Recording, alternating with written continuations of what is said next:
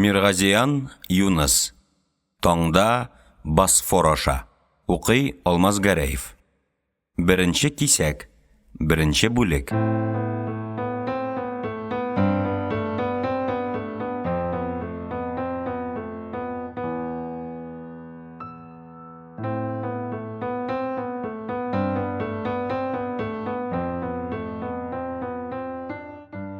Тышта буран. Февраль җиле улый. Үкерә, тәрәзә капкачларына кар томыра. Өйдә җылы, өйдә тыныч, өйдә табагач тавышы, кызган май исе. Әнием мичтә тәбикмәк пешерә. Кушма штатларда забастовка. Анда укытучылар дәресләрен ташлап, эш хакын күтәрүне сорыйлар. Әмерек балаларын әйтәм. Надан калалар бит инде, и мискенкәйләрем, дия әнием, табагачын мич каршына сөяп, миңа таба борылды. Борчылма, калмаслар дип, мин әниемне юатырга тырышам. Соң бит әнә әйтәләр, сабаклары тукталды диләр. Акча даулап, сабыйларны надан калдырырга, бер гөнаһсыз мискен балаларны. Юкка башыңны ватма инде. Укытучыларына эш хакы өстәү белән укый башларлар. Башка кайгың булмаса, борчылма юкка. Әнием кабаланып табасын мичтән чыгарды. Шул мискеннәрне кайгыртып, тәбикмәгемне кидергәнмен. Тутаңның совхоз мәктәбендә укытып йөргән чагы хәтереңдәме? Бераз хәтерлим шикелле. Ул анда күпме укытты әле? Дип сорыйм. Һәм апамның нәкъ шушындый буранда юлга чыгып китүе күз алдыма килеп баса. Сугышның 2нче елы иде. Февраль, тышта ачы буран. Апам үзебезнең Караярдан 30 чакрым ераклыктагы Шалты совхозына китәргә җыенып йөри. Тез астына җитеп торган 2 авыр толымын сырма астына яшерде. Башына шәл бөркәнде, ябык гәүдә, борчулы сыргылт зәңгәр күзләр. Мин үземчә аңа киңәш биргән булам. 2 кесәңә дә авыр таш салып чыкмасаң, җиле шыртып алып китәр үзеңне. Ашы буранда өйдән чыгып киткән апама шул чакта җылы сүз әйтә алмый калуыма йөрәгем әрнеп куйды. Әнием табага шырлатып камыр агызды, табаны мичкә тыкты. Төгәл 2 ел укытты уланда. Аяктан егылып, үзлеккәнче йөрде.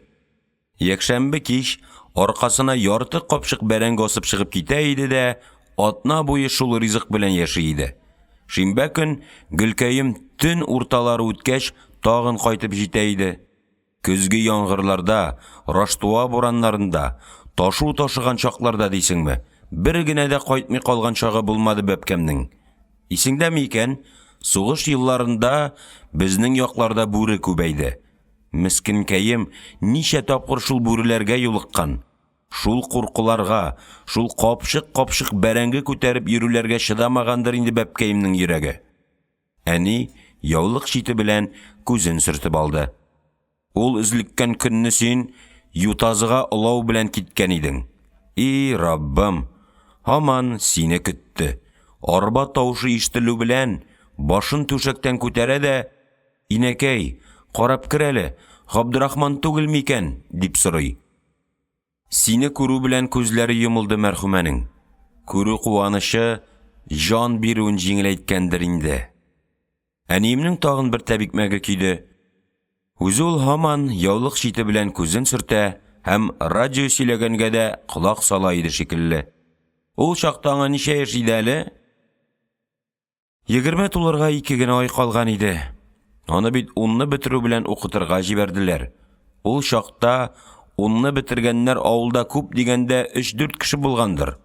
Әмерек балаларын әйтәм, мискеннәр, куып җитәген алсалар ярар иде инде. Борчылма инде әней, башка кайгың юкмы ни? Атна эчендә куып җитәрләр. Университетта укыганда безне берәр айга бәрәңге алырга җибәрәләр иде. Аңа карабарта калучы булмады. Карабыдай тәбикмәге өй эченә җәйге басу исе тарата. Тышта буран. Ә мин җылы өйдә каз майы, кәрәзле бал, чәчәккә күмелгән карабыдай басу исләрен сулап утырам. Каршымда мич авызы. Мич эченең сул як өлешендә алсулыгын югалта башлаган күмер өеме. Әнием кайнар табага шыжлатып сыйык камыр агыза. Шитеннән табагач белән эләктереп, табаны мичкә тыга, утлы күмер өстенә утырта. Мичнең уң ягында дөрләп янып яткан кайын чыбыкларыннан таба өстенә ялкын телләре сузылган. Тәбикмәкнең астын кайнар күмер, өстен җилфердәгән кызыл байракка охшаган өлгер ялкыннар кыздыра. Алдымда бер өем тәбикмәк. Мичкә янәшә стенада плакат. Башына йолдызлы шлем кигән кызылармеец япон самурайының арт санына штык кадап, биек ярдан тын океан дулкыннарына ыргытып азаплана. Самурайның йөзендә көчле курку, түгәрәк күзлек артына яшеренгән күзләре атылып чыгарга тора. Плакат астына эре басма хәрефләр белән «И на Тихом океане свой закончили поход» дигән сүзләр язып куелган. Әнием табагач белән кызылармеец штык белән шундый бердәм эшлиләр. Тик менә рәсемнең әниемнең намаз укыган җирендә эленеп тору гына сәер тоела. Ул элек стенага бернинди сурәт элдертми иде. Ни сәбәп? Ниһаять, моның да сәбәбен аңлап алам. Мин армиядә. Әнием ялгыз. Ялгызлыктан арып, тамам харык булганга күрә, үзенә иптәш итеп элгән ул кызылармеец сүрәтен. Буран тәрәзәгә кар тымыра. Өй эчендә рәхәт иминлек. Торбадагы аш бүреләр тавышына охшашлы улау мине куркытмый. Мичтә янган кайын утынының саф, рәхәт җылысына изрәп, мин тәбикмәк ашыйм. Мичтән бөркелгән җылылыкка әниемнең йөрәгеннән чыккан мәрхәмәтле кайгырту, аның игелекле теләкләре өстәлгән. Минем дөньям тигез. Миңа башка берни дә кирәкми. Киң кырлар, яланнар өстеннән каңгылдап, кыр казлары оча. Аксыл зәңгәр күктә торналар тавышы. Мин тау битендәге чирәмгә кырын ятып курай уйныйм. Каршыдагы калкулыктан елга буена таба, тере көмештә йөгереп, йылкы көтүе агылып төшеп килә. Калкулыктан сулдарак, уйсу җирдә, әкият диңгезенә охшаш кара бодай басу өстеннән ак дулкыннар йөгерә. Җир йөзе бернинди кысынкылык, бернинди мәҗбүрилек белән шикләнмәгән шикелле. Бөтенесе иркен, хөр, тәндә көч, күңелдә табигый горурлык һәм хәйләле кануннарга буйсынмаган азатлык хисе. Казмайы, каклаган казылык һәм карабыдай тәбикмәге шушы сәер сүрәтләрне каяндыр чыгып чыгарып, күз алдыма китереп бастырды. Улым, кала җирендә кунакны ничегрәк сыйлыйлар? Сискәнеп киттем. Каңгылдап очкан кыр казлары, иркен яланнар, туплауга төшеп килгән йылкы көтүе, дулкынланып яткан карабыдай басуы сүнде, күздән югалды. Кала халкы салат ярата, дидем мин, бер тын уйлап торгач. Нәрсә соң ул салат дигәнең? Теге сыра пешергәндә куша торган шыткан арпаны әйтәсеңме? Салат ул әни пешкән бәрәңге, чөгендер, колбаса, суган, яшел борчак кушып әзерләнгән ризык. Шуларның барысын бергә кушалар да, бер-ике кашык майонез салып булгаталар. Кала җирендә кунак килгәндә иң еш әзерләнә торган ризык шул. Улым, син миннән көлмисеңме? Мин бит тавыкларыма да шулай төрле азыкны булгатып бирәм. Менә бит ул наданлык. Каладан килгән кеше алдында уятлы булуың бар. Аңлатып бирергә туры килде әниемә. Калада яшәүчеләр гомумән витаминлы ризыкны бөтен өстеннән артыграк күрәләр. Ул витамин дигәне нәрсә тагын? Витамин дигәне әни шул кузгалак, какы, кычыткан, балтырган шикелле үләннәр инде. Әнием АКШ балаларын кызганудан туктап, шәһәрдә яшәүчеләр турында борчылырга тотынды. И мискинкәйләрем, без бит кузгалакны кытлык чакта аштан үлмәс өчен генә ашый идек.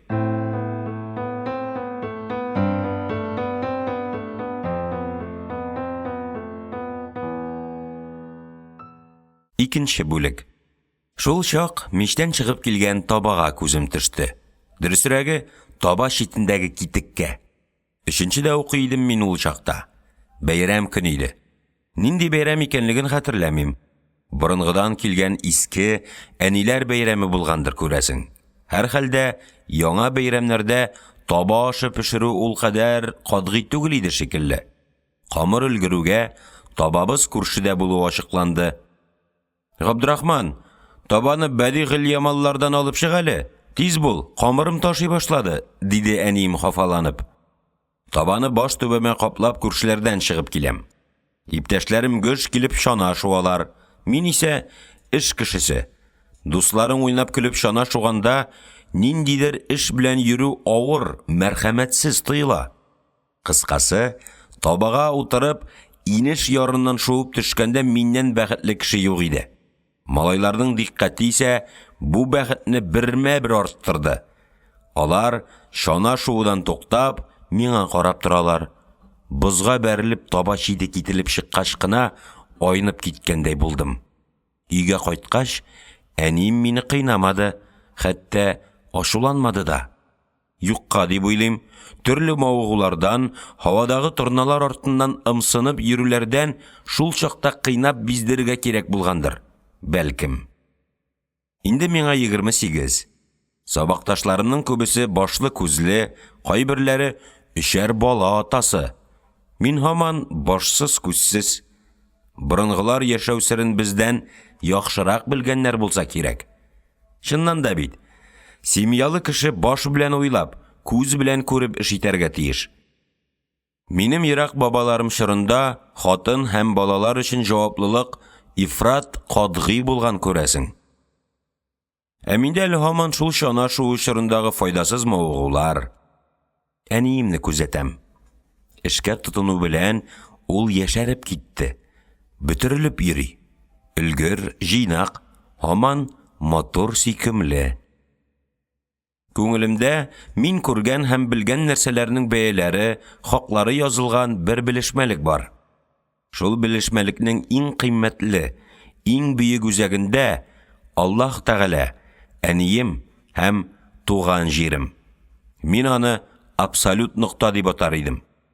Чөнки җир йөзендә аларга тиң башка бер нәрсә дә юк. Һәм күп нәрсәләрнең асылын тик шул чиксез бәя белән чагыштырганда гына аңлап була. Нилектән эш кешене матурайта, яшәртә икән? Мин шул турыда баш ватам. Мәскәү консерваториясенең кече залында орган музыкасын тыңлаган кичә исемә төште. Шубертның Ave Mariaсын уйнаучы органчы картта яшь һәм матур иде. Ждановтан Потига барганда кешегарлык вазифасын башкаруым хәтергә төште. Мичкә күмер ыргытканда Кечегар Емельянов та шулай яшь һәм матур иде. Әдәм баласы эш һәм вазифа кочагында яши. Кешенең башкарган эшен күрмичә аның яхшымы, яманмы икәнлеген әйтү кыен. Кешене бары нәсел-нәсәбенә карап бәяләү чырлары тарих дәрьясына күмелеп юкка чыкты. Һәркем үз өстенә алган эшен, эшнең нинди булуына карамастан сыйфатлы итеп башкарырга тиеш. Осталыкның югары бер ноктасында иҗат башлана.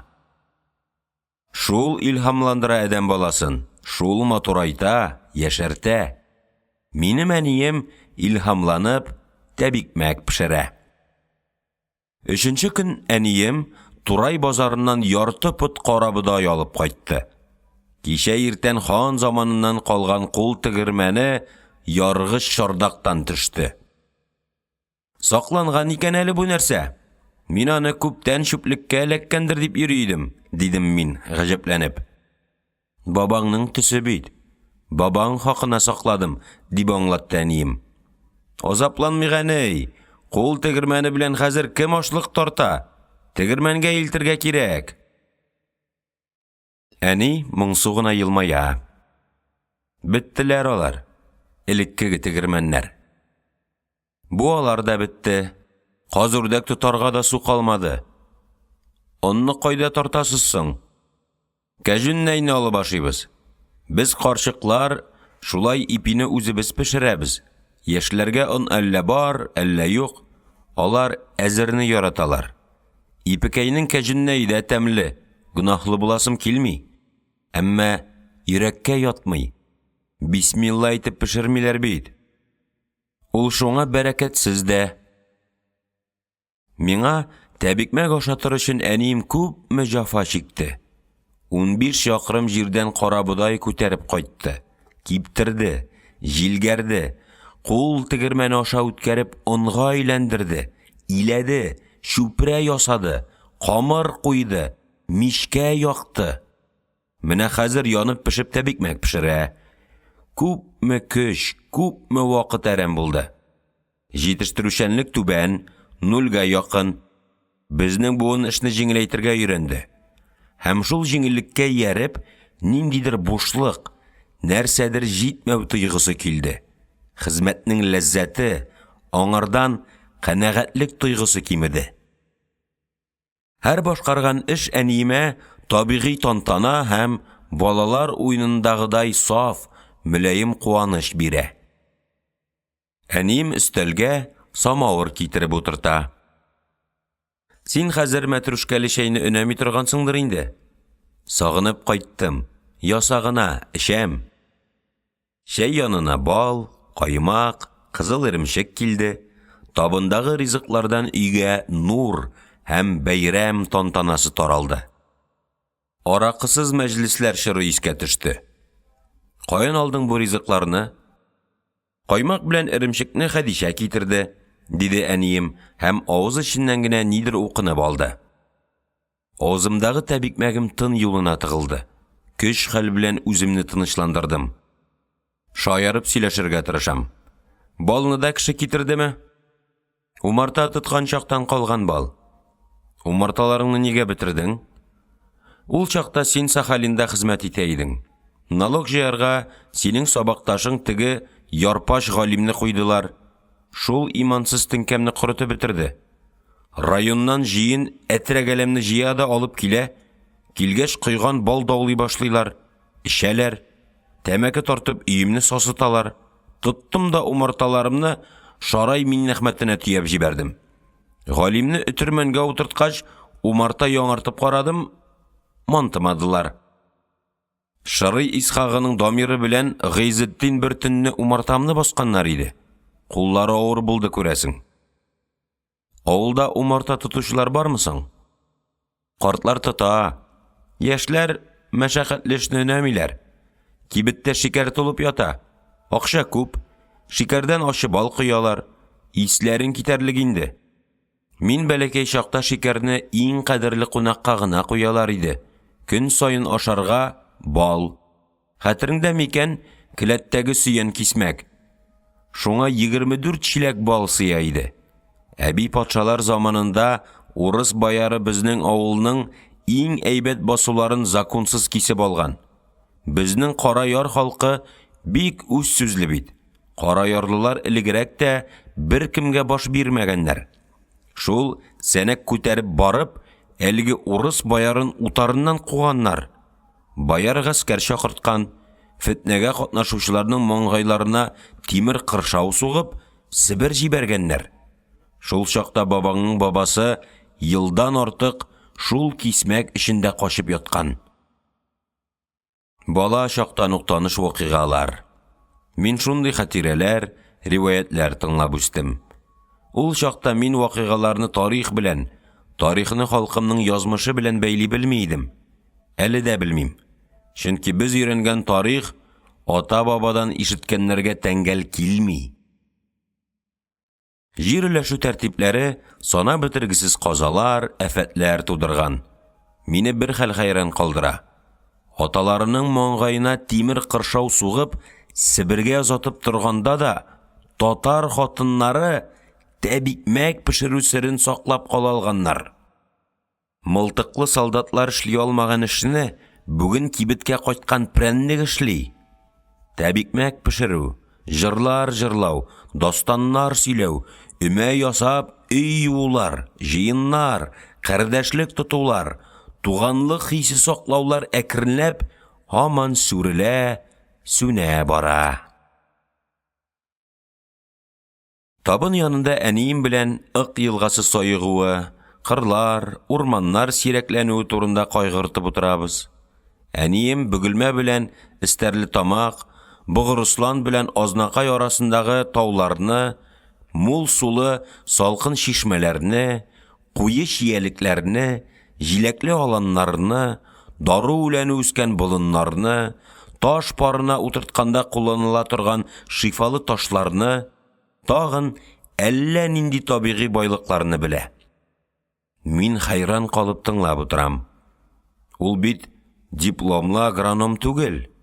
Азнакай белән Бугырыслан арасындагы яланнарның балчыгын анализлап, тикшереп тә йөрмәгән. Шуңа карамастан, әнием кайсы кырда нинди ашлык уңганын, кай авылда кайчан шәшәргә, кай вакыт урырга кирәклеген бик яхшы белә. Ерак бабаларның телдән телгә күчеп, буыннан буынга тапшырыла килгән күзәтү нәтиҗәсе көн күреш тәҗрибәсе. Шуның бер өлеше әниемдә саклана. Әниемнең шушы байлыгы сокландыра. Тәбикмәк ашаганда әнием умарталарының нидән мантымавын аңлатып алды. Тау борынында ныгыт чикләүгә үскәнен син беләсең микән? Ныгыт куаклары арасында суйыр оялы иде. Баулыда нефт чыга башлагач, безнең төбәккә бик күп чит кеше килде. Нефтяникләргә нәрсә?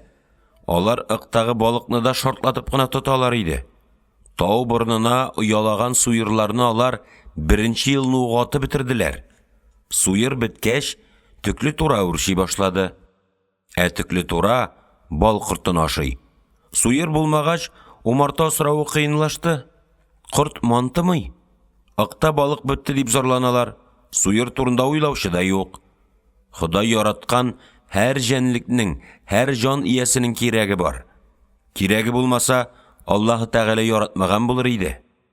Ашап туйгач, әнием озак итеп амин тотты. Аның дуга укуын тыңлап торам. Дуганың диннән кергән өлеше шактый кыска булды. Аллаһыма ризыкна, галя хәйран кәсирән кәсирә.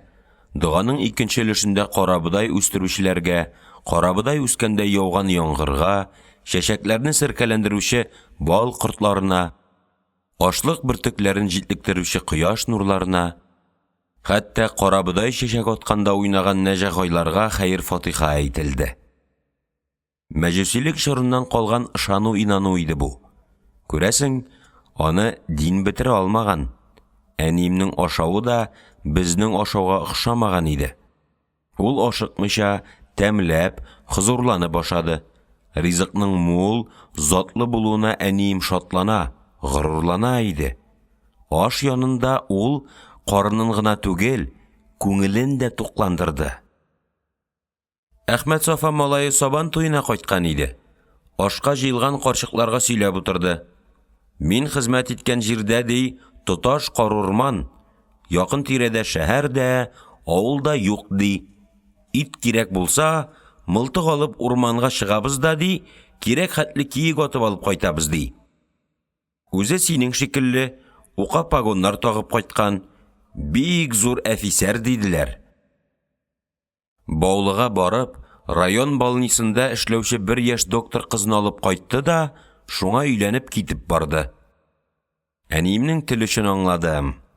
Офицер чакта өйләнгән булсаң, шундый кызны алырга синең дә кешең җитә иде, дигән киная иде бу. Бер тын сүзсез утырдык. Әниемнең минем киләчәгем турында сөйләшәсе килә иде. Бүген дә вечер уйнарга бармыйсыңмы инде? Диде ул бераздан, һәм җавап көтеп күзләремә карады. Улым, клубка барсаң, яшьләр белән аралашсаң, бәлки башлы күзле итәрлек берәр кыз очратыр идең, дигән өмет чагылайды аның күзләрендә. Ул борчыла. Әгәр кичләрен бер кая чыкмыйча гел өйдә утырсам, озын телләрнең Фәриха малай ял вакытында бер кая чыгып йөрмәде. Мәткә алган күрәсең, дип гайбәт таратуларыннан курка иде ул. Әниемнең зирәклегенә яна сокланып куйдым. Борчылалар әниләр. Безнең язмышны кайгыртып, көне-төне ут йоталар. Ә без аларның алдагы яңа борчылуларына сәбәпне табып кына торабыз.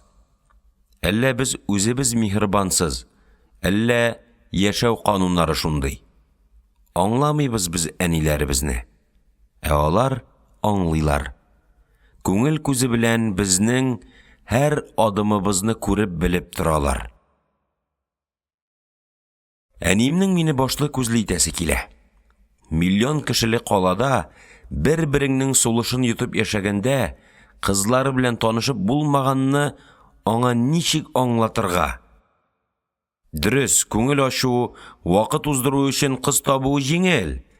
Өйләнер өчен ай-һай.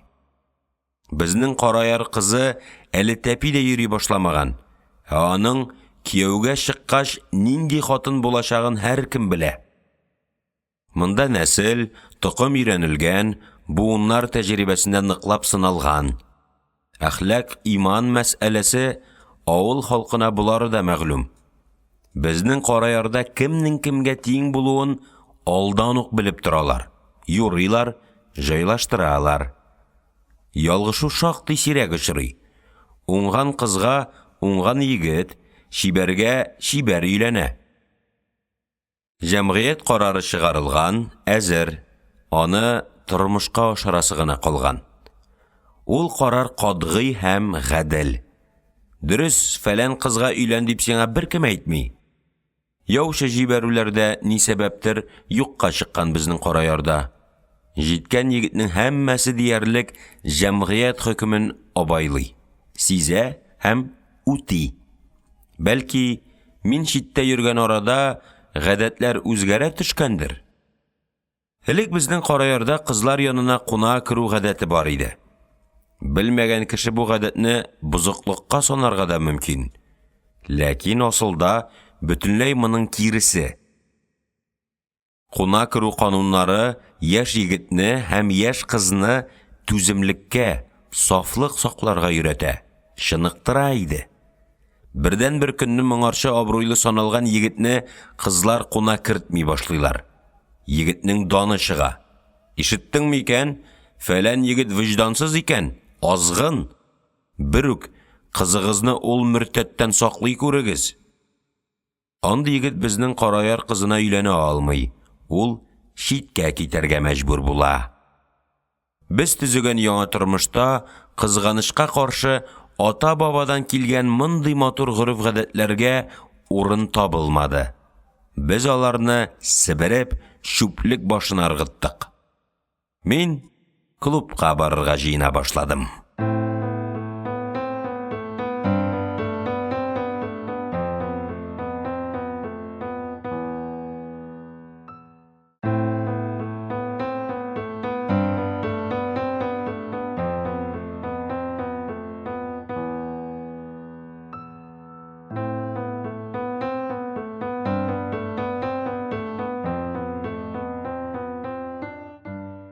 Өченче бүлек.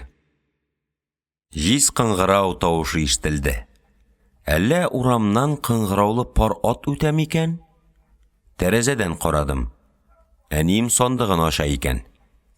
Өй эченә нафталин исе таралды.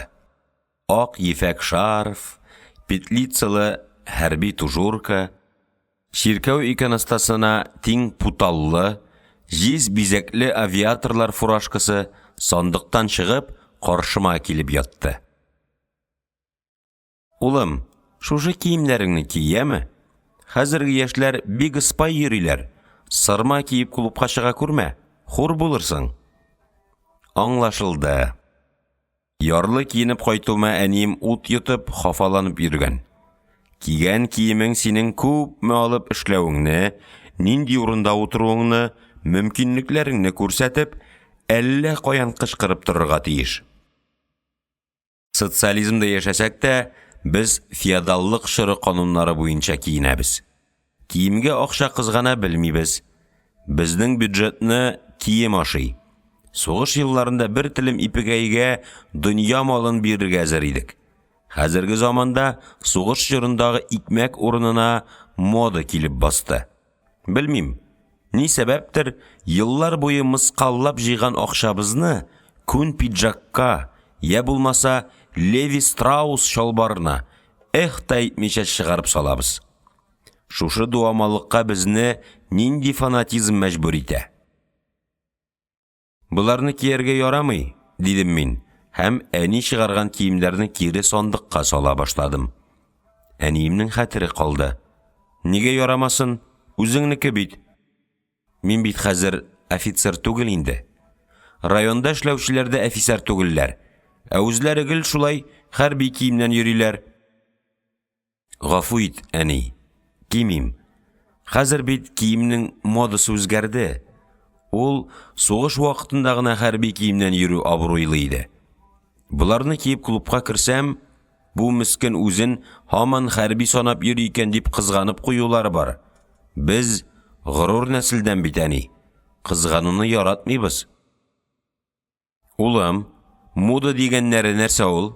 Берәр хастамыни? Ничек аңлатырга? Гавам инстинктына буйсыну, конформизм дисәм, алар тагын да катлаулырак. Без бит, әни, телевизор тапшырган бер үк программага сәҗдә кылып, бер үк газеталарны укып яшибез. Ашаган аш, яшәгән торакларыбыз, торак эчендәге җиһазларыбыз барыбызныкы да гел бер төрле. Шунлыктан тора бара гадәтләр, фикер йөртүләр, ышанулар да гел бер төрлегә әйләнә башлый. Күз алдыңа китер. Зур шәһәрләрдә яшәүчеләр капчыктагы будай бөртеген хәтерләтәләр. Аларны бер-берсеннән аерып булмый диярлек. Шаяртып әйтүеңме бу, улым? Тәүбә диген, Алла сакласын. Безнең кара ярда ике бер төсле кешене дә очрата алмыйсың. Мода ул, әни, шәүлә шикелле. Кояшлы көнне үзеңнең шәүләңнән качып котылып булмагандай, аннан котылып булмый.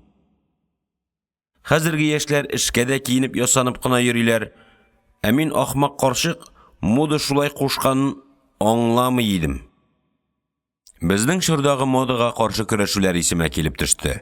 Университетта укыганда без тар балаклы шалбар белән көрәштек. Тар балаклы шалбар кигән студентларны президиумга сайламыйбыз. Кичләрен Горький урамында тар балаклы шалбар киеп йөргән егетләрне милиция идарәсенә алып кереп, балакларын җыеннан сүтеп җибәрәбез. Көчебез бушка китте. Тора бара тар балак безне барыбер җиңде. Хәзер инде көрәшчеләр үзләре тар балаклы шалбар киеп йөриләр. Инде сакал үстерүгә каршы көрәш башланды. Алдан әйтәм, сакал үстерүдә җиңеп чыгачак. Сырма фуфайка кигән килеш авылдашларыма күренү үземә дә оят тоела иде. Шинелем тузган. Әти мәрхүмнән калган кайры тунны кияргә туры килде. Шунысы кызганыч. Кайры тун модасы әле безнең караярга килеп җитеп өлгермәгән иде. Әнием озатып калды. Мин клубка киттем.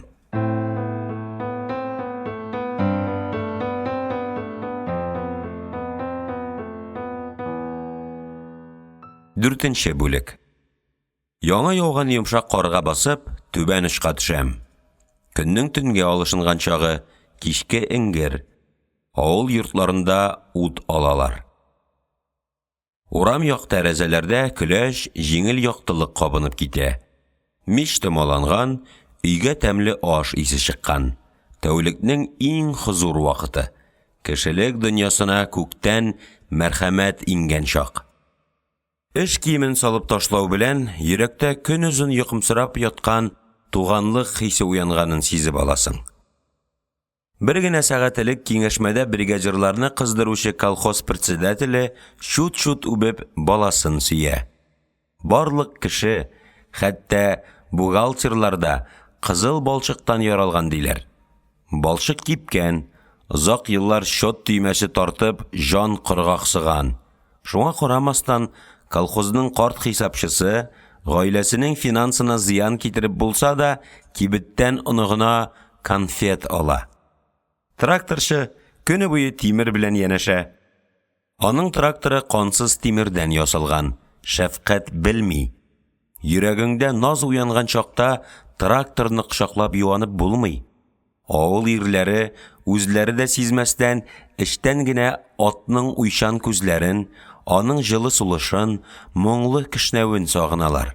Әнә, 12 сәгать трактор сыртында утырып арыган, солярка иснәп исергән тракторчы үзенең сарыкларына пешән сала.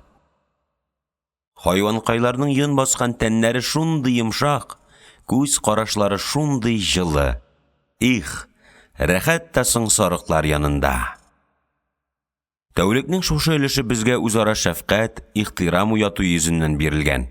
Кичләрен тәнгә туганлык хисләре тарала.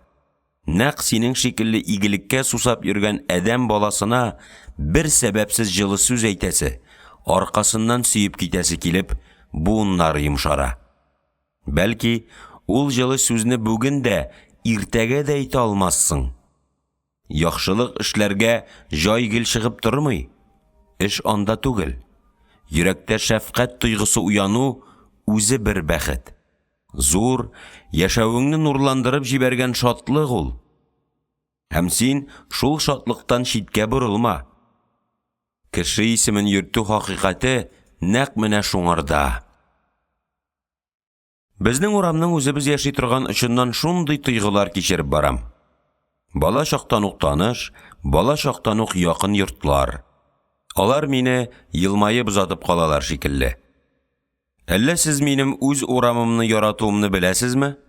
Сез бит миңа бала чактан аналарча җылы итеп карыйсыз. Нәрсә телисез сез миңа? Бәхет шатлыкмы? Авырлыкмы? Беләм, сез миңа яхшылык телисез. Шуңа күрә мин сезне üzülеп сагынганмын да. Күземне йомып, бала чагыма кайтам. Әллә клубка барасы урынга һәр йортның эченә кереп, бала чактан таныш мичләрне, сәкеләрне, бизәкле сандыкларны карап сыйпап йөрим микән? Менә дустым Әбелкаремнәр йорты. Ишектән керү белән сул якта зур сандык, уңда акшарлы мич, каршыда киң сәке. Сәке белән сандык арасында сөян тактадан ясалган буяусыз өстәл. Сәке өсте мич читенә турылап, шаршау белән икегә бүленгән. Шаршау артында аш су әзерләнә. Өй эченә ират кергәндә, сәүрәттәй кызларын алып шунда кереп утыра. Бу йортта мин Юсуф белән Зөләйха, Әбүгалисина тарихын, пәйгамбәрләр кыйссасын тыңладым. Күпме әкият, нихәтле мөнәҗәт, җыр, тарих, татлы ихлас сүз. Күпме хуҗалык гыйлеме, мауктыргыч, кызык, тормышта саналган кирәкле мәгълүматлар ишеттем мин бу йортта. Йорт хуҗасының кушаматы Хурдый, исеме Шәрифулла иде. Безнең Караярда кушаматсыз кеше булуын хәтерләмим мин. Караярлылар бер-берсенә бик зур диккать белән карап йөргәннәр булса кирәк. Кушаматлар шундый тапкыр, образлы һәм эчтәлекле иде. Хурдый Шәрифулласы, Шырый Шәрифулласы, Кара Шәрифулла, Ярпач Шәрифулла. Хурдыйныкылар, Шырыйныкылар, Караныкылар, Ярпачныкылар, булары аларның улларына, кызларына, оныкларына тагылган исемнәр. Кушамат чыгаруда мәҗүсилек чорыннан сакланып калган йолалар эзе сизелә. Әбелкаремнәр йортының күзләре йомык. Ширеп ава башлаган койма аша үрле бешкә карыйм. Ишектә түбәтәй зурлыгы тимер йозак. Тәрәзә капкачларына такта кадакланган. Шәрифулла агай белән Сәүрә апа мәңгелек йортка күчкәннәр. Әбелкарем белән аның иң өлкән абыйсы Зәкиулла Сталинград өчен сугышканда һәлак булдылар. Минем сабакташым Саимә инде 4 бала анасы. Кече кызлары Рәйсә Мәскәүдә төзелештә эшләгән җиреннән кияүгә чыгып, Таҗикстанга киткән. Уртанчы уллары Мөрсәл колхозның өлкән механигы.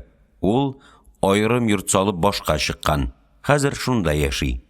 Заманалар. Иске оят узган, картайган, инде аварга тора.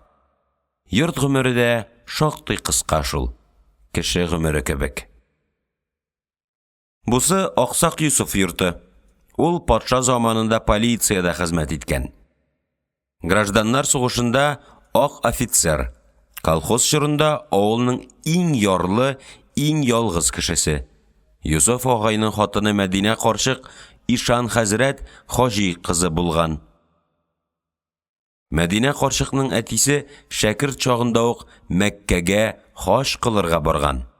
Акчасы аз булган күрәсең, барырга гына җиткән. Кайтыр мөмкинлеге булмагач, шәкерт Мисыр карабына кешегарлыкка ялланган. Шул карапта берничә ел йөзгән. Һиндстанны, Кытайны, Индонезияны, Африка илләрен күргән. Ул кеше берничә тел белгән диләр. Мәдинә карчык үзе дә гарәп, фарсы, борынгы төрки телен яхшы белә, рус телендә ярыйсы сукалы иде. Аксак Юсуфның күз нуры кебек күргән бердән-бер кызы Мөнәвәрә районда Осо Авиахим председателе булып эшләгән безнең нәсел Харис абыйга гашыйк булып акылдан шашты. Бәлки, Харис абый да Мөнәвәрәне яраткандыр. Ул кызга гашыйк булмау мөмкин түгел иде. Аның матурлыгы турындагы дан Уфа һәм Оренбург тирәләренә кадәр барып җиткән иде. Харис абый полициядә эшләгән кешенең кызы белән йөреп, данын чыгарудан курыккан, күрәсең. Ул башкага өйләнде. Кәләше чибәр иде, Осо Авиахим председателе бит. Андый эштәге кешенең теләсә нинди кызга өйләнерлек мөмкинлеге бар иде ул чорда. Ләкин ни сәбәптер аларның тормышлары бәхетле булмады. Ниндидер ялгышлыгы өчен персональ эш төзеп җыелышта тикшерелгәннән соң Харис абый авылга әтисе йортының ишек алдына кайтып, үзен-үзе атып үтерде.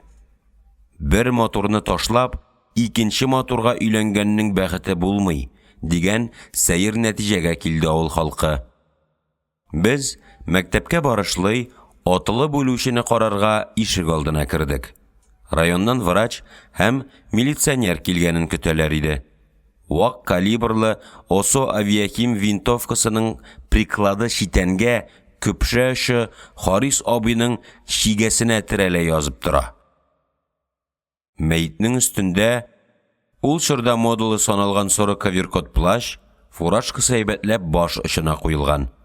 Ул чакта мине иң гаҗәпләндергәне мәйтнең итек ултанына кадалган кнопка булды. Белмим, бәлки бу тинтәклекнең бер төрөдер. Уйган көрәнсу каннан да ныграк мине шул кнопка тетрәндерде.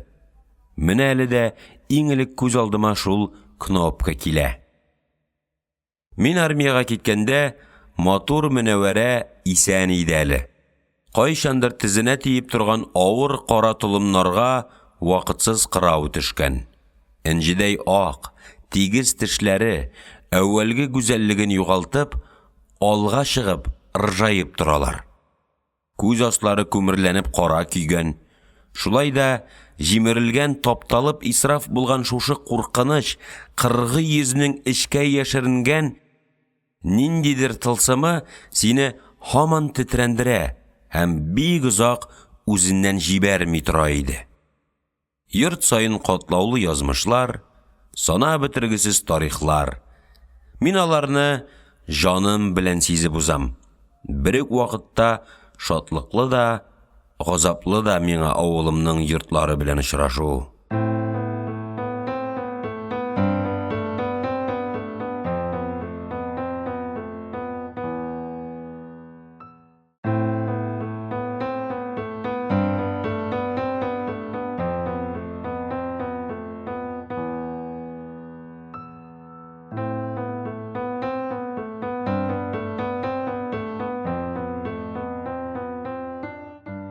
Бишенче бүлек. Бригада йорты. Фәндә социализация дигән бер термин бар. Акыл җыю, аңга ирешү юлында үсмерләр җәмгыять һәм шәхес һәм җәмгыять арасында булган мөнәсәбәтләрне Җәмгыять институтларының көнкүрештәге урыннарын, вазифалар бәйләнешен үзләштерәләр. Бәндәдән шәхескә әверелү нәкъ шушы юл белән үтелә. Социализация гыйлемен без бригада йортында үзләштердек. Нәрсәләр генә ишетмәдек без бу йортта, ниләр генә күрмәдек. Шелем көйрәтүдән башлап, тормыш дипломатиясенә кадәр булган һәр зарурилыкка без шушында өйрәндек. Һәм беренче иң зур гаилә фаҗигасы да шушы йорттан килде. Безнең семьяда әтинең эштән бер тапкырда соңга калып кайтканын хәтерләмим мин. Бу көнне без аны озак көттек. Инде бәрәңге суыны бетте. Самавырны берничә тапкыр яңартып алдык. Әтиебез һаман кайтмый. Миңа бригада йортына йөгерергә туры килде. Анда кешеләр күптән таралып беткән иде инде. Каравылчы Габделвәли абзый ат эшереп йөри. Әтиеңне эзлисеңме? Диде ул мине күрү белән. Көтәбез дә көтәбез, инде бәрәңге суыны бетте дидем мин үсмерләргә хас бер катлылык белән. Көтмәгез, диде каравылчы карт, һәм нигәдер читкә борылды. Заемга язылудан баш тарткан өчен аны шинниккә ябып бикләп куйдылар. Мин кинәт аяк астында җирнең катылыгын тоймый башладым. Бары тик кеше үлгәндә, бары тик дөнья бетү турында риваятләрдә сөйләнгән сүзләрне тыңлаганда гына була торган шомлы, тетрәндергеч курку йөрәгемне авырттырып кысты. Нишләргә? Кая барырга? Әни бу хәбәрне мин кайтканчы ук ишетеп өлгергән иде. Аңа күршеләр киреп әйткәннәр. Сандык киереп ачылган. Әни, «Я Ходаем, я Раббым, я Ходаем» дип кабатлый сандыктагы әйберләрне идәнгә ыргыта. Карага эре ал чәчәкләр төшкән зур кәшемиршәл, әтиемнең туй бүләге һәм укалы камзул әниемнең кулында калды. Шуларны кочаклап әнием өйдән атылып чыкты да түбән очка таба йөгерде. «Я Ходаем, я Раббым». Әти кайтканда төн уртасы узган иде инде. Ут алмыйча гына әни урын җәйде. Түшәккә менеп яту белән әти юрган астына башын яшерде. Таң алдыннан мине бер сәер тавыш уятты. Битен мендәргә каплап, әтием үкси иде. Ике кулы белән мендәрне авызына кыскан. Бөтен көчен, ихтыярын җыеп, үксемәскә тырыша. Ай яктысында мин аның иң башлары дерелдәвен күрдем. Сәке дер селкенә. Бәгыреңне бозга әйләндерерлек ыңгырашу һәм мендәр каплаган авыздан көч белән бәреп чыккан сүз өзекләре. Үлүең артык, юк, булмый, ничек кеше күзенә күренермен? Хур иттеләр, җанымны, вөҗданымны таптадылар. Боеру белән язылырга кирәк иде, дияни, пышылдап. Нигә карыштың? Нигә кушкачта язылмадың? Үз сүзле кешене хәзер кем ярата? Хөкүмәтне алдыйсым килмәде минем. Каян алыйм мин ул хәтле акчаны? Ул акчаны мин 10 ел, 40 ел җыеп та түли алмыйм бит. Хур иттеләр. Ничек кеше күзенә күреним хәзер? Башкалар нигә әйтү белән языла? Шулай карышсаң, балаларны да, үзеңне дә харап итәрсең әле. Карышу бетте хәзер. Ничек шуны аңламаска инде? Әле ябып кына куйганнар. Тагын карышсаң, алып та китәрләр әле, дияни һаман пышылдап. Алар бит ел сайын кушканга язылалар да соңыннан бер тиенен түләмиләр. Алар хөкүмәтне алдылар, күз буйлар. Куштанлык өчен генә язылалар алар. Мин ел сайын соңгы тиененә кадәр түләп киләм. Бәлкем шулай кирәктер. Син каян беләсең? Бәлкем аларга акчасы гел кирәк түгелдер. Бәлки аларга тыңлау, баш ию генә кирәктер. Тормыш җаена яши белмәү узакламый барыбер әтиемнең башына җитте. Аны колхоз амбарларындагы күсе тышканнарны агуларга куйдылар. Председатель аны алдан ук бөтенләй үк бетермә, биразы калсын дип кисәткән. Аларга ашлыкның күсе ашаган өлешен ел сайын сызып ташлау мөмкинлеге кирәк булган. Әтием күселәрне бөтенләйгә бетерә килгән. Соңгы амбар эченә күкерт яндырып чыкканда, әтием ишекне ача алмыйча тончыгып үлде. Жан бирер алдыннан ул миңа әйтте: "Улым, Шул ишекне карап кайт әле. Үзеннән үзе бикләнә аламы икән ул? Мин килгәндә, амбарга яңа ишек куеп азапланалар иде. Мин бригада йорты яныннан күземне йомып уздым. Безнең урам йортлары инеш яры буена тезелеп утырганнар. Аларның эчендә шатлык, кайгы, өмет. Бу йортларда яшәүче һәр семья турында калын китап язып булыр иде. Китапларны күбрәк эш, хезмәт турында язалар. Дөрес, хезмәт бәндәне кеше итә. Ләкин шуңа карамастан гел эш, гел хезмәт турында тукып тору мине куркыта башлый. Эш, производство, план, ярыш, шушы сүзләр артына яшеренеп, үз җаен караучы, теге минем әтием шырында заемга беренче булып язылып, хөкүмәткә бер тиен түләмәүчеләргә охшаш кешеләр күбәя башлады. Эш турында сүз куертмыйча гына эшлисем килә минем. Бу дөньяда хезмәттән дә зур куаныч китерә алучы башка нәрсә бар? Шул куанычның сүзгә күмелеп югалуыннан куркам. Безнең Караяр авылы 4 кисәктән тора. Әтәмби ягы, Ур, Казан кешесе һәм Балташ. Бер авылда гына да ничә төрле, бер-берсеннән аермалы гореф-гадәтләр сакланып калган. Халык күңелендә алар күпме булырга тиеш. Казан кешесе иң борынгы урам. Картлар сөйләвенә караганда, Караяр шуннан башланган. Казан чорналган вакытта бер төркем татар ниндидер кодрәт белән дошман гаскәрләре аша чыгып котыла алган, дип сөйлиләр иде авылның аксакаллары. Шулар беренче булып шушында килеп урнашканнар. Безнең авыл шунлыктан әтчәйнәй бер кемгә бер кайда баш бирми.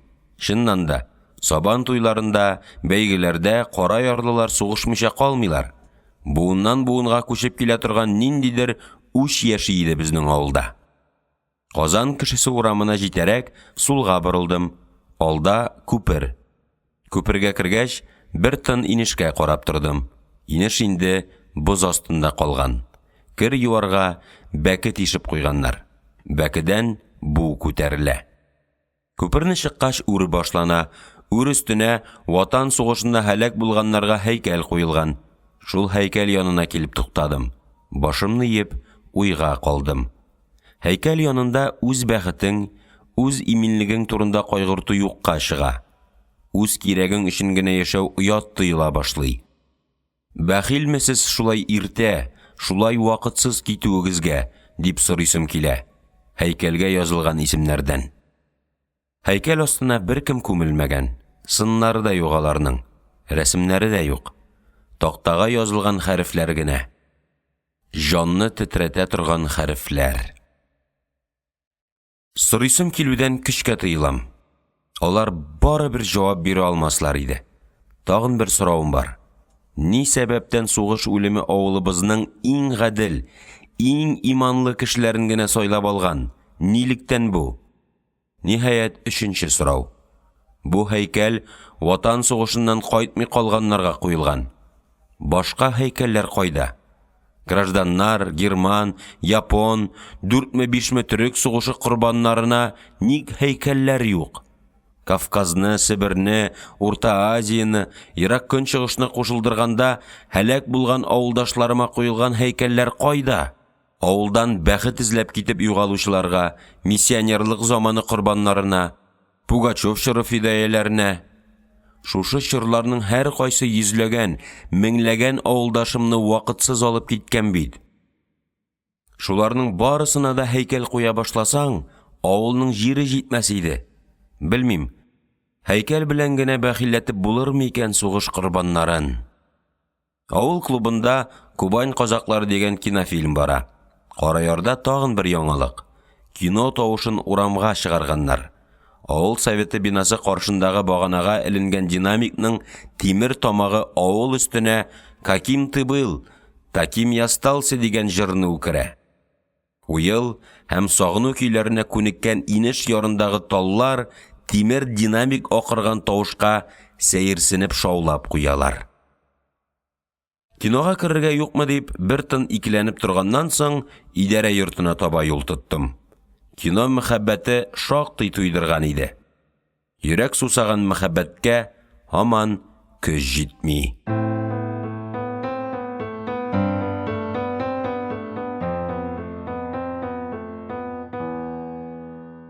6-нчы бүлек.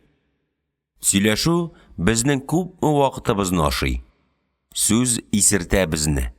Әңгәмә гәп барган җиргә җыелсак, таралырга көч җитми. Идарә йортында бәхәсләшеп ярсыган ирләр тынычланырга теләп тәмәке көйрәтәләр иде. Менә тагын бер дезертир, урожай фронтыннан качып киткән кеше, диде председатель Зәки абый, һәм миңа урын күрсәтте. Рәхмәт, Габдрахман, идарәне онытмавыңа. Исән генә кайттыңмы? Председательнең адъютантлары, командирлары, штаб офицерлары, погонсыз сержантлар барысы дәррәү минем якка борылдылар. Тәнем шымырдап китте. Үземне кулга алдым, хәтта елмайдым. Авыр иде үземне элекке кайтулардагыча абруйлы тоту. Иң башларда погон, маңгай өстендә кокарда бар чакта һәр әйткән сүз ничектер ышанычлы, абруйлы яңгырый иде. Өстәвенә җилкәмдә әтиемнең кара туны. Әтисенең тунын киеп йөргән кеше бер кайчанда үзен иркен ирекле тота алмый. Сабакташ, сине башкаладан колак каккан икән дип сөйлиләр, дөресме? Диде бригадир Хаҗип, хикмәтле көлемсерәп. Их, өстемдә күн пальто булса, әйтер идем мин сиңа. Бу сорау турыдан-туры минем касыгыма китереп бәрде. Ягылмадым, күз алларым караңгыланып китсә дә, урынымда калдым. Без Хаҗип белән беренчедән башлап бергә укыдык. Дуслашып йөргән чакларда булды шикелле. 44-нче елны безгә военкоматтан повестка килде. Икенче көнне Хаҗипның бездән үзенең яшьтәшләреннән 2 яшькә кече булганлыгы ачыкланды. Дөньяда ниләр булмый. Башка вакытта 1 елны туып, 1 класста укып үскән кешенең капыл гына 2 яшькә кечерәюе әллә ни әкәмәттә тоелмас иде. Сугыш вакыты төгәллеккә өйрәтте. Хаҗипның әтисе кибеттә сатучы иде. Кайбер сатучылар күз буарга да оста булалар бит. Без каралып кайттык. Хәзер без никрутлар. Хаҗип кичләрен урамга чыкмый башлады. Ул безнең армиягә китүебезне көтә иде. Безнең кара ярда тәртип бузу әллә ни гаип саналмый. Бала мишкинлек, шәкүрлек көчле безнең авылда. Әмма армиягә китүдән, гадел хезмәт итүдән, сугышта батырлык күрсәтүдән 1 генә миллиметрга читкә тайпылу да җуелмаслык җинаять санала. Андый гаделсезлек бәхилләнми. Армиягә киткәнче без намус хөкеме ясарга тиеш идек. Ничек? Нинди юл белән? Әхлак кодексын бозарга туры килде. Сине бер кыз көтә дип ялганлап, Хаҗипны урамга чакырып чыгардык. Хөкем шунда булды. Ипи тотып ант ит алам. Беребез дә Хаҗипның башына сукмадык. Аяк кулларына да тимәдек. Ул бит авылда калса да фронтка ярдәм итәргә тиеш иде. Без аның арт санын гына эшкәрттек. 1 ай буе утыра да, атка да атлана алмыйча йөргән. Менә хәзер Хаҗип миннән үч ала. Хәзер Одессада яшим, дидем мин, бераз тотлыга төшеп. Маршал Малиновский туган шәһәр. Валентин Катаев, Ильф белән Петров та шуннан. Мин Хаҗипка Одессада яшәүемне түшкә таккан орден итеп күрсәтергә тырышкан идем. Тик ничектер сыйгырак чыкты. Одесса барыбер башкала түгел инде ул, сабакташ, диде минем 2 яшькә кеше яшьтәшем. Син, Габдрахман, укуыңны тамамлагансыңдыр ич, диде председатель миңа ярдәм кулын сузып. Ишетмәдеңме, Зәки абый? Аны бит университеттан куганнар. Хаҗип авызын йырып, тәмәкедән саргайган тешләрен ыржайтып көлде. Киң күңелле, гадел кеше бер кайчанда башкаларның бәхетсезлеккә юлыгуына сөенми. Юк, теге чакта без моны дөрес тәрбияләгәнбез икән. Идарәдәге ирләр минем якка борылдылар. Караяр егетенең университеттан куылуы аларга да кагыла иде. Кумадылар, дидем мин. Үзем теләп киттем. Үзең теләп югарыдан түбәнгә төшүеңә башкаларны ышандыру мөмкин булмаган хәл. Без тормышта һәр кемнең түбәннән югарыга, һаман өскә, өстенлеккә үрмәләргә тырышуын күрергә гадәтләнгәнбез. Күренекле урынга күтәрелгәч, тешең тырнагың белән ябышып төшмәскә тырышу зарур бер канун санала. Авылдашларым миңа әлбәттә ышанмадылар. Ничек инде? Башкала тиңелте башкалага урнашып, аның иң зур, иң күренекле уку йортында уку бәхетенә иреш тә, шуннан үз теләгең белән кит имеш. Юк, алдый бу, дип уйладылар алар. Укымадың түгел, Габдрахман, укыдың, диде председатель кабат ярдәмгә килеп. Училище бетереп, маңгаеңа йодрык чаклы кокарды тагып кайттың. Авылдан беренче булып, ярапланга утырып очтың. Энем, без синең сугыш вакытында районда беренчелекне алып эшләүеңне дә онытмадык. Авылдашларың турында начар уйлама син. Юк, игелекне онытмыйбыз без. Тыңла, мин сиңа авылның абруйлы кешеләр алдында бер киңәш бирәм. Укымадың түгел, укыдың. Белемең җиткән. Укуның да чиге булырга тиеш. Артыкка киткән нәрсәдән рәт чыкмый энем. Кайт авылга. Ярдәмчем Мирсәитне председательлеккә укырга җибәрәм. Кайт. Теләсәң, бүгенге көннән Мирсәит урынына үз яныма урынбасар итеп утыртам. Зәки абый игътибар белән тыңлап утырган ирләргә карап алды да тәмәке кабызды. Председательнең тәкъдиме Хаҗипны чиеп җиргә ыргытты. Урынбасарлыкка күтәрелүне һичшиксез ул көткән. Димәк, сугыш елларында яшен кечерәйтү аның соңгы гаделсезлеге булмаган. Әнә ничек кызарды Хаҗип. Бүртенде. Аскы ирене асылынып төште. Кызгана язып куйдым сабакташымны. Синең университеттан кулуың безне борчыды, диде партоешма секретары Сәләхетдинов. Ярый, синең яраңа тоз сипмик, онытыйк. Чынлап, кайт син, Габдрахман, төплән. Электр бер укытучы кызны эшкә тотын. Кулыннан эш килгән кешенең дәрәҗәсе югары хәзер. Эшми, колхоз милкенә кул тигерми торган кешене без күтәреп кенә йөртмибез. Иптәш Сәләхетдинов дөрес әйтә, диде колхозның өлкән механига. Син энем, үсәрмен, күтәрелермен дип өметләнә торгансыңдыр. Бер авынган кешене яңадан күтәрмиләр. Аның законы шундый. Кайт авылыңа. Мәктәптә бер кашык суга салып йотарлык укытучы кызлар бар. Син бит вакытында кыз кыркынның төшләреннән чыкмаган асыл егет. Давай, төплән. Куандыр әниеңне. Авылдашларымның кыставы Хаҗипның капкасына кара дигит булып шәшрәп куна иде. Минем исә түбәм болытларга тиде. Менә бит нинди минем авылдашларым. Мин аларга нинди игелек күрсәткән. Алар миңа ярып җаннарын бирергә торалар. Ашый калҗа, төнгә марҗа, нигә кайтсын иленә, диде Хаҗип бераз ойный төшеп. Син, Габдрахман, безгә Одесса турында сөйләп җибәр әле. Анда кәнтәйләр күп диләр, дөресме? Алар кайда юк, диде Зәки абый, сабакташның сүзен бүлеп. Алар хәтта менә шушы бүлмәдә, безнең арада да бар. Без җәмәгать хатын-кыздан әллә ниләр өметләнеп көтәбез. Алар уйлап карасаң, үзләрендә булганнан артыгын бирә алмый. Матур кыз, матур хатын дип капланып китә язып сөйлибез. Һәм без ирләр җыелган җирдәге ләштитнең төп темасы хатын-кыз мәсьәләсенә күчтек. Өйгә кайтырга чыкканда этләр өрүдән туктаган иде инде. Утлар сүнгән, Караяр авылы тыныч йокыда. Мондый тынычлык авылда бары тик төнлә генә була. Әнә, әле дә урман ягыннан бер сәер тавыш ишетелә.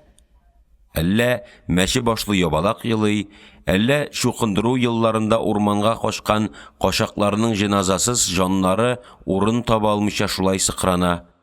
Төннәрен кеше елаган тавыш ишетелә безнең авыл өстендә. Инеш аръягында, тауларда, урман арасында, яланнарда төннәрен еш кына кемдер үксеп елый. Кортлар Кораяр авылы кан куелган җиргә урнашкан. Төннәрен кан тавышы ишетелә дип аңлаталар. Койма янына килеп туктавымны үземдә сизмәгәнмен. Шелтәрле яшел койма, таныш келәт. Таң алдыннан култык астыма гармун кыстырып шушы келәттән чыккан чакларым эчемне ашыттырып уздылар. Капка шыгырдавыннан куркып, койма аша чыга идем дә, су буена җиткәнче кайнар хисләремә күмелеп, әкрен генә бара идем. Инеш буенда гармунымны тартып җибәрә идем. Ерак бабаларымның бәгыре сызлаудан туган моң ык тугайларына үтеп, икенче яктагы тауларга барып бәрелә иде. Таулар басынкы гына ыңгырашып алалар. Гармун моңы кайта авазга әйләнеп кире ык үзәненә төшә. Үткән яшьлегемне сагыну ашы түйер булып тамагыма килеп утырды. Аяк астымда яңа яуган гөнаһсыз йомшак кар. Ул да баскан сайын ыңгырашып ала. Авылымның тыныч, шифалы һавасыннан исереп, әкрен генә өемә кайтам. Бу дөньяда үз өең, үз әниең, үз авылың булудан да кадерле, аннан да изге нәрсә бар. Һәм ниндидер каһәрле көч мине шушы рәхәтлектән каядыр читкә, ятлар арасына, тынгысызлыкка куа. Нигә кашам мин рәхәтлектән? Урман ягыннан ыңгырашып илаган тавыш тагын ишетелеп китте. Безнең тынгысыз, бәхиллек тапмый каңгырап йөрүебезнең сере, бәлки, шушы шомлы тавыштадыр. Җил капканы шыгырдатмыйча гына ачтым. Әнием салган тар сукмактан барып, баскычка мендем. Ишек биксез. Өй алдына кердем. Идән такталар коргаксыган. Шыгырдатмас өчен стена буеннан атлыйм. Ипләп кенә ишекне ачып өйгә кердем. Рәхәт гаилә җылысы, иминлек, әниемнең газиз кайгыртулары, шуларның барысы бер юлы мине кысып кочаклап алды. Туган йортның шифалы һавасы сулыш белән ургылып күкрәгемә керде.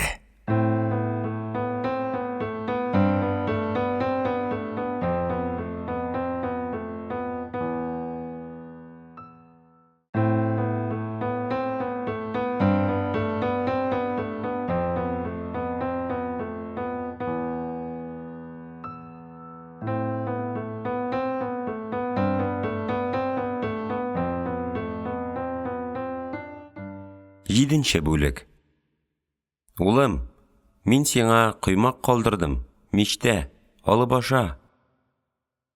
Күзем кайнарланып киткәндәй булды. Ярый әле караңгы. Күпме еллар шушы рәхәтлектән, хозурлыктан мәхрүм яшәгәнмен. Тулай торак шыксызлыгы, артыңнан калмыйча сине эзәрлекләп йөргән ярым ятимлек тойгысы, тимер каюта, үзара терәлә язып торган 4 тимер карават. Әллә чыннан да колхозда калыргамы? Нинди әйбәт кешеләр минем авылдашларым. Председатель нинди җылы сүзләр әйтте. Калырга кирәк. Ә диңгез? Мәрҗән атаулары, иртәнге бриз җиле белән пышылдап сөйләшүче пальма агачлары. Диңгез вәсвәсәсе минем күкрәгемә оялап өлгергән иде инде. Аның үзенә әйдәүчән моңы, нәзберек, татлы назы мине агулап өлгергән иде инде. Шул наз, эчкеченең аракысы, уйнарчының хыянәте шикелле, адым сайын минем юлыма аркылы төшеп тора. Бу рәхәтлекләрне дә мин мәңге оныта алмам. Кайсын сайларга? Ирек һәм киңлек кошы альбатрос тәкъдиренме? Әллә коймак исенә өртелгән тынычлыкнымы? Гаилә учагын сакларга, таза, зирәк балалар үстерергә әзер Караяр кызымы? Әллә дипломат кызы Валериямы? Әниең картаймыш көнендә ялгыз яши, дип үзгәләнеп кычкырды иманым. Йөрәгең бозмыни? 60-тан узган карчыкның бәләкәй арба белән урманнан утын ташуын, ашы бураннарда көрт йырып шишмәдән су кайтаруын күз алдыңа китереп кара әле. Вижданың бармы синең? Бәгырең таш булса, ташлап китәрсең әниеңне. Ана күңеле балада, бала күңеле далада дигәннәр кортлар. Хөрлек, иркенлек шырында туган булса кирәк бу әйтем. Хәзер заманалар башка. Яшьләр күңеле зур шәһәрләрдә. Алар иркен даланы ташлап, кысынкы шәһәрләргә агылалар. Ниятемне үзгәртергә көч җитми. Иманым үгеткә кереште. Офыклар артындагы киңлек, андагы хөрлек мираж гына ул. Тышкы киңлек монда да җитәрлек. Адәм баласына эшкә иреклек, рухи хөрлек җитми. Синең ашкынуың, урын таба алмый интегүең шунлыктан, киңлекләрне, иркенлекләрне күңелеңнән эзлә. Азатлык та шунда. Дөрес, татар иле колония, халкы куллыкта, куллык шартларында да ирекле яшәп була.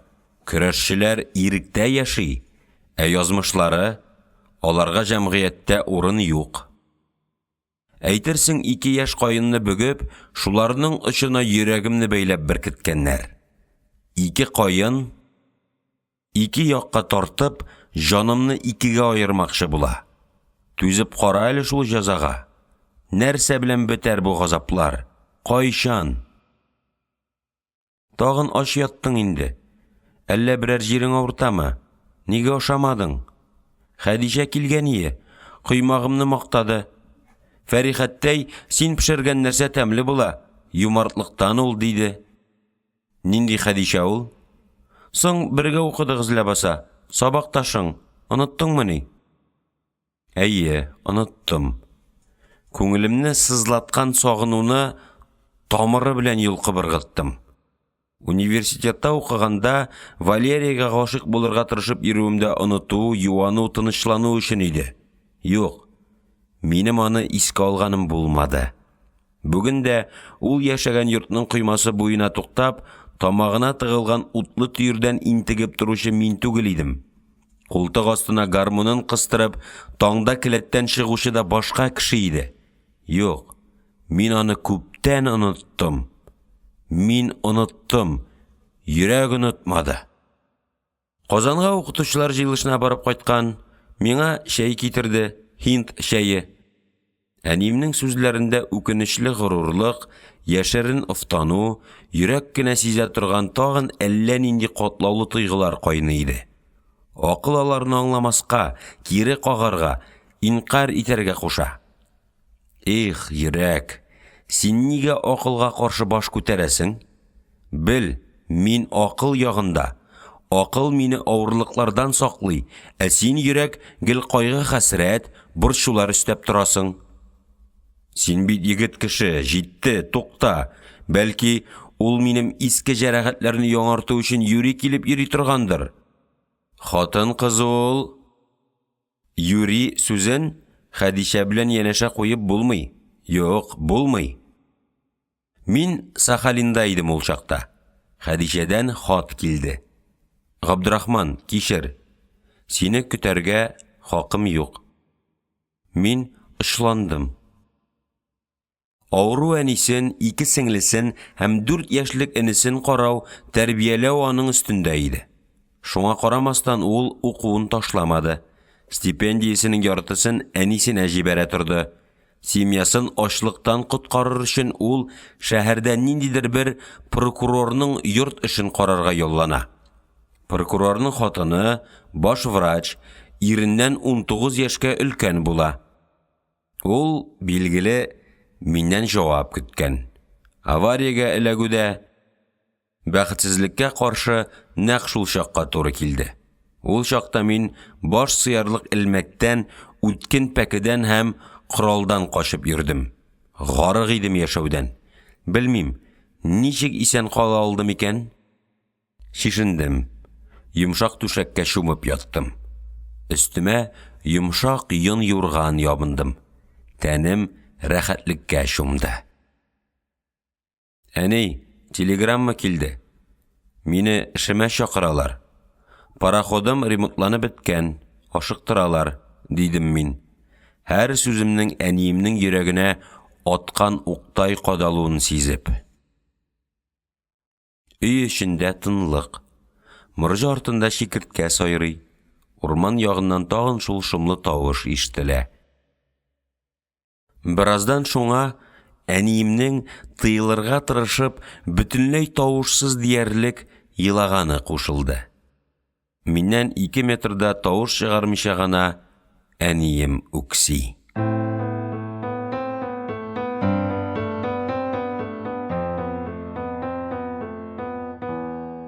8-нче бүлек. Шушы гына булдымы инде торуың? Улым. Башка сүз булмады. Сүздәме иш? Без билимле кешеләр, җайына карап, теләсә ничек сөйләргә, сүзне теләсә кайсы якка борырга өйрәнгәнбез. Кирәк чакта алдан уйлап, сүзнең иң тәэсирлесен сайлый беләбез. Башка вакытта шират уздыру өчен мәгънәсез дежур сүзләрендә мул кулланабыз. Без оста. Әниләр андый түгел.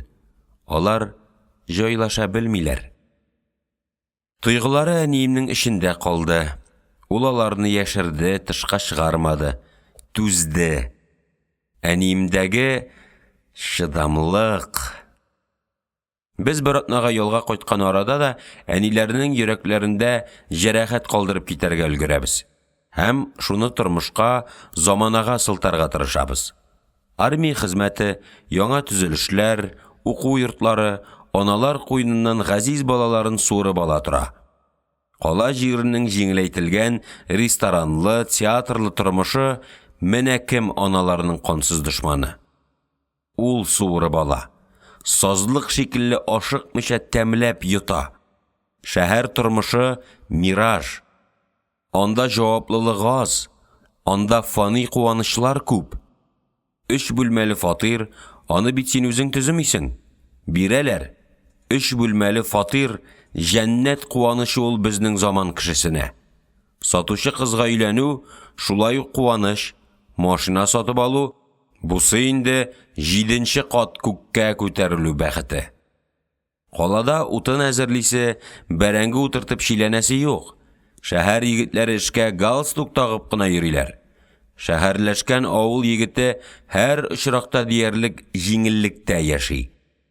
Ләкин нигә шушы рәхәтлек аша һәр көнне йөрәге ачытканын сизеп тора шәһәрләшкән авыл малае? Туганнарын сагыныпмы? Шишмәләр тавышынмы? Кичләрен шут-шут сандугач сайравынмы? Әллә кичке шәфәк нурына күмелеп, тау битеннән борыла-борыла көтү төшү манзараларын сагынамы ул? Безнең күңелне нәрсә ачыттыра? Авыл зиратына күмелгән ата-баба сөякләреме? Нәрсә тынгы бирми безгә? Шәһәрдәге туклыкны без туган телне, ата-бабадан калган васыятләрне биреп алдык.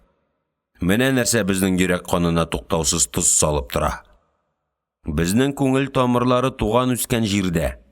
Киткән чакта тамыр үзелгәнен сизмисең әле. Тамырың анда булуын, аның кирәклегендә белмисең әле ул чакта. Тамырсыз яшәүең улыгая башлагач кына сизелә. Гореф-гадәт безне ата-баба шәфкатенә, аларның яшәү рәвешенә, тормыш тәҗрибәсенә тоташтырып торган икән. Алар безгә кадәр 100, 500, 1000 ел элек яшәсәләр дә, бөтенләй үлмәгәннәр. Алар үз өметләренең күпмедер өлешен саклап яшәтер өчен безгә тапшырганнар. Шәһәр туклыгында шул üzелгән тамырларның җанга ашлама бирә алмаулары һәм шәһәрдә шулардан колак какканлыгыбыз иртәме соңмы сизелә башлый. Тормыш җиле тәгәрәтеп йөртә башлагач, син теләсә нәрсәгә тотынып карыйсың. Җилгә каршы торып булмый. Ул сине аракыга, ялкаулыкка я булмаса әхлаксызлыкка китереп тери. Тамырсыз агач корый, тамырсыз үлән шери. Әдәм баласы бит агачтан да, үләннән дә сизгеррәк. Дөнья иминлеге исән сакланган тамырда. Әнием тирән итеп көрсенеп куйды. Улым, шул пароходның кай җире безнең Кара ярдан артык. Без әни монда гасырлар буе бикләнеп яшәгәнбез. Пароход ул чит илләргә йөри. Тагын тынлык. Тагын морҗа артында сайраган шикерткә тавышы, тагын урман ягыннан шомлы тавыш килде. Әнием уйлый. Дөнья киң, бик киң, әнигә тар ул минем улыма. Чит илләрдә синең нәрсәң калган? Анда бит яшәү авыр дип сөйлиләр. Мин көн сайын радиодан тыңлап торам. Эшләргә эш җитми диләр. Хезмәт ияләрен бик җәберлиләр диләр. Барма улым, мин куркам. Шул эшсезлекне, хезмәт ияләрен җәберләгәнне үз күзләрем белән күреп кайтасым килә, дидем мин. Ышандырырлык дәлил таба алмагач. Гәҗит сүзләренә ышанмыйм мин, җаным тоя, алай түгел. Ышанмавымны яхшылап дәлиллисем килә. Йөрмә улым, аларга ярдәм итә алырмы дип уйлыйсыңмыни? Кирәкми улым. Ничек яшәгәннәр шулай яшәсеннәр. Мин карт инде. Аңламый да торганмындыр. Чит кешенең тормышына тыгылырга ярамый. Гөнаһ шул, җәбер ул. Кем ничек яшәгән, шулай яшәсен. Авыр булса да түзәләр бит. Мин бит әни бөтенләйгә китмим. Бераз түз инде. Җир шарын бер мәртәбә әйләнеп чыккач, кара ярга кайтырмын да, ындыр артына да чыкмыйча, бикләнеп яшәрмен. Мин бит читтә йөргәндә гел кара яр турында уйлап йөрим. Кайтам мин. Алла боерса дигән, күфер булырсың, түзмичә нишлисең инде? Үзем исән чакта башлы күзле булсаң, балаларыңны карап, сөеп үстерермен дип өметләнә идем. Туган үскән җирен ташлап киткән кеше башка бер кайда ям таба алмый. Безгә шулай әйтәләр иде. Әнием күз яшен йотты. Ул аналарча тавышсыз елый белә иде. Агачны үскән җиреннән суырып алсаң, кире утыртып буламы? Юк инде улым. Кемнеңдер каргышы төшкән безнең кара ярга. Белә белгәннән бирле күпме кеше китеп булакты. Кайдалар? Бәхет эзләргә китеп югалучылар. Күбесенең хатыннары марҗа, балалары урыс, тамырсыз калдылар. Алдан юрамый әле әнәй. Әйттем бит җир шарын урап чыгасым килә дип. Шул тынгы бирми, әйдәп туктаусыз куып тора. Ярапланда ашканда йыгылып сөякләреңне сындырып бетергән идең. Инде суларга кирип китеп югалырга ашкынып йөрисең. Пәйгамбәрләр тарихында әйтелгән. Юнус пәйгамбәрне кит балыгы йоткан дип. И бала. Шәвәли малай әнә районда эшли. Өстәл башында буйрык биреп кенә утыра. Машина белән китереп куялар. Машинага утыртып алып китәләр. Монда калсаң, синең дә башың кадерле булыр иде. Мәктәптә син бит Шәвәли малайыннан әйбәтрәк укыдың. Кайтсаң, син дә андый гына урынга утыра алыр идең. Бер киселгән икмәк телемен кире ябыштырып буламы? Сагынам мин кара ярны. Ә үзем нигәдер монда яши алмыйм. Әллә нишләдем мин? Сихрләгәннәрдер. Кал. Кәрәкәшледә бер бик әйбәт эшкерүче бар. Шуны чакырып, имләтеп карармын. Терелерсең Алла буйрса. Китмә улым. Мин бит карт инде. Тынлык каплаган иде җир өстен. Шомлы тынлык. Киеренкелектән үй һавасы куйыргандай булып китте. Кышкы төндә суына башлаган бүрәне йортта, оясын ташлап китеп, ятимлектә йөрергә җыенучы ир бала белән ялгыз яшәр өчен балалар үстергән тол ана уй ниятләренең ышына чыга алмыйча газап чигәләр иде. Ике язмыш, ике теләк, ике бәхет һәм ике бәхетсезлек бер-беренә сырышалар, кушылырга телиләр һәм ниндидер каһәрле көч аларга якынаярга, бергә кушылырга ирек бирми. Кан бер, кайчандыр тән һәм җан да бер булган. Авыр иде аларның икесенә дә. Җир йөзендә 4 миллиардтан артык йөрәк тибә.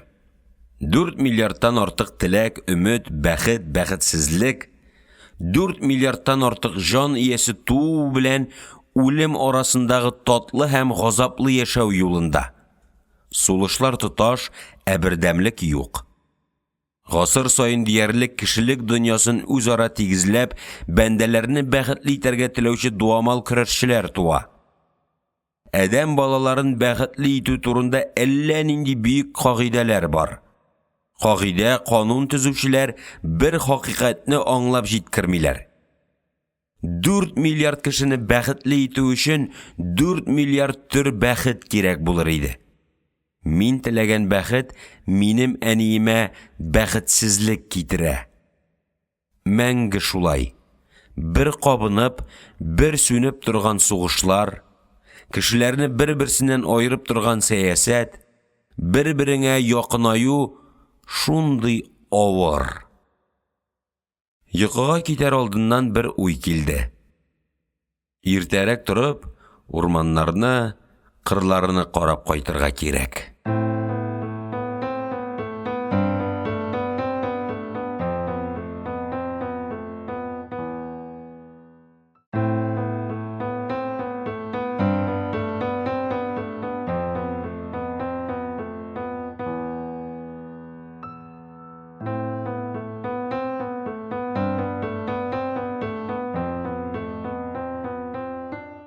Тугызынчы бүлек. Бәшәр чокыры буйлап урманга барам. Яланнар кар астында. Каршы җил миңа таба имән яфрагын кыштырдатып куып китерә. Яңа төшкән куян изе юлымны аркылы кисеп үткән. Кошлар кар астыннан нәрсәдер эзләгәннәр. Чокырдан сулдарак, каршыдагы калкулык битендә армиягә китәсе елны сөргән җирем. Узган ел аңа бодай чәчкәннәр. Кар астыннан камыл тырпайып тора. Бу җирне Туктамыш хан, аннан соң Аксак Тимер гаскәрләре таптап узган. Патша гаскәрләре Болгар җирләрен яулап алганда, бу тирәдә кан елгалары аккан. Соңгысы гражданнар сугышы. 2 айдан кар эрер, җир ачылыр, калкулыкны сөрергә монда трактор килер. Без ат сабаны белән җир сөрүчеләрнең соңгылары булганбыз күрәсең. Ул елны мин сабан сөрүдә районда беренче урынны алдым. Шушы җир минем исемемне районга таратты. Әле дә исемдә. Җир сөрү буенча Димскә егете Әхтәз Зиякеевны узгач, мине председатель җигеп йөри торган айгырга утыртып, районга алып киттеләр. Кая, нәрсә эшләргә алып баруларын белмидем мин. Шулай да өмет яхшылыкта иде. Мине тәрәзәләренә тимер рәшәткә куелган бер йортка алып керделәр. Ишекләрнең дә тимердән булуын күргәч, йөрәгем жу итеп китте. Буыннарым йомшады. Нигә мине тәрәзәләренә тимер рәшәткә тотылган йортка алып килделәр? Мин бит бернинди җинаять эшләмәдем. Ул чорда җинаять эшләмәдем дип тынычланып булмый иде. Беркем белмиде кайда дөрестлек, кайда җинаять урнашканын. Канун югарыда утыручының кәефенә карап туа һәм үтәлә иде. Үтереш еллары. Кулыма машинкада суктырылган кәгазь тоттырдылар да, тимер ишектән кертеп, микрофон каршысына утырттылар. Мин үземнең җир сөрүдә ничек, нинди юл белән уңышка ирешүем турында кәгазьгә язылганны укырга тотындым. Үзем укыйм, үземә оят. Яхшы атларым аркасында беренче урынны алган идем мин ул чакта. Ә минем кулдагы кәгазьдә атлар турында ләм-мим бер сүз дә юк иде. Атларым турында уйлаганда, әле һаман минем вөҗданым сыкранып куя. Шулар күтәрде мине сугыш елларында. Ә аларны искә алучы, тырышып эшләдегез, күп көч түктегез дип, аларга рәхмәт әйтүче булмады. Без, адәм балалары, шундый инде. Яз килгәнен көтеп, кар астында яткан җирне күкрәгемә кысып елыйсым килеп китте. Ташлап китте, онытты дип үпкәләмә. Мин кайтырмын әле. Кар эреп, җир җылынгач, һавада тургайлар сайрый башлагач, мин тагын сине сөрергә килермен. Үпкәләмә миңа җир, бәхиллә. Калку җирдә кар тирән түгел иде. Чокыр аша чыкканда билдән карга баттым. Монда тирән. Киләсе елга ашлык уңарга тиеш. Күңелем күтәрелеп китте. Ашлык уңудан да зур бәхет буламы игенчегә? Дөрес, без, шәһәрләшкән крестьян малайлары, ашлык уңганын, уңмаганын инде белмибез. Biz кибеттән алып ашыйбыз. Пешән чапкан, урман кискән җирләремне карыйсым килгән иде. Җиләк җыйган Балтырганга, Юага, Баллык какыга, Кайын суына йөргән җирләремне дә сагынган идем. Кар йөреп бара торгач, арыдым, урманга барып җитә алмадым. Кайтышлый зират янына туктадым. Зират капкасы җиргә берегеп туңган, ачылмый. Койма аша керергә уңайсызландым. Әтимә һәм апама койма ашагына баш идем. Әтимнең кабере өстендә яфраксыз тирәк моңаеп утыра. Шәрәк алган сәрви агачлары күшеккәннәр, ике песнәк сәрви агачының ботагыннан ботагына күчеп җимезли. Җәй көннәрендә монда яшел чирәм. Җиләк чәчәк атканда зират эше акка төренә. Әтимә һәм 20-гә дә җитә алмыйча вафат булган апама авылдан китәсемне әйттем. Ризасызлык белгертмәделәр. Алар исән чакта да аз сүзлеләр иде. Саубуллаштым. Алар тыныч кына озатып калдылар. Зират коймасы буенда кар иченнән шайтан таягы күренеп тора. Урыслар бу үләнне татарник дип йөртәләр. Лев Толстой шушы үләнне Хаҗи Мурат белән чагыштырган. Минем дә шушы үләнгә охшыйсым килеп китте. Ис киткеч шыдам, түзем бу үлән. Күзге яңгырлар, кышкашы җилләр шайтан таягына зыян китерә алмаганнар. Ул хәтта төсен дә югалтмаган. Чәчәкләре исән. Бу үләнгә исемне белеп кушканнардыр. Бу исемне аклый аларбызмы икән? Шыдамлык җитәр микән? Чәчәкләребезне, яфракларыбызны, аларның үз төсләрен озакка саклый аларбызмы икән? Зиратның тылсымлы тирән тынлыгы мине һәр вакыт хайран калдыра. Монда син үткәнгә һәм киләчәккә бөтенләй башкача карый башлыйсың. Зират мөхитендә мал бәясен, дан, кадерен, өстенлек көчен югалта. Монда теләк максатларның юнәлеше үзгәрә. Барыбызга зарур, котылгысыз ахыр рияны юып төшерә. Күңелдә кешелеклелек хисе кабына. Йоклагыз авылдашларым. Хәзер сезгә берни кирәкми. Сез хәзер үзара тигез. Кәйфегезне беркем берничек боза алмый. Хәтта гранит һәйкәлләргә табыну да бетә монда килгәч. Сезне табигать хузурлыгы чолгап алган. Һәйкәлләрнең кирәге юк. Сез үзегезгә үзегез һәйкәл. Мөгъҗизалы үзгәреш ул сезнең янга күчеп килү. Монда килгәч, без барыбыз да бер төслегә әвереләбез түгелме? Җир йөзенең иң гадел хөкемдары үлем булып чыга бу очракта. Ул хәерчене патшага, патшаны хәерчегә тигезли. Әти белән койма аша саубуллашу әдәпсезлек тоелды. Рәнҗетәсем килмәде мәрхүмне. Көрткә бата шума зират эшенә кердем. Әтиемнең кабере өстендәге сәрви агачыннан кузак шүпләп йөргән ике песнәк күтәрелә төшә очып барып, Фәридун агай каберендәге тирәккә кундылар. Фәридун агай сугышка кадәр Караярның бердән-бер эчкече кешесе иде. Синең үрнәгең күпләргә таралганын беләсеңме икән, Фәридун абый? Әтием кабере янына килеп тезләндем. Коръән укый белмим мин, гафу ит. Дуга да белмим. Әни өйрәткән дугаларны онытып бетердем. Купшы сүз, үтәлмәс вәгъдәләрне син исән чакта да яратмыйдың. Синең гомерең михнәтле узды.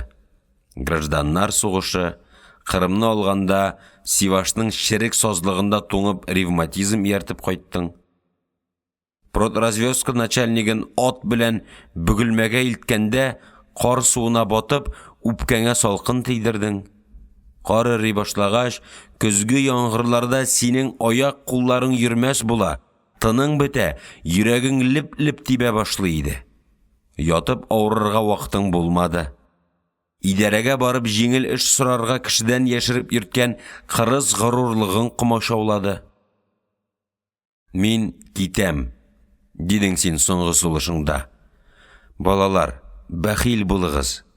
Сезне аякка бастыра алмадым инде. Менә вакытым җитте. Мин сезгә гел михнәт кенә китердем. Хуҗалыкны алып барырга көчем җитмәде. Авыр булды сезгә.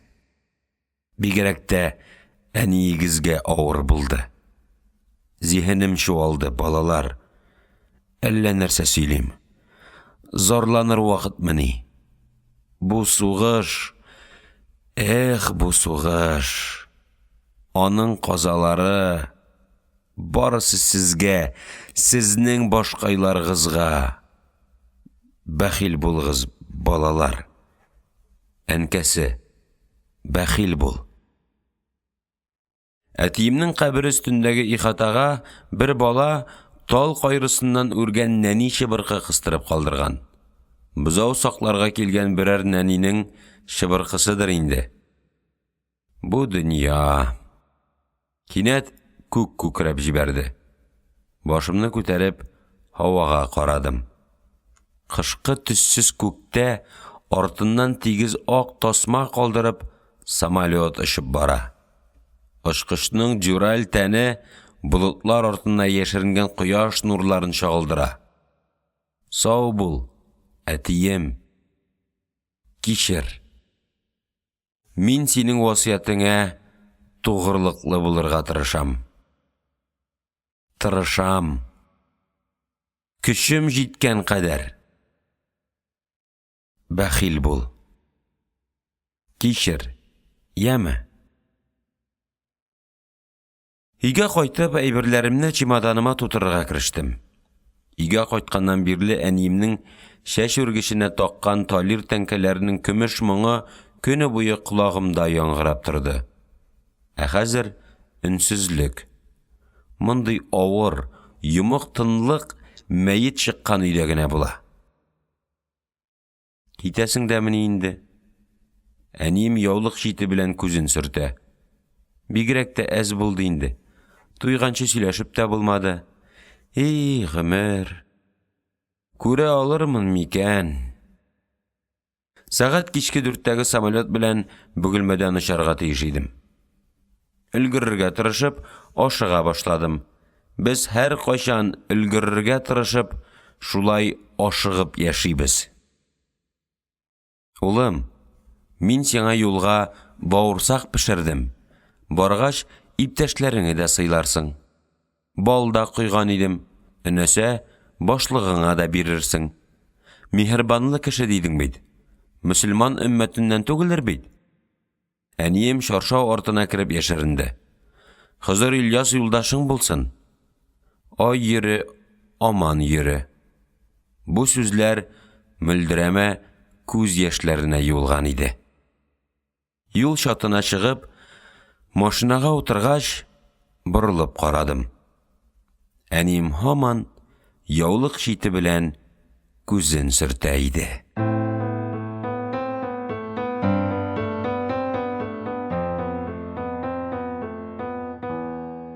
10-нчы бүлек. Бәхетең булып, яр чагыңда Парижда яшәп кала алсаң, соңыннан кайларда гына торма, шунда кичергән туйгылар соңгы сулышыңа кадәр күңелеңдә сакланачак. Париж мәңге күңелдә кала, саклана торган бәйрәм ул, дигән Эрнст Хемингуэй Франциянең баш каласы турында. Шул ук сүзләрне Одессага багышлап кабатлыйсым килә. Кара ярда Оренбург далалары ягыннан искән февраль җиле агач башларын шаулатып, көне-төне кар ташый иде. Буран туктый, 1-2 көн һава тынычланып тора. Тагын җил чыга. Тагын буран улый, үкерә, кар ташый. Авыл йортларын көрт басып киткән, коймалар кар астында. Одессада көньяк җиле калага җылымса дым ташый.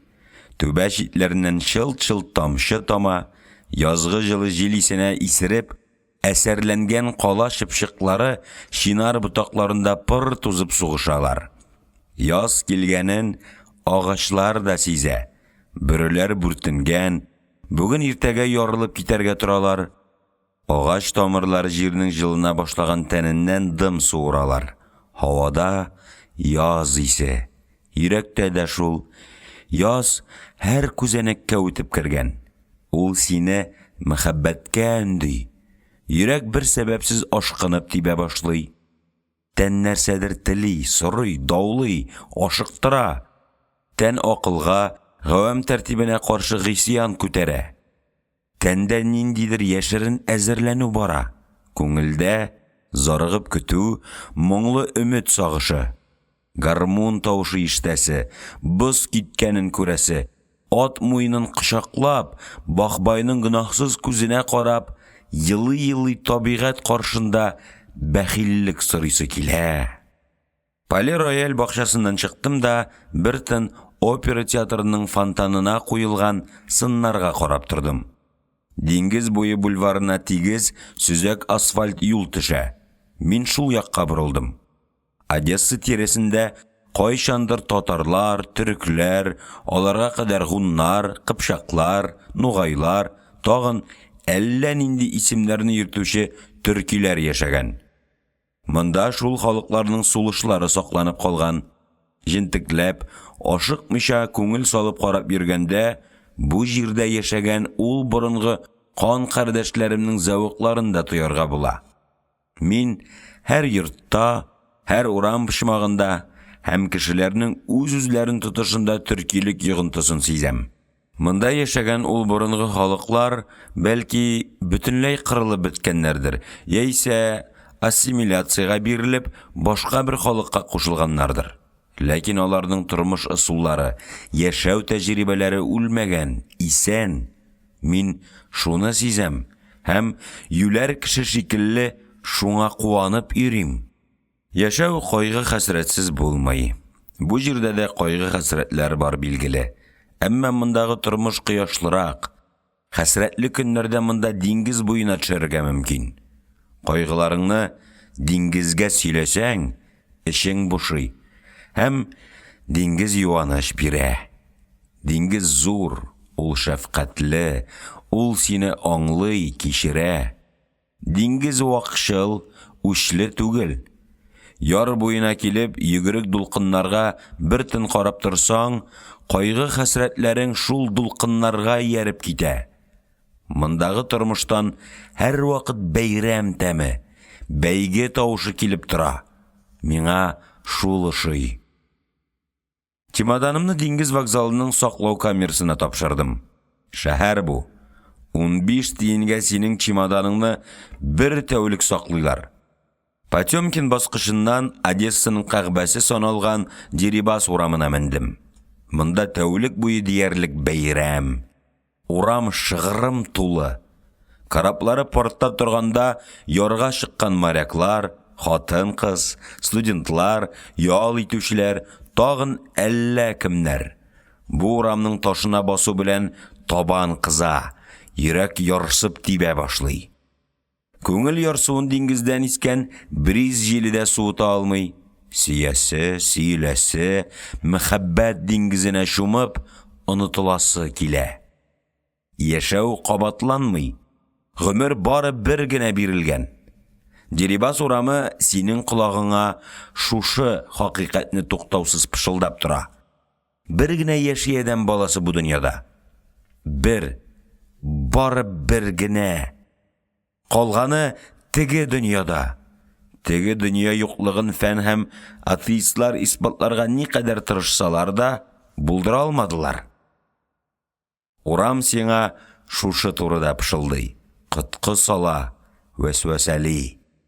Култыклашкан кызлар, егетләр, бер-берсенең билләреннән кышкан яшь кызлар, яшь егетләр.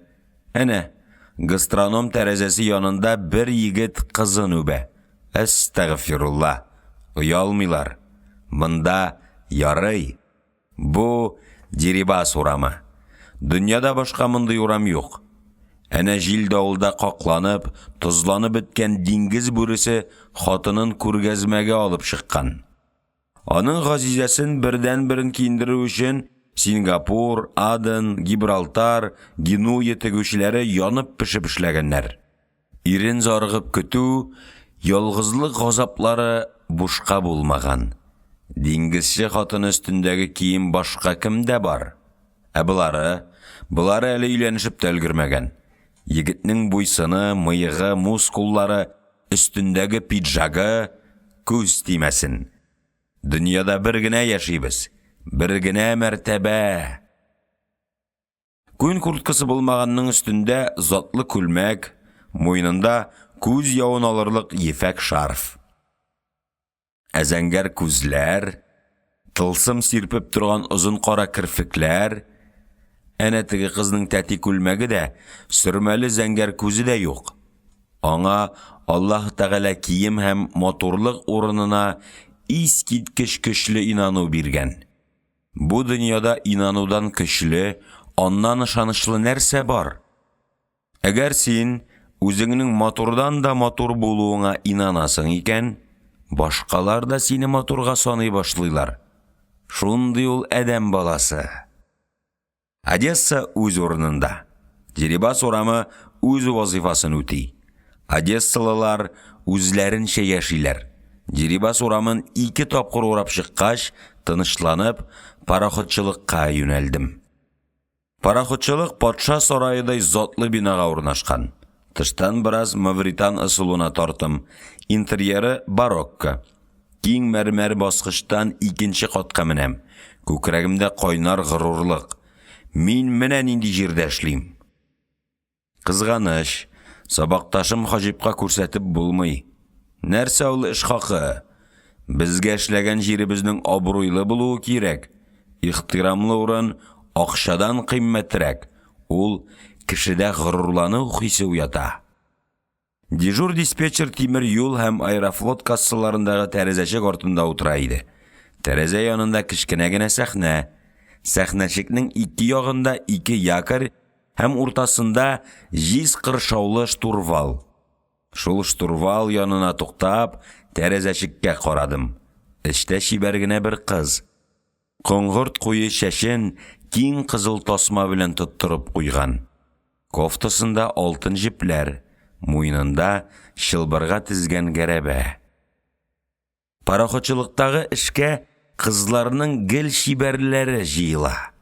Монда капитанга кияүгә чыгу мөмкинлеге бар. Картыраклары диңгезче хатыннары. Алар шушында эшләү аркасында диңгезче хатыны булу бәхетенә ирешкәннәр. Исәнмесез? Шылман пароходының кайда икәнлеген әйтә алмассызмы? Шылман? Диспетчер кыз иелә төшеп, өстәл өстендәге исемлекне укырга кереште.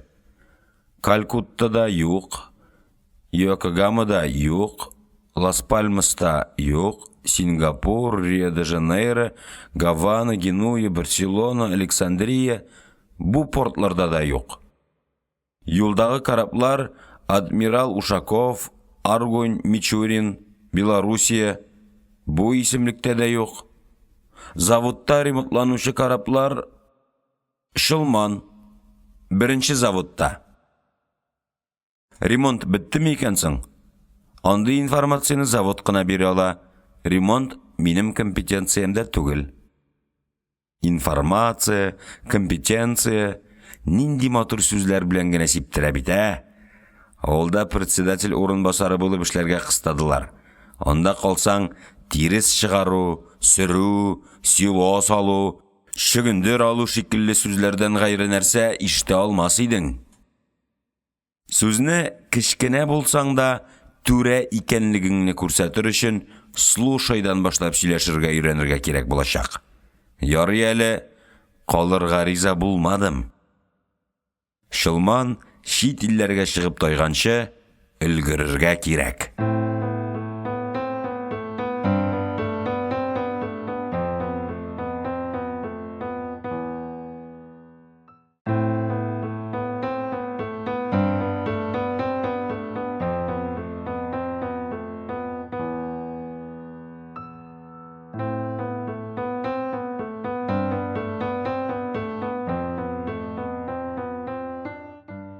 11 бүлек.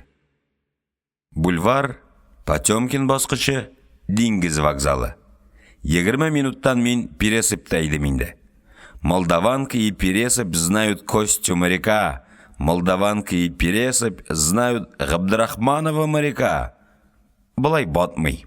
Биік темір қопқа үстіне әлі узған елғына Анри Марти исіміндегі карап ремонтлау заводы деп yazылған еді. Инді бірінші карап ремонтлау заводы 20-ші съезд тәсірі. Үзгәрәләр исемнәр. Алға, вперед, forwards, аванти, 50 адымнан пароход һәм берничә сәгатьтән сау бул. Одесса һәм исәнмесез мәрҗән атыллары. Кәҗә мөгезе тропигі, пассат җиле, тайфун, альбатрослар. Пропуск. Сырма яқасына яшел петлица тегеп, билендәге кайышыннан наган асқан ирдәүкә хатын пәйда булып, юлыма аркылы төште. Кашы җимерек, кулы кыбурасыннан наганны суырып чыгарырга гына тора. Удостоверениены түш кесәмнән алып ирдәүкәгә суздым да, эшкә керә башладым. Стой, назад. Менә бит пропуск, апа. Мөһер сугылган, срогы чыкмаган, полный ажур. Синең апаң привозда хамса сота. Мин сакчы. Бу пропуск ярамый. Соң сезгә пропускың нинди кирәк? Завод идарәсе биргәне. Кайда соң ул завод идарәсе? Әйтегез, завод идарәсеннән пропуск алу өчен нәрсә кирәк? Гызырың төшкән кеше белән очрашыр алдыннан, аның кем булуына карамастан, без гел аңардан мәрхәмәт көтәбез. Һәм аңлашу дәрәҗәсенә ирешә алуыбызга ышанып торабыз. Ялынып та, кышкырып та, хәтта ялагайланып та карадым мин сакта торучыга. Сакчының йөрәге таш иде. Куркыныч икән ул таш йөрәкле кешегә юлыгу. Мин тамам каушап калдым. Ир егетлегем юкка чыкты. Һич югы чемоданны гына сезнең янда калдырып булмасмысың? Сыбызгы тавышы колагы өчен көйдереп алды. Минут эчендә югал күз алдымнан, юкса милиция чакырам. Икенче мизгелдә мин сакчыдан 200 адым читтә тора идем инде. Бәлкем кемдә булса завод капкасыннан чыгар. Экипаж әгъзаларының шәһәрдә йомышлары булмый калмас. Аякларым эши башлады. Кәеф кырылды. Хәзер миңа Одессада бар тик тупас, кыргый бәндәләр генә яши шикелле тоела иде. Бәлки мин бу хатын белән сөйләшә белмәгәнмендер. Бәлки киресенчә ул гомумән күп сөйләшкән кешеләрне яратмый торгандыр. Сөйләшә белү бит ул... Юк, бу чиракта фәлсәфә көчсез иде. Акыл, әхлак, иман. Бу сүзләрдә урын юк иде ирдәүкә янында. Капкадан Кырым татарына тартым бер диңгезче килеп чыкты. Каршысына барып сорадым. Шылман завод капкасыннан ерак торамы? 3-нче причалда. Мине заводка кертмиләр, эше биттем. Беркем чыкмый, нишләргә дә белгән юк, дидем мин ашынып. Полина Поликарповна, диде диңгезче. Сездә Шылманның судовой роле булырга тиеш. Карагыз әле бу егетнең фамилиясын. Фамилиясе рольдә булса, сез аны тоткарлый алмыйсыз. Башта кеше белән сөйләшергә өйрәнсен. Мин аны эчендәге шәгеләре туңганчы тутам. Аяклары җиргә бузланып катканчы, диде ирдәүкә. Аңлашылды, диде егет, һәм баш бармагын имән бармагына ашкып күрсәтте. Ул сездән шуны көткән. Сатып алырга теләде дип, башыңны төрмәгә илтеп тыгар, дидем мин, бавырымның сызлый башлаганын сизеп. Юк, булмый миннән. Андый эшкә әвәслегем юк, булмый. Дөрес. Хәзер ярамый. Башта кирәк иде, диде диңгезче. Шылманга барып әйтим әле. Фамилиягыз ничек? Рахманкулов. Татармыни? Әйе. Тугандаш икән без. дип, егет Проходнойга шумды. Аның кайгыртуы, әйткән җылы сүзләре эчемне җылытып җибәрде. Өмет туды. Мин инде ышанып көтә башладым. Сабырлык кирәк бу дөньяда. Борынгылар сабырлыкны саф алтынга тиңләгәннәр. Сабырлыкта кыллык килгәнен сизми дә калганнар. Һәм мин, кырылган кәефне рәткә китереп, үземне сабырлыкка көйли башладым. Проходнойдан Виктор Барсуков күренгәндә, кырып сибереп җыйган сабырлыкның мыскалы да калмаган иде инде. Виктор сакчының колагына бер сүз, бары бер генә сүз әйтте. Шул җитте. Дустым мине култыклап алды, завод эшен алып кирип китте. Мәсьәләнең шулай тиз, җиңел шишелүенә үзем дә хайран калдым. Син аңа нәрсә әйттең? Дип сорадым. Полина Поликарповна, бу минем дустым, дидем. Минем белән сөйләшкәндә дуслыкны аңларлык түгел иде ул. Шәһәрдә май юк. Мин аңа 3нче көн 1 кило май алып бирдем. Ләкин ишанда түгел. Гади кеше белән сөйләшә белергә кирәк. Кеше никадәр түбән урында эшләсә, аның шул кадәр үзен югарыда күрәсе килә. Сакчының да бит начальник буласы, кулында власть барлыгын күрсәтәсе килә. Син аңа буйсынуыңны сиздерергә тиеш идең. Буйсындың, күңеле булды. Кеше күңелен күрергә тырышу әйбәт сыйфат ул. Башкача яшәүе бик кыен бу дөньяда. Гомер буе кешеләрне аңларга тырышам. Карыйм, күзәтәм, уйлыйм, һәм шушы көнгә кадәр шыр надан. Завод корпусларын үтеп, Шылман янына килеп чыктык. Эшкә җылы йөгерде. Мондый хис читтә йөреп, авылга кайтканда гына уяна иде. Тагын бер туганлык, якынлык хисе барлыкка килде. Туган авылым кебек булмаса да, Шылман миңа газиз, кадерле иде. Траптан менә башладык.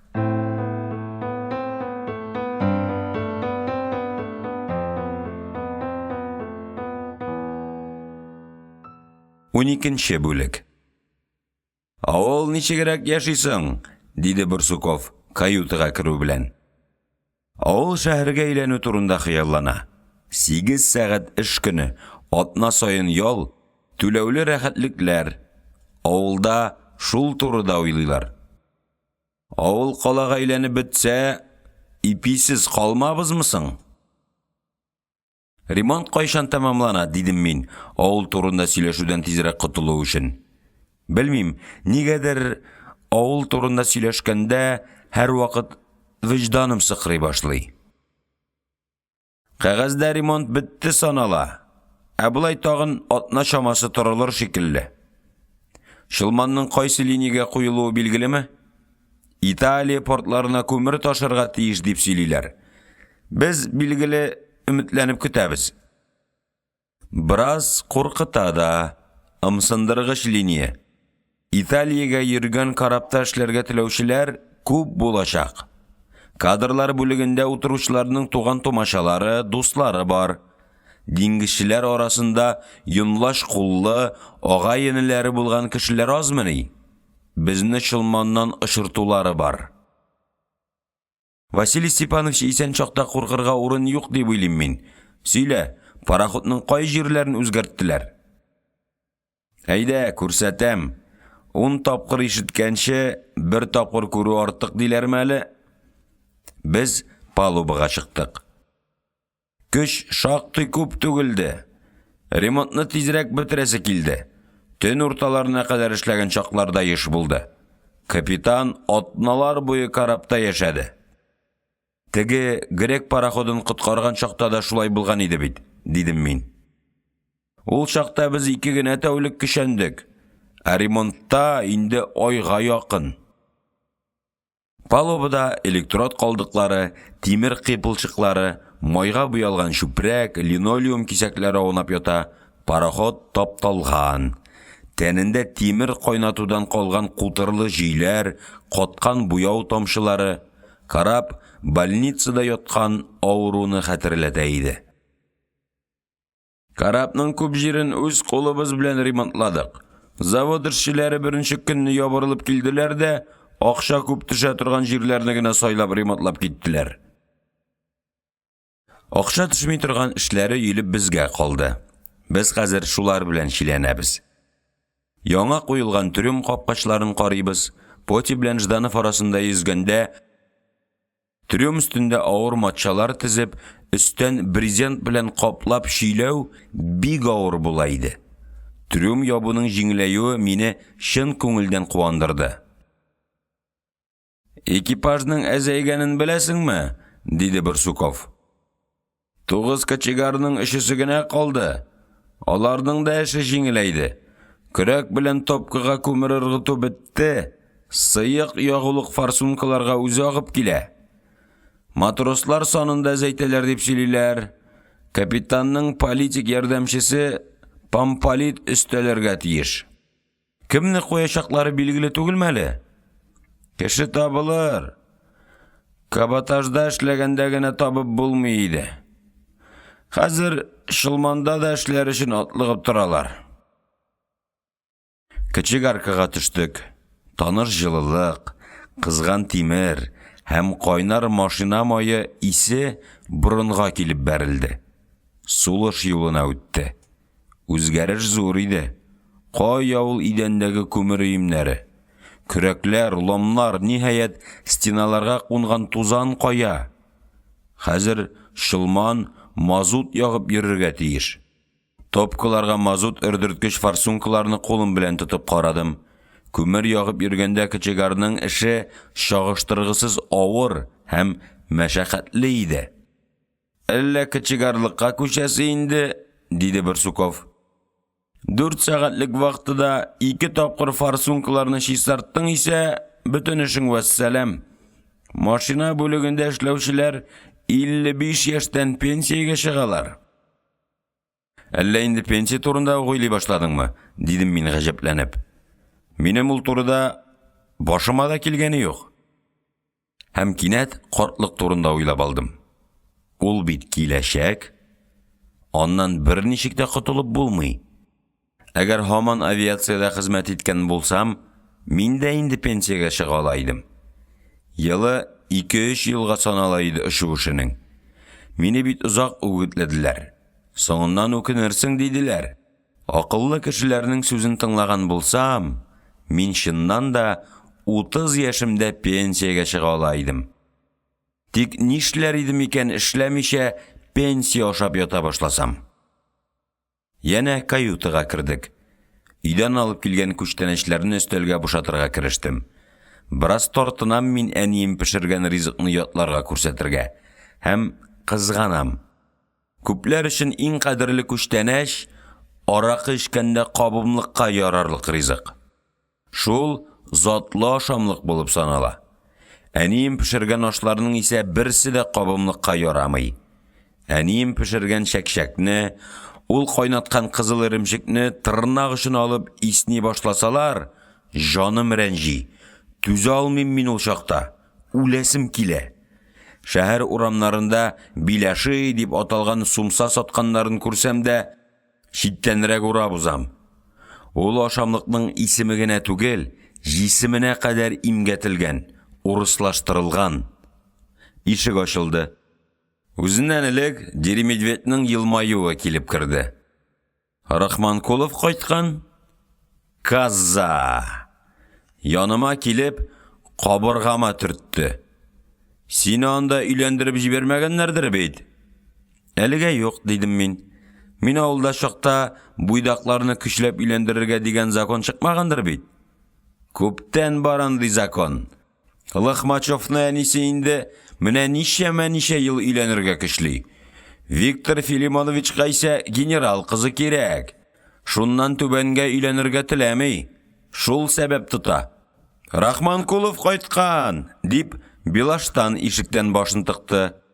Лохмачев, күрерсез, мин аны Шылманга кайтармыйм дип мактанган иде. Трипло. Ничек инде кайтармый? Дидем мин гаҗәпләнеп. Лохмачевны капитан итеп куймаганнардыр бит. Аның миндә ни эше бар? Кадрлар бүлегендә аның кулы бар.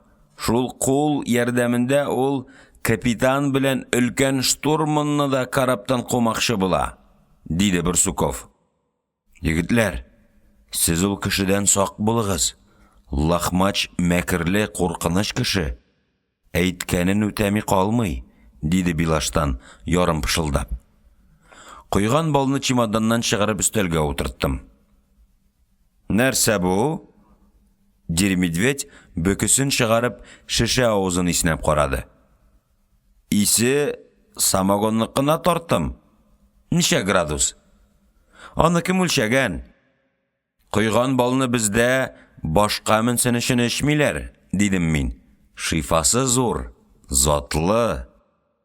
Иснәп карау күчтәнәчнең абруен төшерде. Иснәүченең дә авторитеты шактый кимеде. Әниемнең ашамлыкны иснәргә ярамый дип, тыйганы өчен эшемнән рәхмәт әйтеп куйдым. Безнең халыкның күркәм бер гадәте ашны иснәп карамыйча кабул итү. Барсуков минем күңелсезләнеп китүемне сизеп алды. Медведь, диде ул.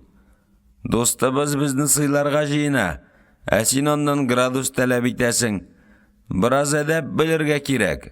Тиздән чит илләргә китәсе, өйрәнә тор. Чит ил дигәч исемә төште. Кичә миңа прораб сөйләде. Төркиядә мәчеткә ыштаныңны төшертеп, мөселманлыгыңны тикшереп кертәләр икән, диде Билаштан. Бу чакта Дири Медведь мин алып килгән каклаган казны исни иде. Йөрәгем тагын кысылып куйды. Нәрсә бу? Диде Дири Медведь, балаларча табигый мөлаимлык белән. Каклаган каз? Ашарга ярыймысың аны? Бузылган түгелмисең? Әнә төсен инди. Ә үзе гаҗәп, исләнмәгән. Каклаган ит бузылмый ул, дидем мин. Озак саклар өчен ерак бабаларым иткә тоз сибеп, җиләс, кояшлы урында киптергәннән соң түйеп онга әйләндерүләрен һәм яуда йөргәндә шул он белән елдан артык туклануларын сөйлисем килеп китте. Пароходның ремонттан чыгу хөрмәтенә, дидем мин, стаканымны югары күтәреп, һәм без күнегелгән гадәт буенча бер-беребезгә яхшы теләкләр тели-тели, әни куйган балны чимерергә керештек. Татар самогоны тәмле икән, диде Билаштан. Буннарым йомшарып китте. Син аңа берәр дару кушмагансыңдыр бит. Тамчысы да башыма менмәде. Баш айнык, тик арт санга берде собака. Нилектән ала икән ул, Урындыктан кубып булмый, диде Дири Медведь һәм җырларга кереште. Дивлюсь я на небо, тайдумку гадаю. Ә минем татар самогонын эчкәннән соң чит телдә сөйләшәсем килә башлады, диде Билаштан. Guten Morgen, Дири Медведь камрад. Guten Tag. Was ist das? Hände hoch, Билаштан. Verstehen Sie? Дип эләктереп алды Дири Медведь. Ja, ich bin verstehen sehr gut. Hanna und Martha baden, Nana und Ade sagen. Туйганчы немецчә сөйләшеп эшләрен бушаткач, дусларым шәһәргә чыгып киттеләр. Куйган балның парлары кыздырып торган чакта, йөргән кызларына күренәселәре килә иде аларның.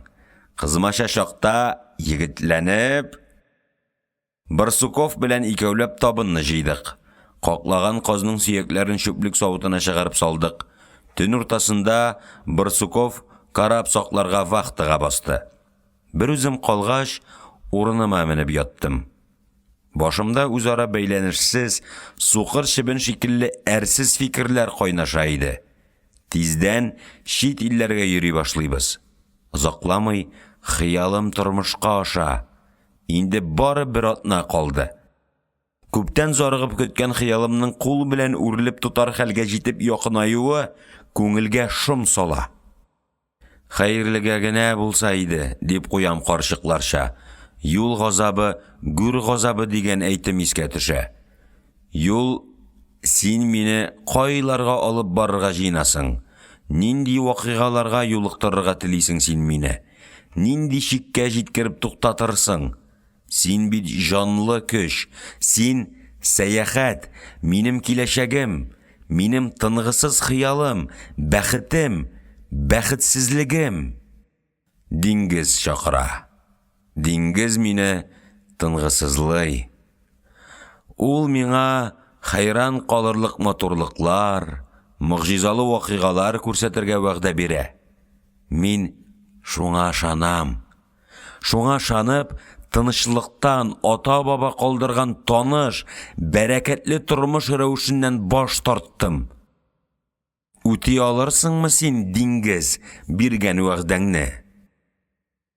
Тирә-якта төн, тынлык. Диңгез буе каласы Одесса йоклый.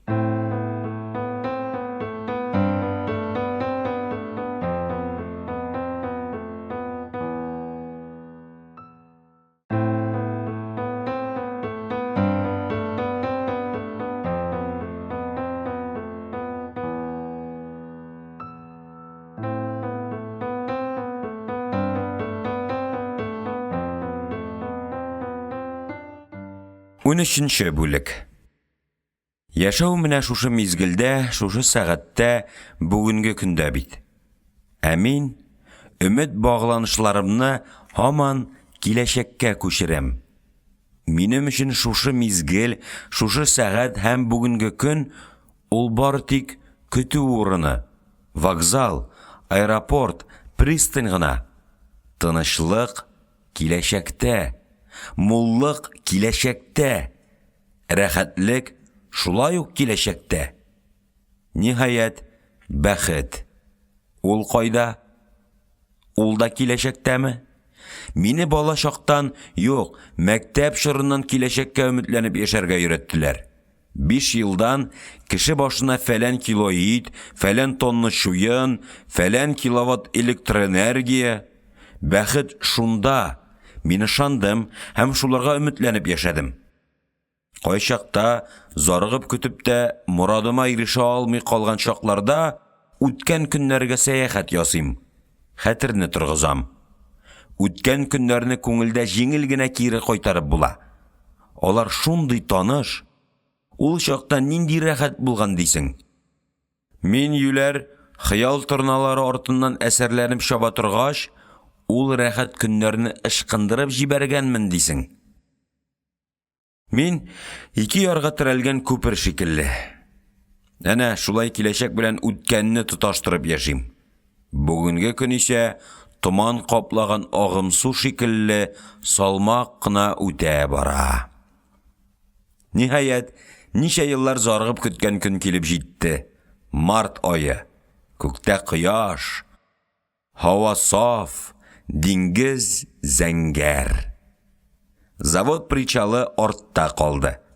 Әнә, бер читтә караптан чыгарып ташлаган чүп-чар өеме, алда диңгез. Без ходовые испытания дигән күнекмә йөзүдә. Шулай 3 сагать йөзеп, карапның механизмнарын сынаганнан соң, портка кереп, йөк төйи башларга тиешбез. Алда озын юл, чит ил ярлары, минут сайын үзгәреп торучан диңгезче тормышы. За каждым валом даль, за каждой далью вал, плывущие, чтобы плыть, глотатели широт, что каждую зарю справляют новоселье и даже в смертный час твердят «Вперед!». Без пароходны юабыз. Без өчәү. Дири медведь, Билаштан, мин. Швабраны сабыны суга манып алам да, палубыны шкыйм. Пычрак җиби, суга кушыла. Пычрак суны җыеп алам, артымнан чисталык кала. Эх, күңелле дә инде үз эшеңнең нәтиҗәсен күрү. яшәгән җиреңне чистартып, пакландырып үтү иң күркәм, изге эш. Әгәр көчем җитсә, палуба юган шикелле бөтен җир шарын юып, чистартып, пакландырып чыгар идем. Хәер, күзгә күренеп торган пычраклыктан орыны бер хәл. Әхлак пычраклыгы, шапшак вижданнар, менә нәрсәдән орнасы бар безгә. Кырыбышкы-ышкы юасы иде кайбер кешеләрнең иманнарын. Мөхитне чистартмыйча, без изге теләкләребезгә бер кайчанда ирешә алмабыз. Артыбыздан кулына шланг тотып Шахсу арзада килә. Гасим Мәмәдович без юган җирне шлангтан су сиптереп йөгертеп чыга. Мин бәхетле бүген. Бәхетнең күкрәгемә сыймаганы һавада, диңгездә. Күктәге рәхимле март кояшы, офыкның тымызык зәңгәрлеге, диңгезнең әллә кайларга җәелгән көләчлеге, су өстендә йылкылдап нурлар биюе, барысы да минем өчен, минеке. Шылман урыныннан кузгалып, завод причалыннан ашык диңгезгә чыкканда төш вакыты иде. Хәзер сәгать 3. 3 сәгать йөзеп, машинаның эшләвен, механизмнарның төзеклеген тикшердек. Дәүләт регистры вәкилләре пароходны җентекләп карап йөриләр. Карапның берәр төзек түгел җирен ялгышырак күрсәткән прибор яисә шери тутыга башлаган механизмны тапсалар, шундук ремонтлауны дәвам итәргә дигән карар чыгарачаклар. Женева конвенциясендә язылган карар бу. Карап йөссен, батмасын, диңгезчеләр исән йөрсен өчен пароходның һәр җире төзек булырга тиеш. Регистр вәкилләре безнең иминлекне кайгырталар. Ә безгә аларның тикшеренеп йөрүләре ошамый, яшереп кенә йодрык күрсәтәбез. Алар әйткән сүздән гаип тапкан булып елмаябыз. Кичкә таба тикшерү бетте. Вәкилләр кают компанияләргә җыелдылар. Безнең күзләр кают компания ишегендә. Нәрсә булыр? Кабул итәрләрме, юкмы? Кул куярлармы?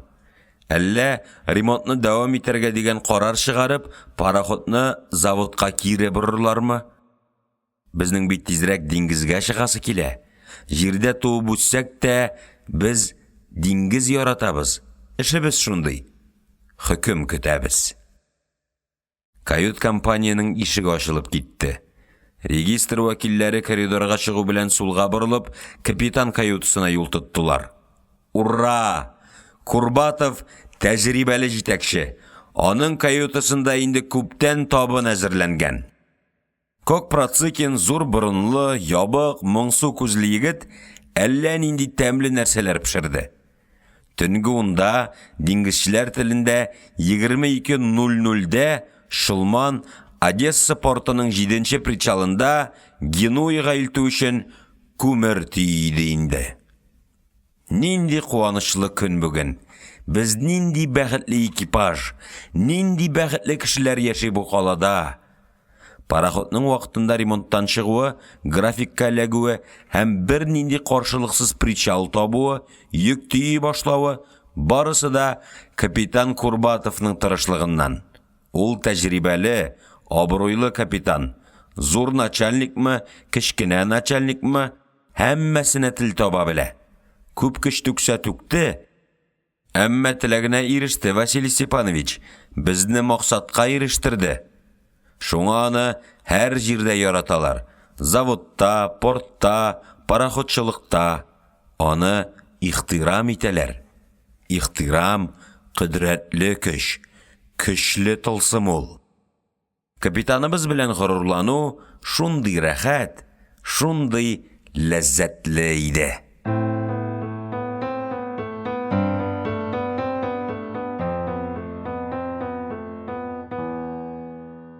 14-нче бүлек.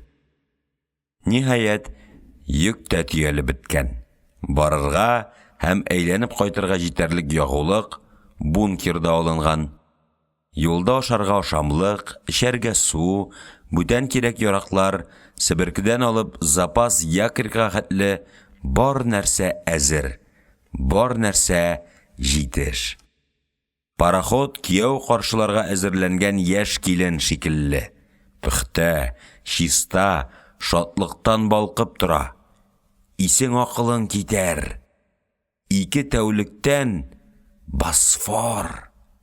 Истанбул каласының гүзәл манаралары, мәрмәр диңгез, Дарданелл, Шынык кала, Эгей, Әдрән, Иония, Тиррен, Лигур диңгезләре, Мессин бугазы, Стромболи вулканы, Олдингтонның һәммә кеше дошман дигән романында сүрәтләнгән Липар атаулары.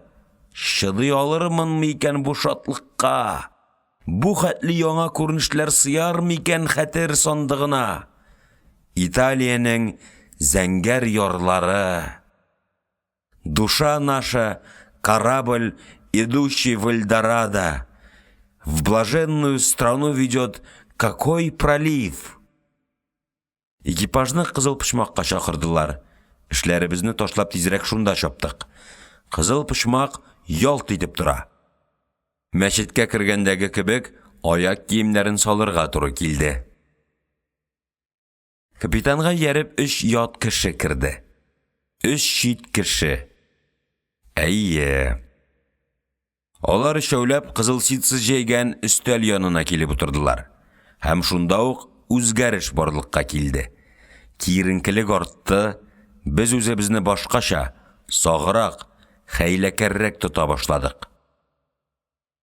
Исәнмесез, моряклар, диде килүчеләрнең иң юаны.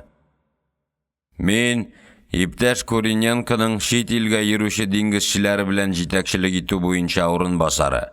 Минем фамилиям Кушнаренко. Кушнаренко Олег Дмитриевич. Хәзер мин сезне Шылманның яңа судовой роле белән таныштырам. Иң беренче, Шылман пароходының яңа капитаны Григорий Григорьевич Деркач. Таныш булыгыз. Сүзсезлек, аптырау, аңларга көч һәм акыл җитмәү. Тагы әллә нинди катлаулы тойгылар.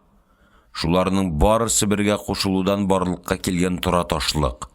Бердәмлек хисе, синең иптәшләрең җыелуын тою бер мизгел эчендә юкка чыкты. Аягүрә басып безгә карап торган кешенең кашы җимерек, күзе балыкныкына охшаган иде. Шәфкатьсез, жан җылысы булуы сизелми торган аяусыз караш иде бу. Шулай ук таныш булыгыз. Капитанның политик ярдәмчесе Афанасий Иванович Чоломбичко. Ят кеше кыяр кыймас кына урыныннан торды. Башын ия төшеп, безгә карады һәм елмайды. Бәлки, мин сезгә шап җитми торганмындыр, гафу итегез, иптәшләр.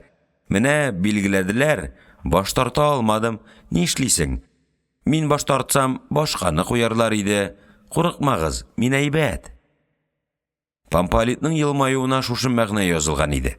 Ләкин кызганычка каршы Помполитның кешелекле елмаюы җимерек кашлы яңа капитанның җанны бозга әйләндерерлек шәфкатьсез караш астында калып сытылды, юкка чыкты.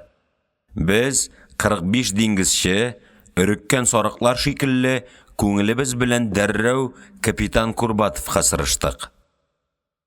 Капитаныбыз исән сау, безнең янда. Әнә, тыныч кына утыра бирә. Хәтта башка вакытлардагыдан да тынычрак һәм күркәмрәк кебек ул. Ул исән, аның урынына башка кеше куймакчы булалар. Зур ялгышлык бу, ниндидер аңлашылмаучылык. Шигә тамырлары леп-леп тибә. Тынлык. Элек минем стена сәгатенең текелдәвен ишеткәнем юк иде. Әнә ул тик итеп секундларны саный. Вакыт үтә.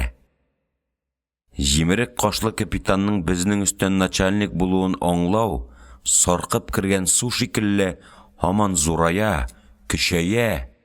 Василий Степанович безнең мактанышыбыз ничектер үзебезгә дә сизелмәстән һаман ерагая, вакыт агым астында кала бара иде. Нишлисез сез, туктатыгыз, дип кычкырасым килеп китте. Шахтинский капитаны бит бу, дип пышылдады Барсуков құлағыма.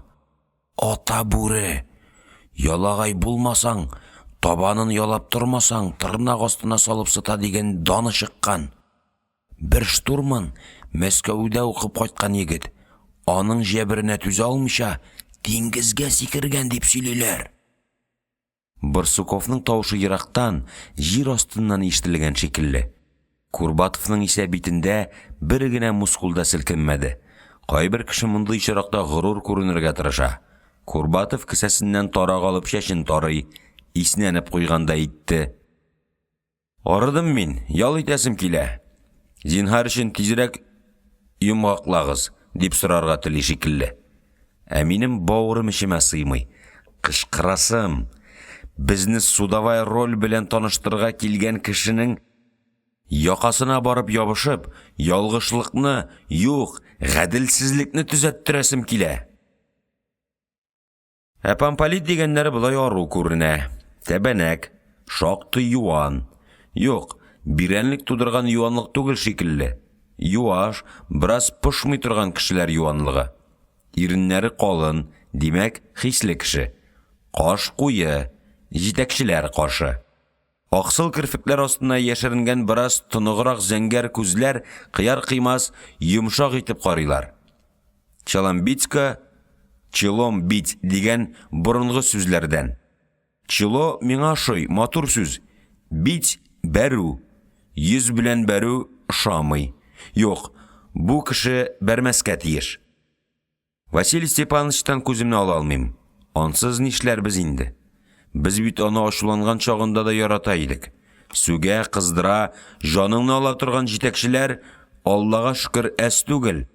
Аркаңнан сөя белүчеләр дә шактый. Ә Курбатов шикелле ачуланганда синең кешелегеңә кагылмыйча, абруеңа тимичә урап, кимчелекләреңне генә тетә белүчеләр сирәк очрый. Бәлки, шуңа күрә без аны ачуланган чакта да яратканбыздыр. Иң үкенечлесе, Курбатов урынына икенче кеше куюлары. Василий Степановичтан башка кешенең Шылман капитаны була алуына шанасым килми. Башкалар да шанмыйлар шикелле. Кушнаренко көрәнсу кызыл галстугын төзәтеп, тукымасына сизелер-сизелмәс кенә көмеш төсле буй кергән соргылт костюмының сәдәфләрен ышкындырып җибәрде. Затлы зәңгәр күлмәк якадан алып шалбар эченә кергән урынына кадәр киңәеп ачылды. Соры, көрәнсу кызыл һәм зәңгәр төсләр үзара матур бер гаммага берләшкәннәр. Бу кешедә зәвык бар. Зәвык һәм дефицит әйбер сатып алу мөмкинлеге.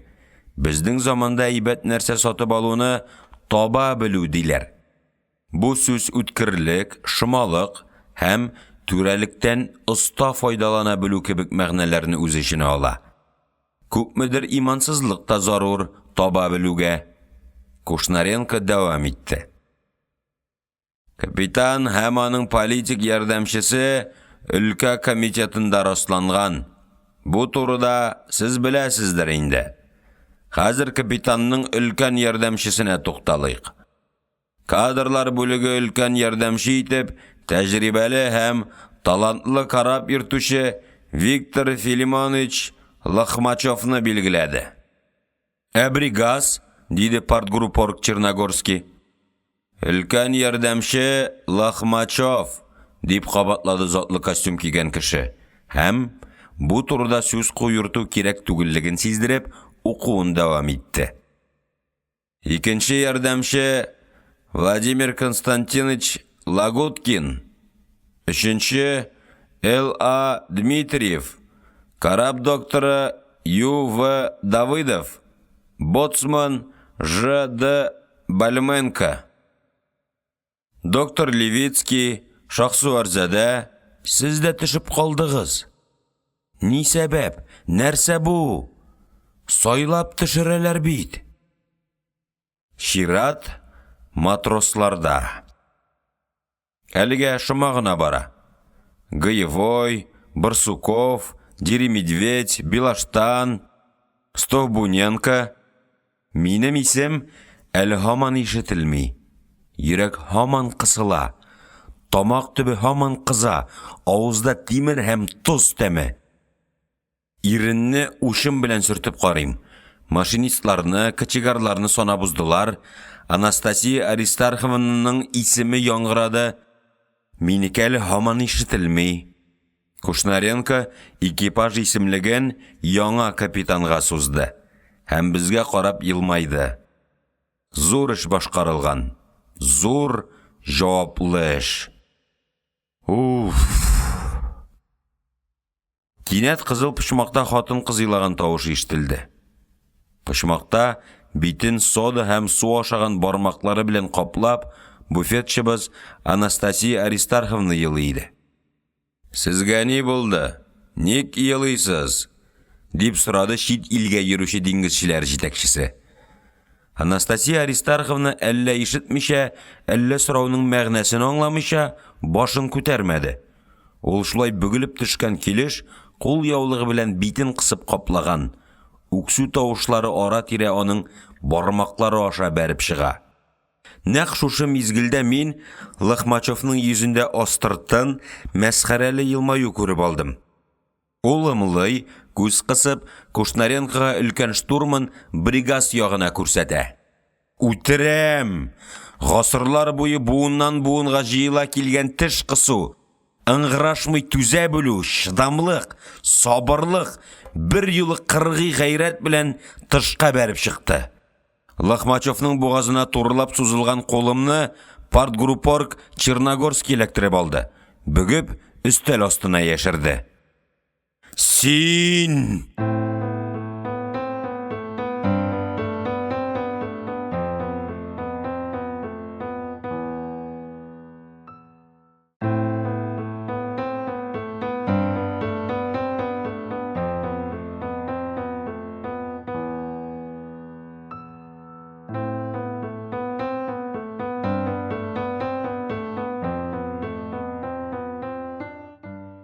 15-нче бүлек. Бәлки ялгышлык чыккандыр. Укыганда ялгыш сикертеп узган булуы бар. Нәрсә ул 45 исем арасында бер матрос исеме? Бәлки өстәмә исемлек бардыр. Әллә ничек кыска тоелды судовая роль. Бардыр, көтәм, һаман көтәм. Вакыт үтә. Стенадагы 100 корпуслы сос биргәнне тыңлар өчен 3 белән 4 һәм 9 белән 10 арасы кызылга буялган циферблаты диңгез сәгате кебек тик, тик, тик. Син мөхамай, калдың, югалдың дигән бәйләнешсез сүзләр хәтер төбеннән калкып чыкты. Алар да югалды. Күз алдымда яшькелт шәүләләр, тамак төбе ут яна. Курбатов кына тыныч, ул җыелыш беткәнне көтә. Бригазда капитанга карап, үзен тыныч тотарга тырыша. Көче җитми, яшь бит әле. Миннән 2 генә яшькә өлкән. Кинәт Карл Яновичны кызгана башладым. Ничектер куркыныч булып китте. Ничек инде? Димәк, үзеңнең яхшы эшләвеңә, белемеңә, кешелеклелегеңә, экипажның ихтирамына бер таяныш юк.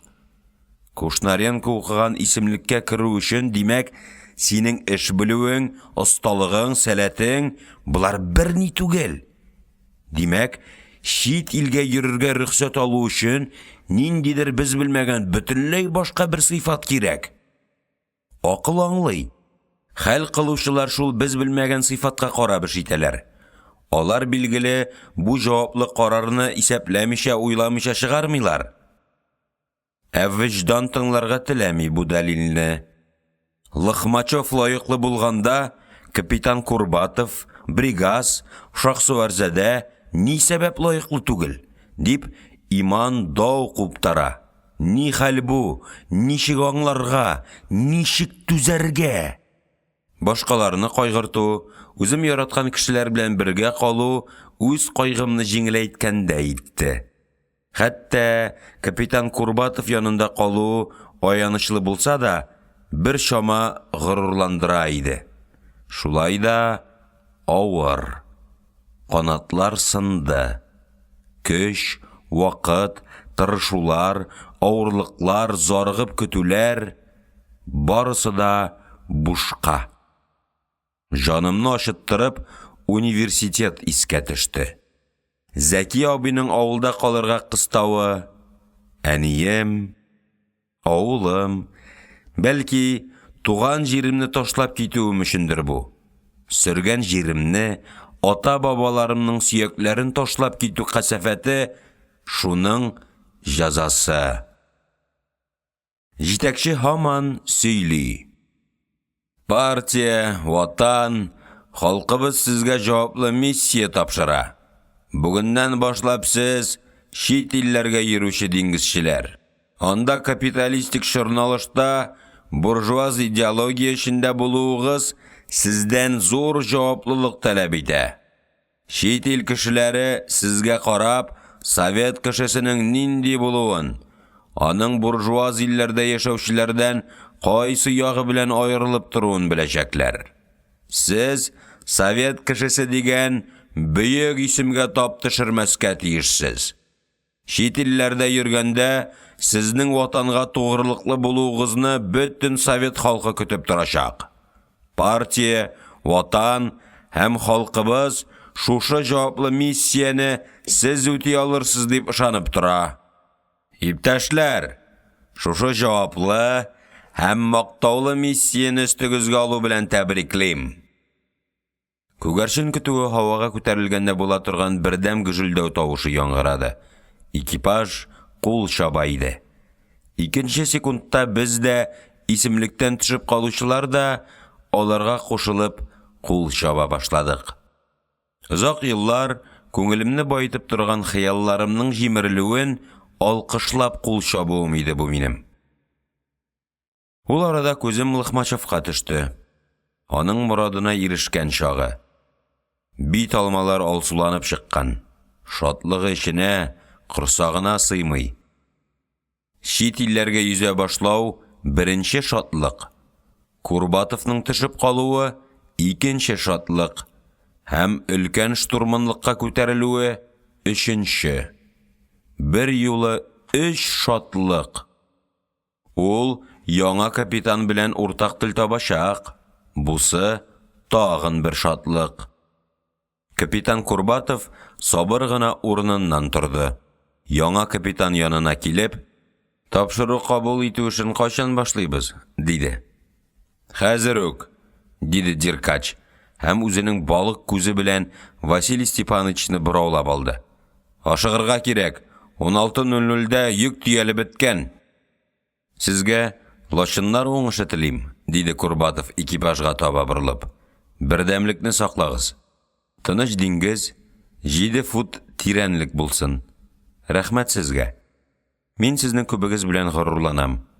Кабат рәхмәт сезгә». Кабат кул чабу башланды. Кемдер кычкырды. «Китмәгез, Василий Степанович!» Шундый урынсыз тоелды бу сүзләр.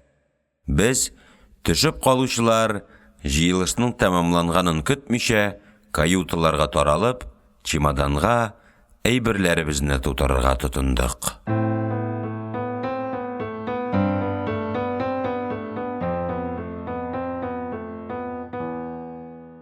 16-нчы бүлек. Йортларыннан язучылар була. Җирсез, туган илсез калучылар, йортны, туган җирне я тартып алалар, яисә кеше аны үзе ташлап китә. Тартып алсалар да, ташлап китсәң дә йорт һәм туган җир үз урынында кала. Бүген безне туган йортыбыз ташлап китә. Әнә йорт кузгала, без калабыз. Йорт кына түгел, вазифабыз, эшебез, дусларыбыз, хыял ышанычларыбыз, өмет һәм иминлек барысы бергә карапка төялеп китә. Без нишләргә белмичә причалда басып торабыз. Кул булгарга кирәк. Әнә, дусларым кул булгыйлар. Кулым таш күтәрелми. Карапның синсез диңгезгә чыкканын карап тору газапның да газабы икән.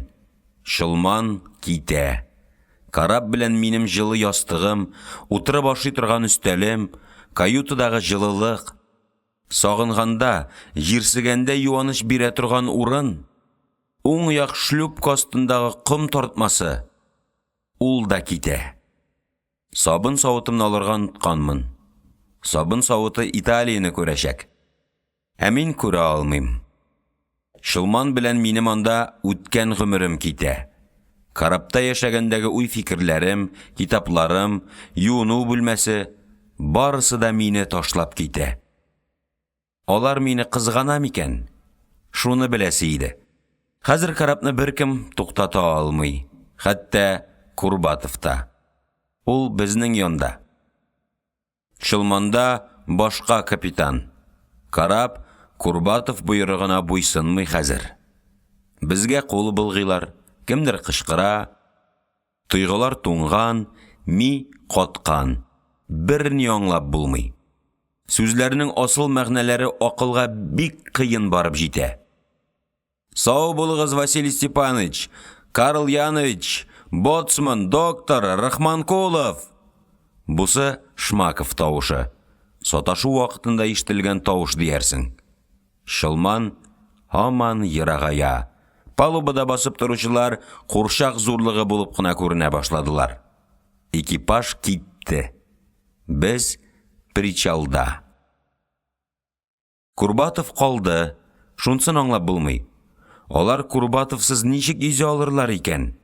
Карап батмасмы икән?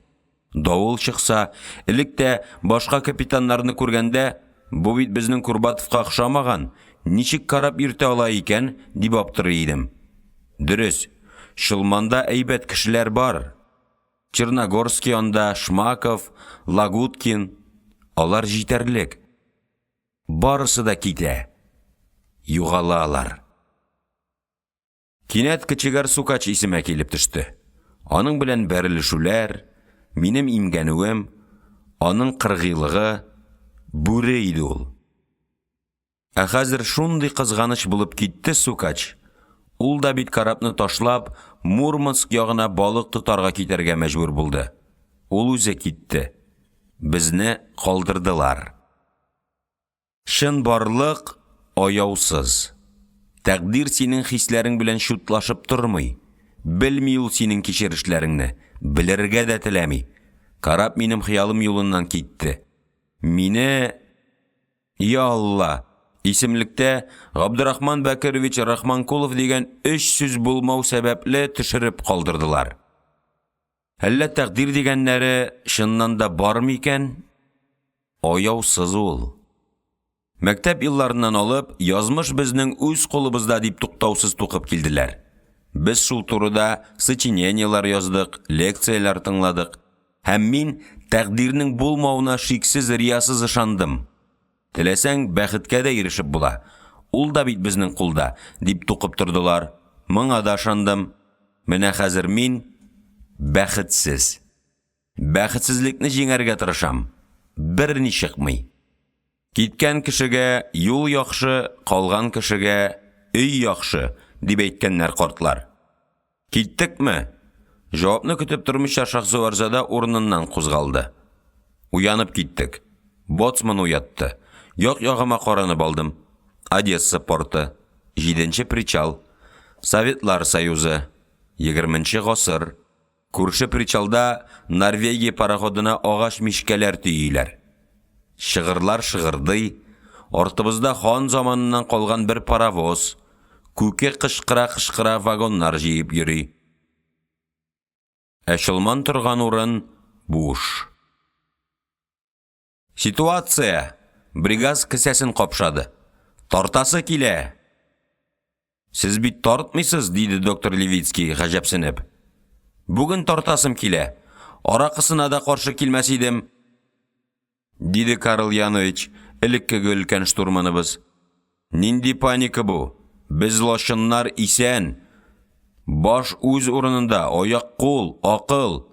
Әйдәгез минем квартирага. Рәхмәт, Василий Степанович. Миңа тулай торакка барып урын электрергә кирәк. Соң килсәң анда урын беткән була, диде бригаз. Мин дә тулай торакка барам, дидем мин. Ә син, Гасыйм, диде капитан боцманга. Мин мунчага барам. Мунша керәсем, каткан пычракларны юып төшерәсем, пакланасым килеп китте, диде Шахзуарзада. Үкенерсез лашыннар. Бүген Ксения Федоровна дөге катнаштырып мидия пешергән булырга тиеш. Саклап тоткан хванчкарам да бар. Әйдәгез, Рәхмәт, Василий Степанович. Тизрәк урын эләктереп калырга кирәк. Урыннан да кулак каксак, диде өлкән штурман, фикерен ахырына җиткермичә. Лашыннар, сез бүтән карапка ялланырга дип йөрмәгез инде, диде капитан. Без тиздән яңа карап алырга тиеш. Югалтмыйк бер-беребезне. Экипажны саклыйк.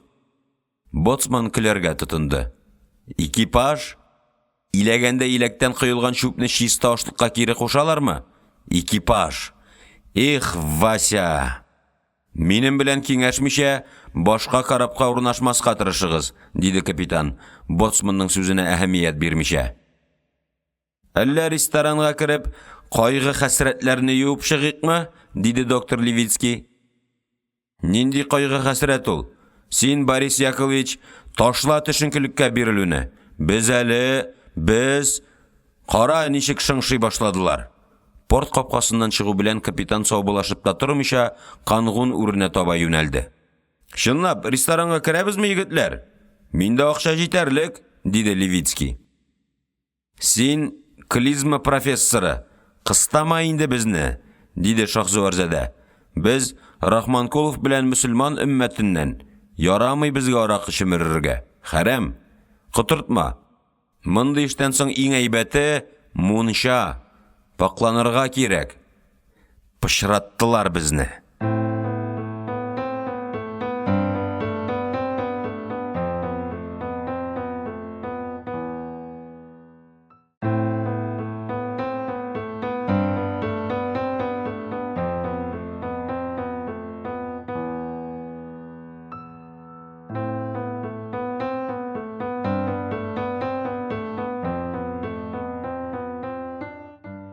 Унҗиденче бүлек. Агач йылаганын тыңлап ятам. Тол хатыннар тавышы чыгарып кайын йылый. Имән көчле, ул теш кысып түзә, бирешми. Түзәр хәле беткәч кенә ирләрчә иреннәрен тешләп ыңгырашып ала. Иң каты йылаганы Шаган. Шаган да түзем, ул да бирешми. Көрәшә, тыела, тырыша, ләкин түзүнең бер чиге була.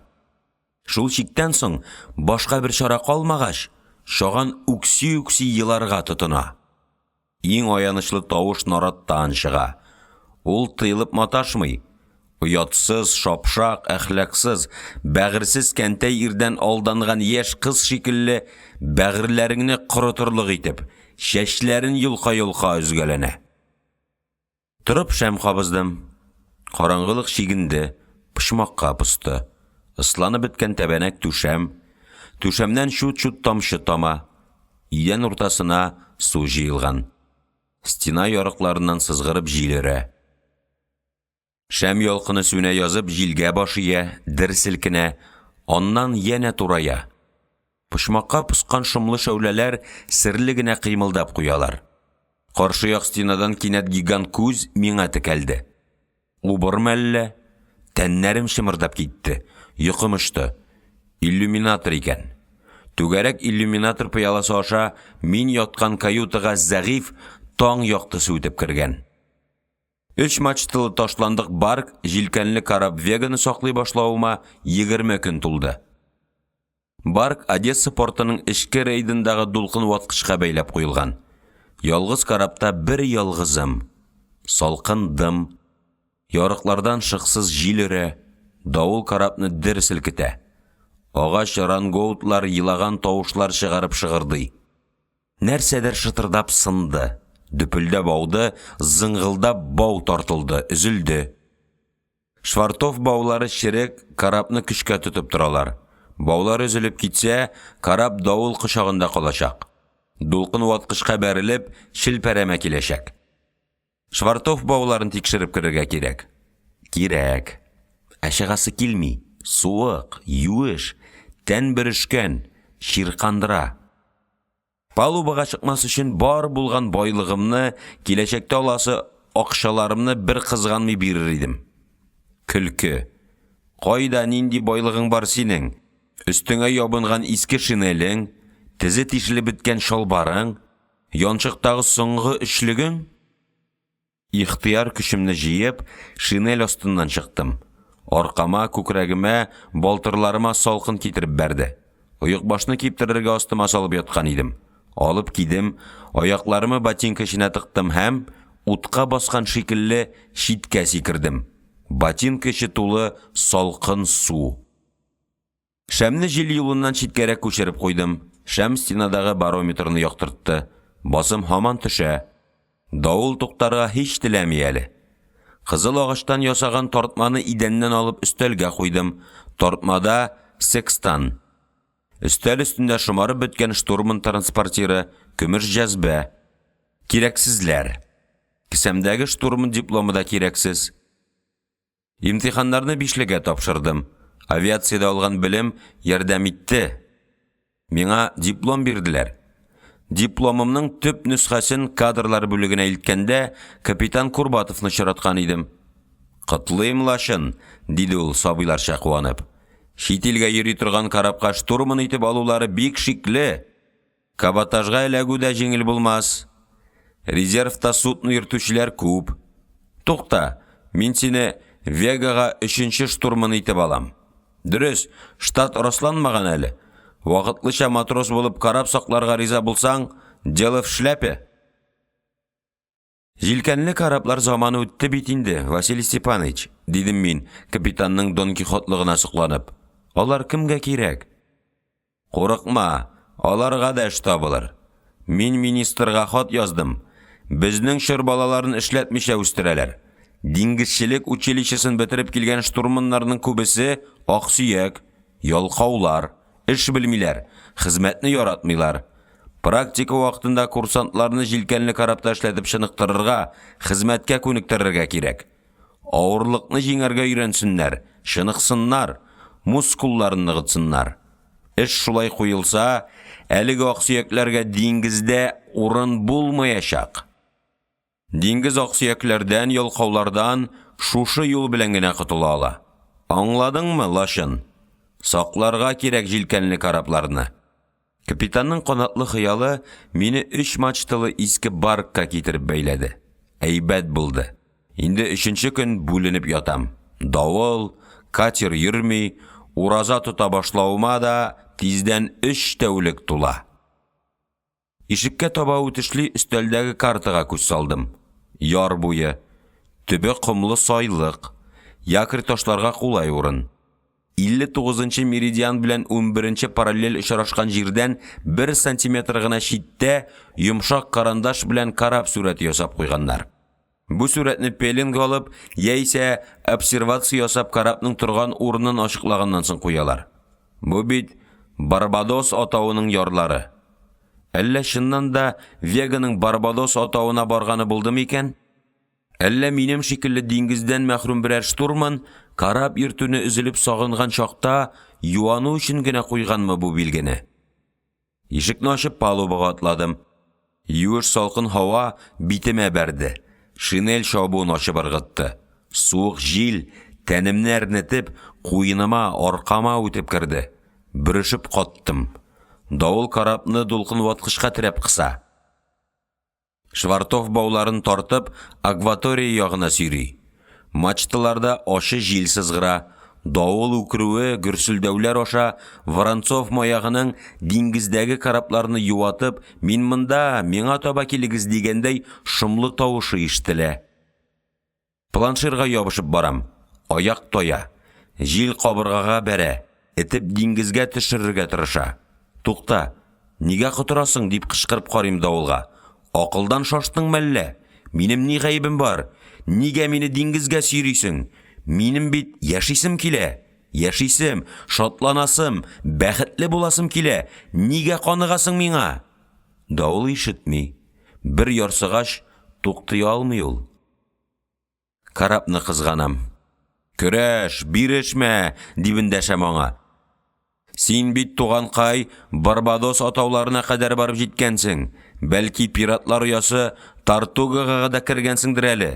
Төкер дауылға, күрсәт үзеңнең кем икәнлегеңне. Карт шул, җигәрлек җитми. Тәҗрибә зур, акылы җитәрлек, гайрәт юк. Картаю шулай итә. Капшанып бара торгач, кулым Швартов бавының берсенә тиде. Их, кулда фонарь булса, әтиемнең төнлә мал карарга чыкканда ала торган фонарь исемә төште. Шул фонарьны әтиемнең талисманы итеп үзем белән йөртәсем калган. Менә хәзер Швартов бауларын сукыр кеше шикелле кармалап тикшерәм. Хәер, кулның да үз күзе бар. Кармалый торгач, бауның нинди булуын тәмам ачыкладым. Бауның фальшбортка тиеп торган җиренә кичә чүпрәк ураган идем. Чүпрәк кырылып ашалып беткән. Хәзер бауның үзенә чират җиткән. Тагын чүпрәк урарга кирәк. Каян алыйм? Яктыда бәлки табып та булыр иде. Иске карапта иске йорттагы шикелле әллә ниләр була. Дөм караңгы. Нишләргә? Әллә инде күлмәгемне салып ураргамы? Кызганыч, бердән бер күлмәгем бит. Тукта. Бау үзелсә, бары тик кәфен генә кирәк булачак. Күлмәктән кәфен тегеп булмый. Шинелемне салып тиземә кыстым, күлмәгемне тәнемнән умырып алып, шинельне кире кигәч, яңадан эшкә тотындым. Күлмәк бауга уралды. Рәхмәт сиңа, күлмәк. Син әле яктырганчы чыдарсың. Яктыргач, мин сиңа алмашка бүтән чүпрәк табармын. Һаман капшанып барам. Тагын бер бау. Бусы яртылаш диярлек ашалган. Нәрсә урарга? Әйе, өстемдә майкам калды. Шинелемне салып тормыйча, майкамны суырып алып бауга урарга тотындым. Дулкын бәрелгәндә, бау тартылып китә.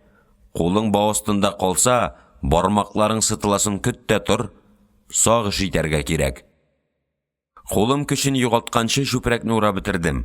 Тагын 2 бау калды. Алары да кырылган булса, шинелемне салып урасам, үпкәмә салкын тиячәк. Үрмәләп бакка таба барам. Караңгыда юл озын тоела. Тормышта да шулай. Яктыда бәхет иминлектә яшәгәндә көннәр тиз үтә. Киләчәк хыялларың караңгыга күмелдийсә, һәр көнең, һәр сәгатең шундый озын, газаплы тоела башлый. Карап палубасының 63 метры миңа 10-20 чакрым тоелды. Моңгаем каты нәрсәгә төртелде. Капшап карадым. Грот мачта. Димәк, карапның уртасы гына. Мачтаны кочаклап ял иттем. Җил һаман очыртып диңгезгә томырмакчы була. Карлы яңгыр шинель аша үтеп тәнемне әрнетә. Инде кулларым көчен югалтты. Юк, үрмәләргә, алга барырга кирәк. Тагын үрмәли башладым. Хәзер фок мачта булырга тиеш. Һаман юк. Җил сындырып китмәде микән? Сындырса, төбе калыр иде. Ниһаять, фок мачта. Тагын бераз ял иттем. Тагын алга үрмәләдем. Бираздан брашпиль булырга тиеш. Аны да тикшерергә кирәк. Брашпильгә якорь чылбыры беркетелгән. Якорь купмаганмы? Тутам ул карапны. Бар ышаныч якорьда. Ышаныч. Безнең иминлек Швартов бауларына охшаш ышанычлар белән тормышка бәйләп куелган. Кызганычка каршы, ышаныч бауларының күбесе нечкә, ширек булып чыга. Палуба һаман тайгаклана. Җил очырмасын өчен тырнакларымны палуба тактасы арасына куйган сумалага батырырга тырышам. Тырнакларым сынып бетте. Тырнак астына шырпы кадала. Бармаклар ашытып әрни. Ту! Палубага сикереп менгән аждаһа дулкын шалкан әйләндереп ыргытты. Аркам белән шуышып барып, фальшбортка бәрелдем. Тукта, мөртәт, үтерәсең бит. Рәхмәт сиңа, фальшборт. Коткардың. Ә син, дулкын, нигә котырасың? Өс башны кайда киптерермен икән? Шулай дип уйлап та өлгермәдем, сыртыма шыбыркы белән тондырдылар. Каһәр. Мачтаны бушпритка тарттырып торган вант өзелгән күрәсең. Димәк, мин бакка килеп җиткәнмен. Моңгаем якорь чылбырының салкын тимеренә килеп тигәч, шатланып киттем. Үкчәм белән чылбырга тибәм. Нык тота. Койрыкны ярга беркеткән шпринтны һәм продольный бауларны тикшереп чыктым. Мондагы баулар шөкер кырылмаган икән. Йөрәккә җылы кирип китте. Инде кире каютыга кайтырга була. Анда бер иске чиләк бар. Шәм сүнмәгән булса, шул чиләк эченә урындыкларны ватып, ушак ягып җибәрергә кирәк булыр.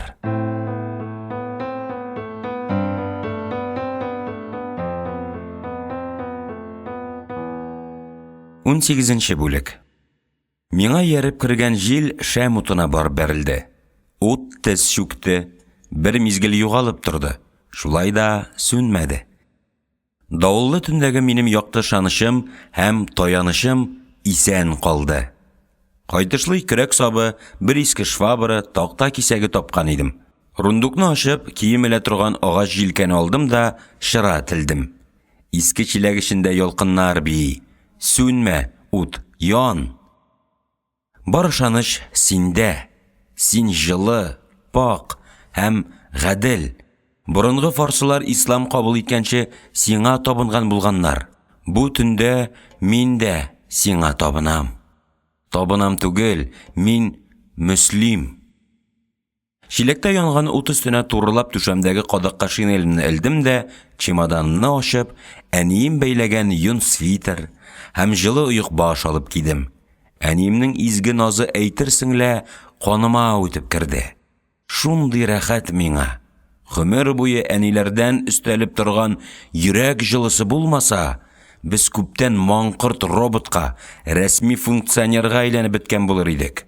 Кем белә, бәлки безнең иман, вөҗдан да әниләр шәфкатеннән җылылык алып торганда гына саклана аладыр. Давыл басылса, рейдка катер йөри башлар иде. Алмашым карапка килә алмыйча өендә ята. Ул бәлки минем ашар нәрсәм беткәнен белә дә торгандыр. Катер йөрмәгәч ничек килсен? Ярый әле шәмем бар. Кесәләремне актарырга керештем. Шалбар кесәсендә кәгазь кисәкләре арасына яшеренеп бер шырпы калган. Әйтерсең 1000 сум акча таптым. Мин бәхетле. Шәмне сүндереп йокларга яттым. Рәхәт. Мал куып, данга, шөһрәткә, хәрби һәм фәнни чиннарга ымсынып, шушындый рәхәт җылылыкның кадерен югалтабыз без. Дөньяда бер ни теләмәгән кеше генә тулысынча бәхетле була диләр. Дөрес түгел. Бәхетне бер нинди кагыйдәгә, канунга сыйдырып булмый. Кешенең үзендә шулай. Әгәр адәм баласының теләкләрен, өметләрен колхозлашу вакытындагы кебек бер утарга җыеп, хезмәт көненә өләшкән 10 шикелле тигезләп бирә башласалар, яшәүнең бер мәгънәсе калмас иде. Рухи дөнья искиткеч катлаулы. Ул идарәгә буйсынмый. Шушы минутта мин җылынудан бәхетле. Бәлки шушындый гади теләкләрнең тормышка ашуы гына безне бәхетле итә ала торгандыр. Бала чагымның иң бәхетсез бер көне исемә төште. Беренчедә укый идем. Ял алды булган күрәсең. Улым, мин сине иртәгә Баулыга алып барам, диде әти, йокларга ятар алдыннан. Баулы район үзәге. Анда нинди генә мөгъҗизалар юк иде балачакның зәңгәр тәрәзәсеннән караганда. Әтиемнең вәгъдәсе вакыт агымын әкренәйтте. Башта төн уртасы җиткәнен, аннан соң таң атканын көтеп акылдан шаша яздым. Кечкенә генә сөенеш тә безнең яшәүгә татлы мәгънә бирә. Сөенеш кичергән кешегә кояш нурларын мулрак сибә, кышлар моңлырак сайрый, аны һәркем иркәли, сөя кебек.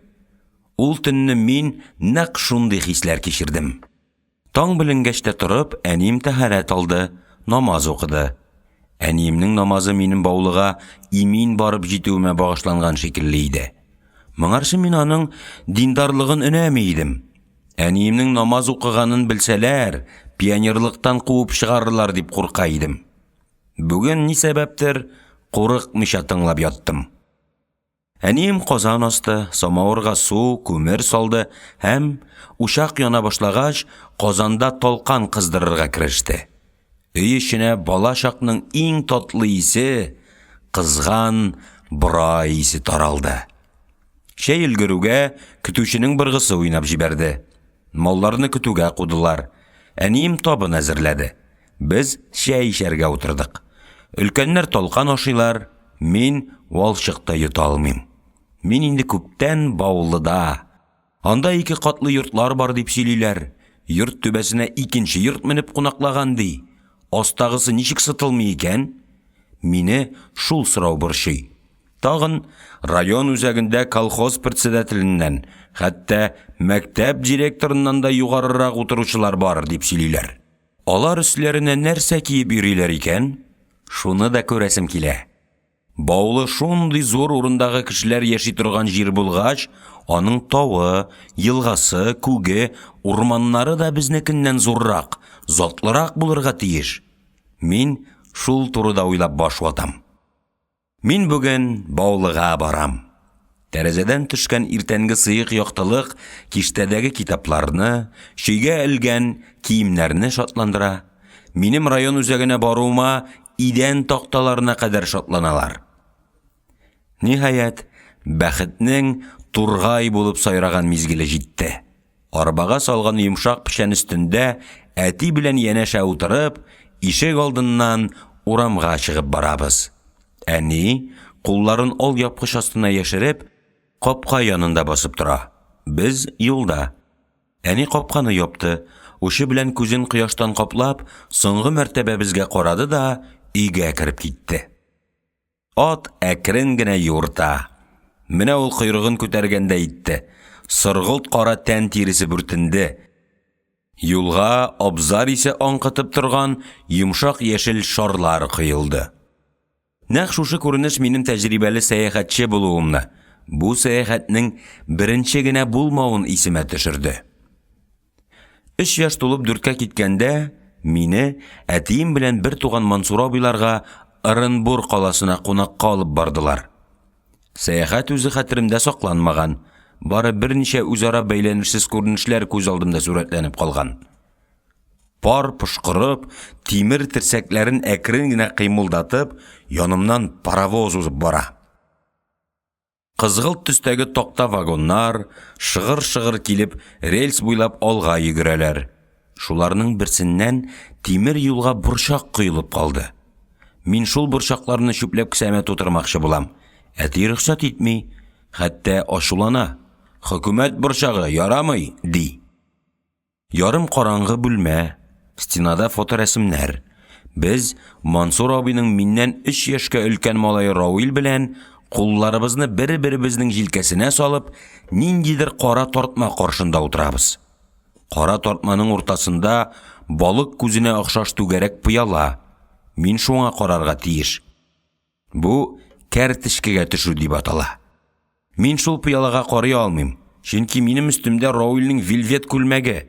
Кеше күлмәге киеп төшкәч, карточкада мин түгел, күлмәк хуҗасы чыгар дип кайгырам.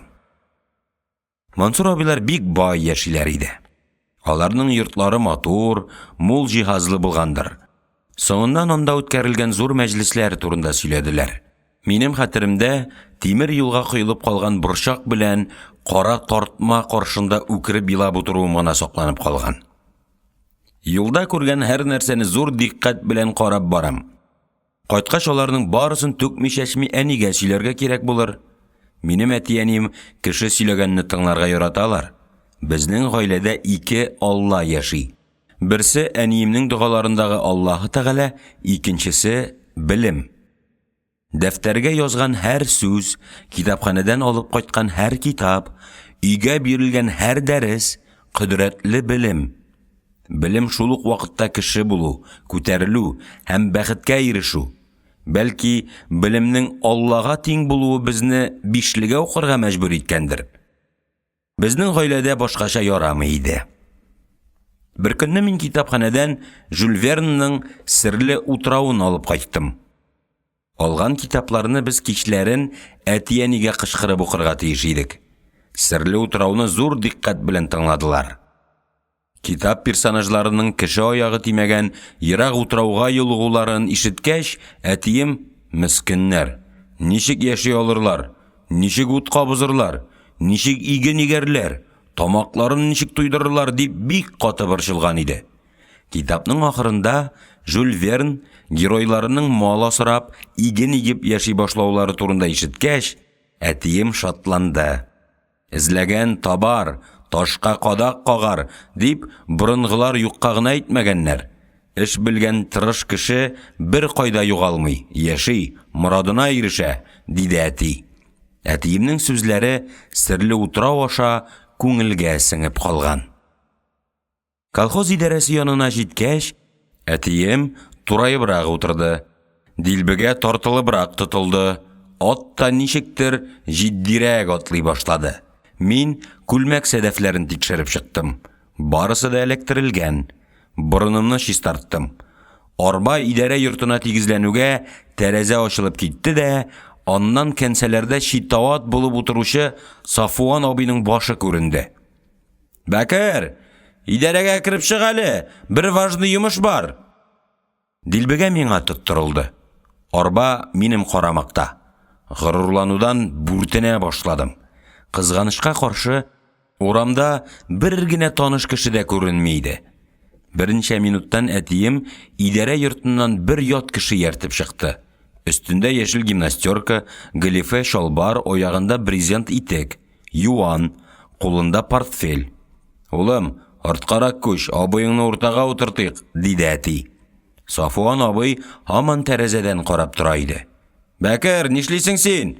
Районнан килгән кешене бала-чага янына утыртып йөртәләрме? Төш, улым, диде әти, кызганыч тавыш белән.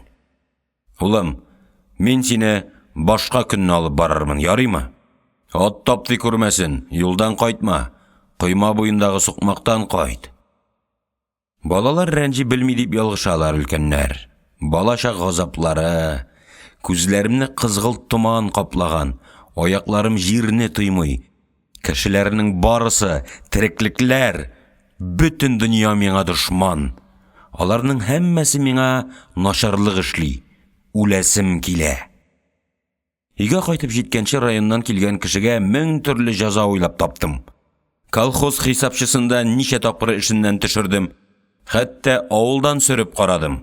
Иң дөресе үлү иде. Мине җирләгән чакта бөтен авыл үкереп елый. Хисапчы белән районнан килгән кеше чәчләрен йолка-йолка елыйлар. Бу минем ничәнче тапкыр төшеп калуым? Беренче тапкыр арбадан, аннан соң авиациядән, аннары университеттан, ниһаять Шылманнан. Бәлки төшеп калу минем тәкъдиремә язылгандыр.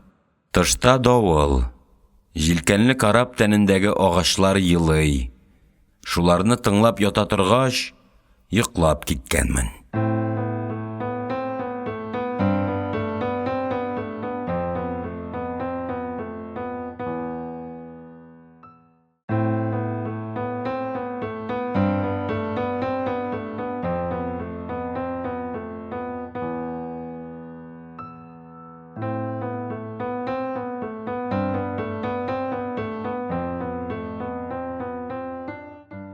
19-нчы бүлек.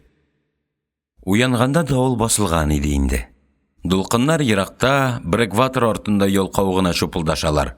Карап тынычланган, агачлар елаудан туктаган. Күк изе болытлардан әрчелгән. 3 тәүлек якты дөньяны кыйнаган давыл җиңә алмавын аңлап, каядыр китеп булаккан. Диңгез шибәр хатыннар шикелле, кытырынып туйгач, йомшара, ягымлылана. Вега янына катер килеп туктады. Капитан Курбатовка ияреп, минем алмашым карт матрос Арсентий Птицын менә. Исән, диде Птицын мине күрү белән. Исән, исән, исән. Мә, эшеңне җылыт, лашын, дип капитан термоска тутырган кофе һәм бутерброд сузды. Француз булкасын урталай ярып, эченә колбаса, татлы борыш һәм хуш исле тәмле үлән кыстырганнар. Ураза тоту файдалы икән. Бутерброд хуштан язарлык тәмле. Мин ашаган арада капитан өстен алыштырып чыкты. Палубада Птицын тыпырчынып йөри. Елга буе ташлыкларында йөгереп йөри торган бер кош бар. Шәберчек, урысча трисагузка диләр аны. Птицын шуңа охшаган. Борын очында кандала сыман миң, күзләре бәләкәй, муен озын, туктаусыз боргалана, гафу үтенә. Ничего, хәтерең калмасын.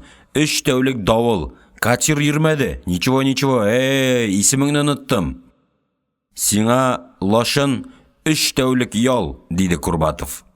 Ақшаң бармы? Көп, кесе толы. Соңғы тапқыр негедер мол төләділер. Әйтірге ұнытқанмын, мен бит сені икенші штурманлыққа көшірттірдім. Сен лашын хәзір жилкәнлі карапның икенші штурманы, минем орынбасарым. Тағын көтәріле башладым. Хайырлыға булсын дип уйлап қойдым. Шылман бізні ташлап порттан шығып кеткен күнні яшәп булмас кебек тойылған иде. Күк изе һаман зәңгәр. Кояш вақытында қалқа, вақытында иңә. Диңгездә үз орнында. Әнә, Шылманның элеккеге капитаны біз белән төрткәләп, жилкәнле карапның агач тәнендәге шерек җирләрне тикшереп йөри. Птицын капитан әйткәнне кулындагы блокнотка язып бара.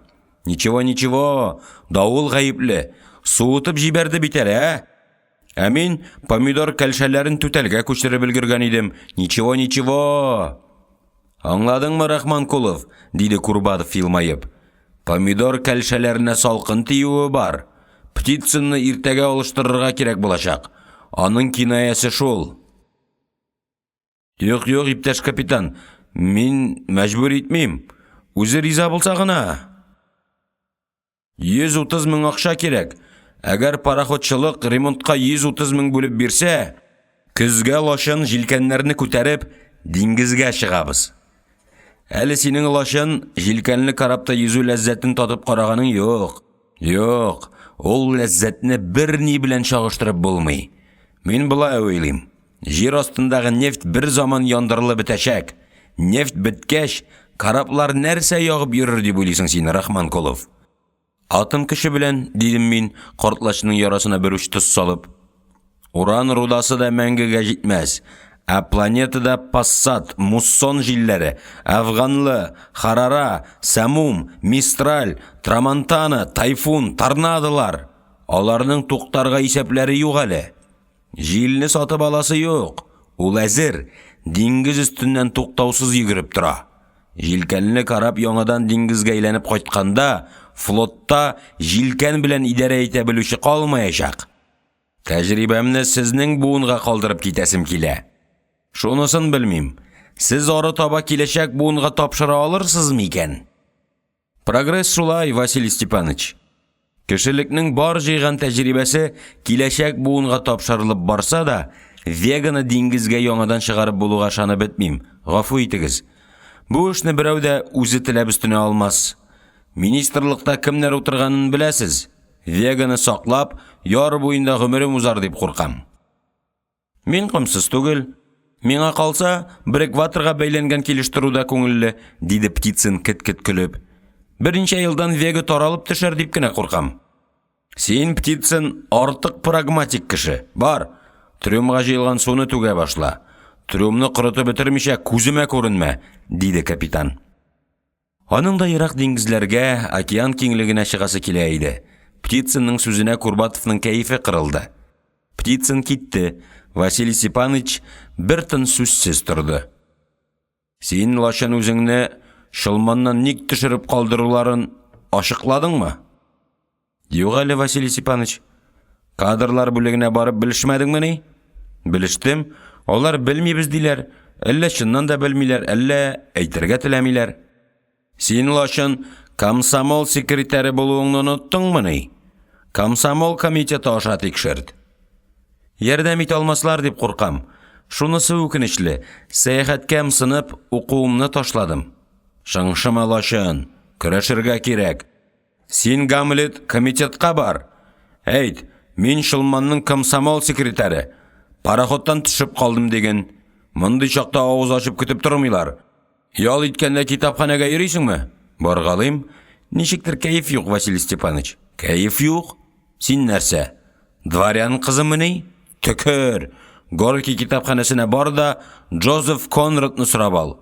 Укый башлагач, Шылманнан төшеп калуың да башка гаделсезлекләр дә онытылыр. Аны укыганың юктыр бит. Хикәяләр җыентыгын гына. Джозеф Конрадны, Мелвиллны, Генри Тораны, Кимплингны толысынча укып чыгарга кирәк.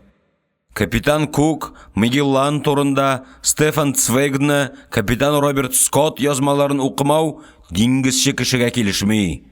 Гарәп географларында укырга кирәк. Мин үзем аларны укырга бик яратам. Белмим, аларны русчага тәрҗемә иттеләр микән? Әллә Мөкаддәси, Ибн Хәүкәл, Әл-Мәхсүди, Яқут, менә кемнәр җир йөзенең серен һәм бөтен мөгъҗизаларын белгәннәр. Син бит капитан буласы кеше, барысын да белергә тиеш. Күпне белгән кешегә сәяхәт тә күңеллерәк була. Әгәр капитан экипажда иң укымышлы, иң культуралы кеше икән, аны ихтирам итәләр. Капитанга абруй кирәк, абруйсыз власть, җилкәнсез карап шикелле. Әдәм баласы үзе яраткан, үзе ихтирам иткән кешесенә генә чын күңелдән, җаны тәне белән буйсына ала. Яратмаган кешегә тыштан гына буйсынган булып күренәләр. Капитан сүзеннән туктап, бер тын уйланып торды. Син инглизчә сүзлексез укый аласыңмы соң? Юк әле. Курыкма, укы. Өйрәнеп китүеңне сизми дә калырсың. Көн сайын укы. Туры килгән сайын сөйләш. Тел өйрәнүнең кагыйдәсе шул. Ярый. Мин синең вакытыңны алам. Әнә катер килә.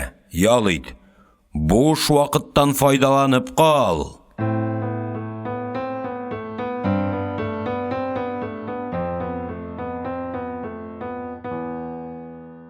20-нче бүлек.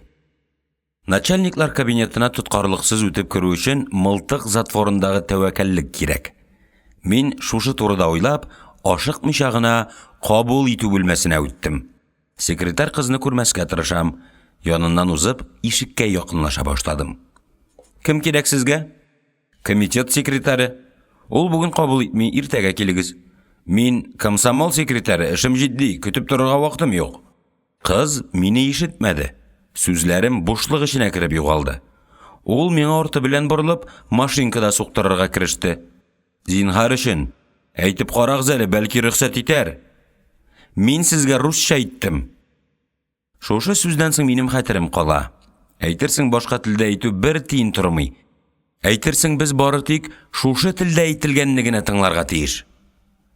Кызганычка каршы, мин русча аңлап җиткермим, дидем дә туры ишеккә юнәлдем. Бусаганы атлау белән тәвәккәллек бетте, юкка чыкты. Ялтыравыклы лакка буялган зур өстәл, китап шкафы, кыйммәтле радиоалгыч, суыткыч, кыйммәтле агачтан ясалган бар, стенада зур карта, юлбарчы рәсеме, секретарь өстендә затлы соры костюм. Ишеккә таба кире борыла башлаганда, кабинет хуҗасы кәгазьдән башын күтәреп елмайды. Рахманкулов, Шылманда эшләр ничек бара? Шылман Италиягә китте, дидем мин, авызым кипкәнен сизеп. Сез? Мине төшереп калдырдылар. Кем төшерде? Белмим, менә шуны белергә килдем, ярдәм сорап. Кабинет хуҗасы уйга калды. Шикләнү дә сизелә иде инде. Шулай да зирәк кеше буларак, ул шикләнүен яшерә алды. Аңлый бит ул. Без белмим сүзен бик оста куллана беләбез. Белмәмешкә салышу гади халыкта киң кулланыла торган иң популяр дипломатия солы. Сүзсезлек озаккарак сузыла башлагач, мин дәвам иттем. Инспектордан сорап карадым. Белмим ди, кадрлар бүлеге белергә тиеш бит, әйеме? Әйтмиләр. Белмим диләр, һәр кайда шул бер сүз. Ярый, анысын ачыкларбыз, диде секретарь шактый сүлпән. Хәзер мин сезгә бер йомыш кушам. Кичкә 7-дә опера театры бинасында Тайвань тоткынлыгыннан кайткан Туапсе танкеры экипажы белән очрашу була. Сез шунда яшь диңгезчеләр исеменнән агрессорларга карата нәфрәт белдерергә тиеш. Килештекме? Зур аудитория каршында чыгып сөйләгәнем юк. Каушап калмаммы икән? Курыкмагыз. Чыгыш язылган, әзер. Ашыкмыйча гына һәр сүзне ачык итеп әйтеп укыгыз. Сездән шул җиткән. Секретарь сузган кагызны алып укып карадым. Чыгыш әйбәт язылган иде. Кеше язганны уку уңайсыз тоелды, ләкин бу турыда әйтергә кыймадым. Ярый, укырмын дидем мин сүлпән генә. Укымыйсыз, диде секретарь. Очрашуга җыелган кешеләр алдында чыгыш ясыйсыз. Һәр әйткән сүзегез йөрәктән чыгарга тиеш. Җаваплы сәяси эш бу. Аңладыгызмы? Сезгә тагын бер үтенечем бар, дидем мин секретарьга.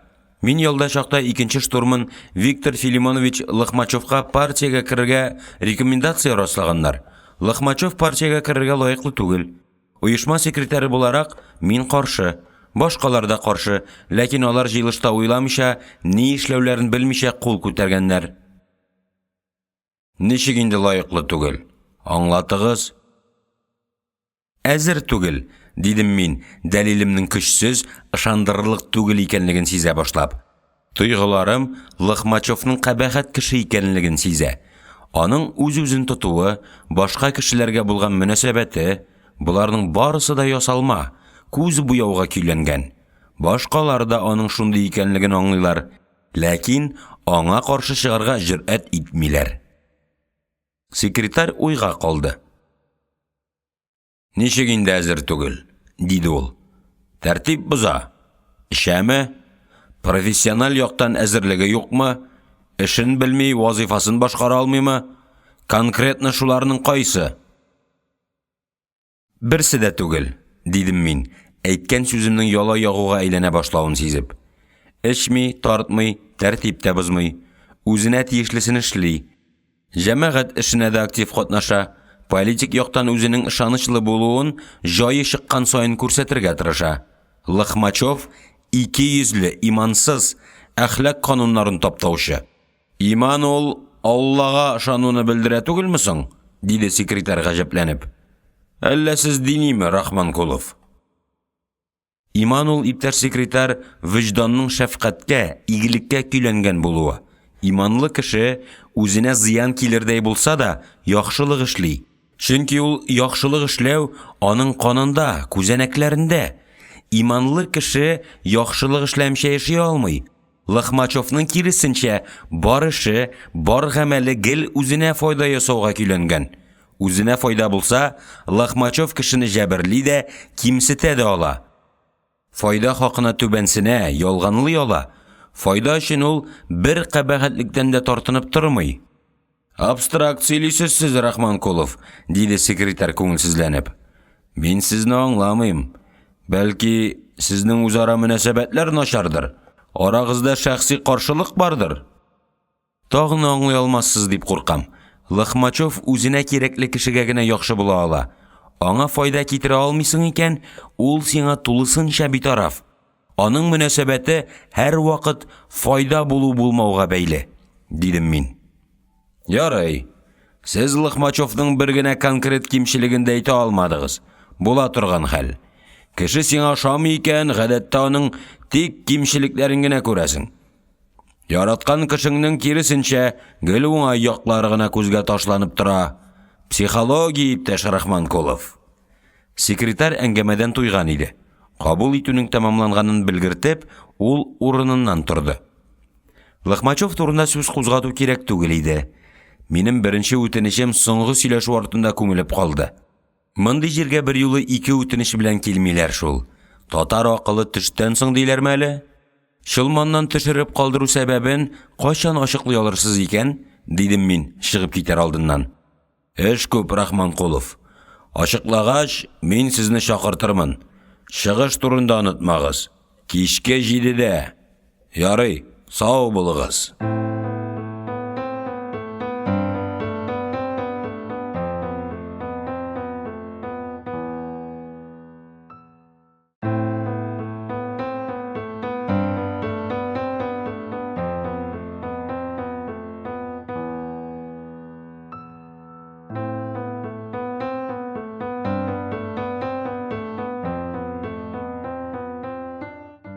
Егерме беренче бүлек. Кичке 9-да китапханәдән чыктым. Тулай торакта минем караватым бар. Карапта айрым каютым. Күз бәйләнгән чак. Йокы вакыты җитеп килә. Кая барырга? Торган җиремнең икесенә дә кайтасым килми. Аларның икесендә дә җанга җылылык юк. Гаиләсез, хатынсыз җирләрдәге шыксызлык хөкем сөрә. Шулай торакта без бер бүлмәдә дүртәү яшибез. Бүлмә иркен, җылы, төннәрен троллейбус туктаган чакта хәтта тыныч та була. Йомшак матрас, кием шкафы, һәр кешегә аерым тумбочка бар. Яшәү өчен тагын ни кирәк? Нәрсәдер җитми. Нәрсә? Шуны аңларга тырышам. Әдәм баласы әниләр канат астында үсә.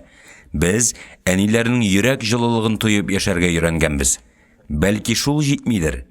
Әниләр кайгыртуы, аларның тормыш кырыслыгын йомшартып яратуы яшәүгә мәгънә биреп, күңелгә җылылык биреп тора. Андый җылылык Шылманда да бар иде. Капитан Курбатов, Шахзуарзадә, Бригес, Бурсуков, Шмаков. Дөрес, алар әти-әниләрне алыштырып, гаиләдәге якынлыкны ук тудыра алмыйлар. Шуңа карамастан, янәшәңдә син яраткан кешеләр булуы эчке бер рәхәтлек хасил итә.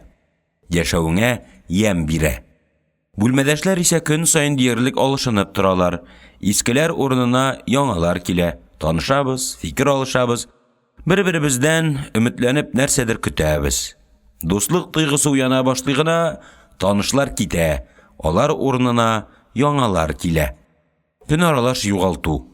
Шул вакытлы танышлар белән бергә синең ирешелмәгән өметләрең, эшкә ашырылмый калган теләкләрең дә китеп бара. Потемкин баскычыннан төшкәч сулга борылдым. Таш койма, тимер капка. Капканы ачып, ишек алдына кердем. Икенче катка менеп, бүлмә ишеген тартып карадым. Бүлмә бикле. Администратордан ачкыч алып, ишекне ачтым да эчкә үттем. Бүлмәдә һава юк. Тәмәке сасысы, кирләнгән күлмәк, каткан оек баш исе. Әйе, мин югында монда үзгәрешләр булып алган. Әнә, матрас өстендә шыкырланып торган ике урын калган. Тумбочка эчендә тикшергәннәр булса кирәк, капкачы шыр ачык. Укыган газетасын кемдер минем карават өстенә ташлап киткән. Китапларымны барлап чыктым. Алмаганнар, әмма актарып караганнар. Җаным рәнҗеп куйды. Шишендем, караватыма менеп яттым. Уйларым ватык граммофон тәлинкәсенә язылган җыр шикелле туктаусыз әйләнеп кайтып, кабатланып торалар. Нигә? Нигә? Нигә? Шушы әрсез сүз теңкәмне корыта. Ишек ачылып ябылды. Бүлмәдәшемнең берсе кайтты. Күземне кысыбрак йомдым. Йоклаганга салышып ятам. Күз кабаклары арасындагы ярыктан күрәм. Озын буйлы, таза матур егет. Дулкынланып торган куе кара чәч, моннан 2 генә тәүлек элек шушы караватны тәбәнәк буйлы, төннәрен лаш-лыш сагыз чәйнәп ятарга яраткан юан бер матрос били иде. Бүген бу егет, ә иртәгә кем булыр? Бүлмәдәшем авыз эченнән генә ак акация опереттасыннан «На краю льдов бить китов, рыбьим жиром детей обеспечивать» дигән арияны шыңшырга кереште. Тумбочкасын ачып бер сынык ипи алды, консерв ачты. Бүлмә эченә шпрот исе таралды.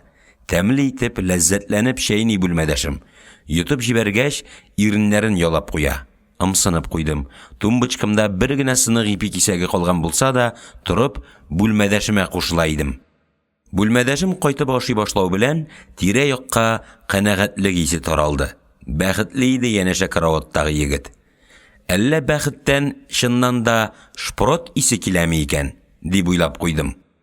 Ашап туйгач, егет калдык ипиен газетага төреп тумбочкасына яшерде. Рәхәт итеп иснәде, ашыкмыйча гына шишенә башлады. Урамнан улаган тавыш чыгарып троллейбус үтеп бара иде. Бүлмәдәшем шишенүдән туктап, бер тынтыңлап торды. Тавыш тынды. Егет караватына менеп, юрган астына чумды. Һәм 1 минутта үтмәгәндер, гырылдарга кереште. Тагын бер йокысыз төн. Турып киендем, ишекне ипләп кенә ачып коридорга чыктым. Гырылдау монда да ишетелә иде. Бу бәндәнең тамагы нәрсәдән ясалган икән? Үзе шундый чибәр кеше. Пароход каршыларга барасыңмыни? Дип сорады дежур торучы хатын. Аңлата башласам, озакка китә иде. Раслап баш кактым. Бәхетемә рейдка кеше ташучы катер кузгалырга тора иде. Өлгердем. 10 минуттан мин Веганың палубасында идем. Карапның кутырланган тәнен караңгылык каплаган. Яшь чагында барк көрән сулакка һәм алтын путага буялган булган. Нишлисең? Кеше дә картая. Яши, тырыша, акыл туплый, мал җыя, хәтта әкренләп яшәргә өйрәнеп җитүчеләр дә була. Һәм бер көнне мал да, тәҗрибә дә, акыл да кирәксезгә кала. Нигә була икән бу табигать? Биксез ишекне ачып, каюта эченә үттем. Ишек шыгырдауга Птицын атылып урыныннан торды. Идәнгә төште һәм шалбар сәдәфләрен ычкындыра башлады. Арсентий Пантелеймоныч, туктагыз, ярамый. Птицын йокысыннан уянды. 3 тәүлек булдымы инде? Булмады әле. 20 минуттан катер урап киләчәк.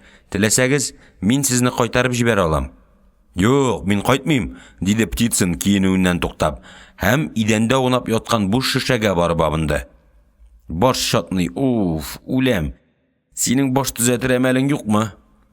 Кесәмнән 3лек алып алмашыма суздым. Птицын кинәт җанланып китте. Сәгать ничә? Әллә сәгатеңне дә саттыңмы? Малай алды.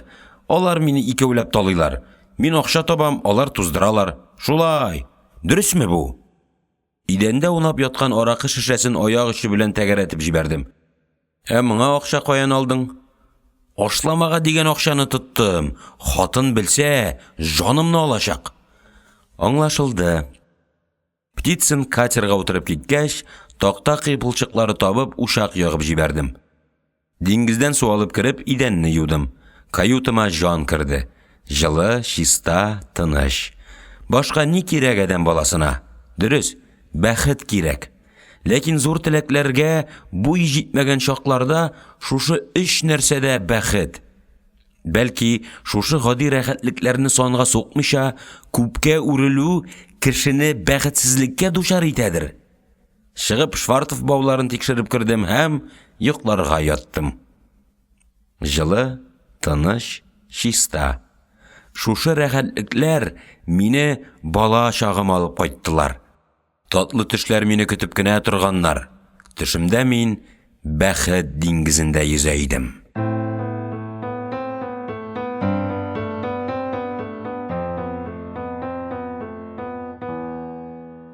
Егерме икенче бүлек. Мин йөрткән җилкәнле карапның мачталары болытларга тиеп тора. Ул шундый сылу, шундый гүзәл, матурлыгыннан күзләр чагыла. Минем горурлыгым күкрәгемә сыймый. Йөрәгем ашкынып тибә. Тамакта әшкелтем кайнарлык. Офык читендә ак сыртлы яшел таулар күренә. Ата ул. Мин шунда таба йөзеп барам. Гомерем буе шушы атауны эзләдем мин. Аңа әле кеше аягы басмаган. Аны табучы мин. Аңа нинди исем кушарга икән? Тукта, ашыкмыйм әле. Башта тыныч бер култык эзләргә, карапны шунда кертеп якорь ташларга, шлюпка төшерергә һәм атауны тикшерергә кирәк. Бу тизлек белән ярга якынлашсам, әнә теге кыяларга бәрелеп шелпәрәмә килүеңне көт тә тор. Атауга таба искән көчле җил җилкәннәрне әнә ничек кабарта. Җилкән тукымасы барабан тавышы чыгарып дөпелдәп куя. Әгәр матрослар җилкәнне вакытында җыеп өлгерә алмаса, җилкәннәрне атып төшерергә туры киләчәк. Билемә таккан пистолетны алып тикшереп карыйм. Корылган. Пуля тишкән урын шартлап йыртылып китәчәк тә, җилкән кисәкләре һавага очачак. 3 ярдәмчем, өлкән штурман, кече штурман, боцман, мачталар төбендә буйрык биргәнемне көтеп торалар. Минем тәнемдә борынгы батыр сугышчылар, җиңүчеләр каны акканын, ярга тантана белән якынлашасым килгәнен алар аңлыйлар. Грот Марсельне әйдә, дип кычкырдым мин, җил тавышын җиңәрлек итеп. Грот Марсельне әйдә, дип кабатлый грот мачты янында торган өлкән ярдәмчем. Матрослар баудан үргән баскычларга басып, Грот Марсель рейга йөгереп менә башладылар. Грот стенга җилкәне як-якка чайкалып өскә таба шуыша. Матрослар гаҗәп бердәм, җитез эшлиләр. Горурлык кайнар ташкын булып, күкрәгемнән өскә күтәрелә. Чигәмдәге тамырлар сулкылдап тибә. Бейдвинд, җил тигез исә, карап канат җәйгән яшь ак кошка охшап, һаман алга аша. Матрослар кычкырып җырлап җибәрделәр. Портка керә йөгерек клиппер. Әйдә дуслар, әйдә! Кем уланда кыюш киппер? Әйдә дуслар, әйдә! Марс-Рея урынына менеп җитеп туктады. Матрослар җыелып төрелгән җилкәнне Рейга беркетергә керештеләр. Форбом Брамсельне әйдә! Дип кычкырам яңа буйрыкны. Форбом Брамсельне әйдә! Дип кабатлый фок мачты янында торучы кеше ярдәмчем. Матрослар фок мачтаның болытларга тиеп торган иң өске җилкәненә баудан ясаган баскычтан йөгереп менә башладылар. Грот мачтадагы матрослар җырын алар да эләктереп алды. Кем ул анда кыюш кипер? Әйдә, дуслар, әйдә! Кулымда подзорный труба. Атауга карыйм. Атау уртасында өнемме, төшемме безнең кара яр авылы. Карап каршыларга яр буена халык җыелган. Минем авылдашларым. Алар һаман күбәя, ишәя бара. Шул чак европаларча сакал мыек үстергән җыйнак киемле бер кеше халык арасыннан чыгып, яшел таштан ясалган михрабка күтәрелә башлады. Туктап, як-ягына каранып алды. Кесәсеннән язу чыгарды. Чыкты җилләр, купты дулкын, ил карабын җил сөрә, кайсы юллар, нинди упкын, тарта безне жан сорап. Яр буена җыелган халык алкышлап кул чаба. Европалыны башына ак шалма ураган түгәрәк тулы йөзле икенче бер кеше алыштырды. Тарихын белмәгән халык тамырсыз агач ул.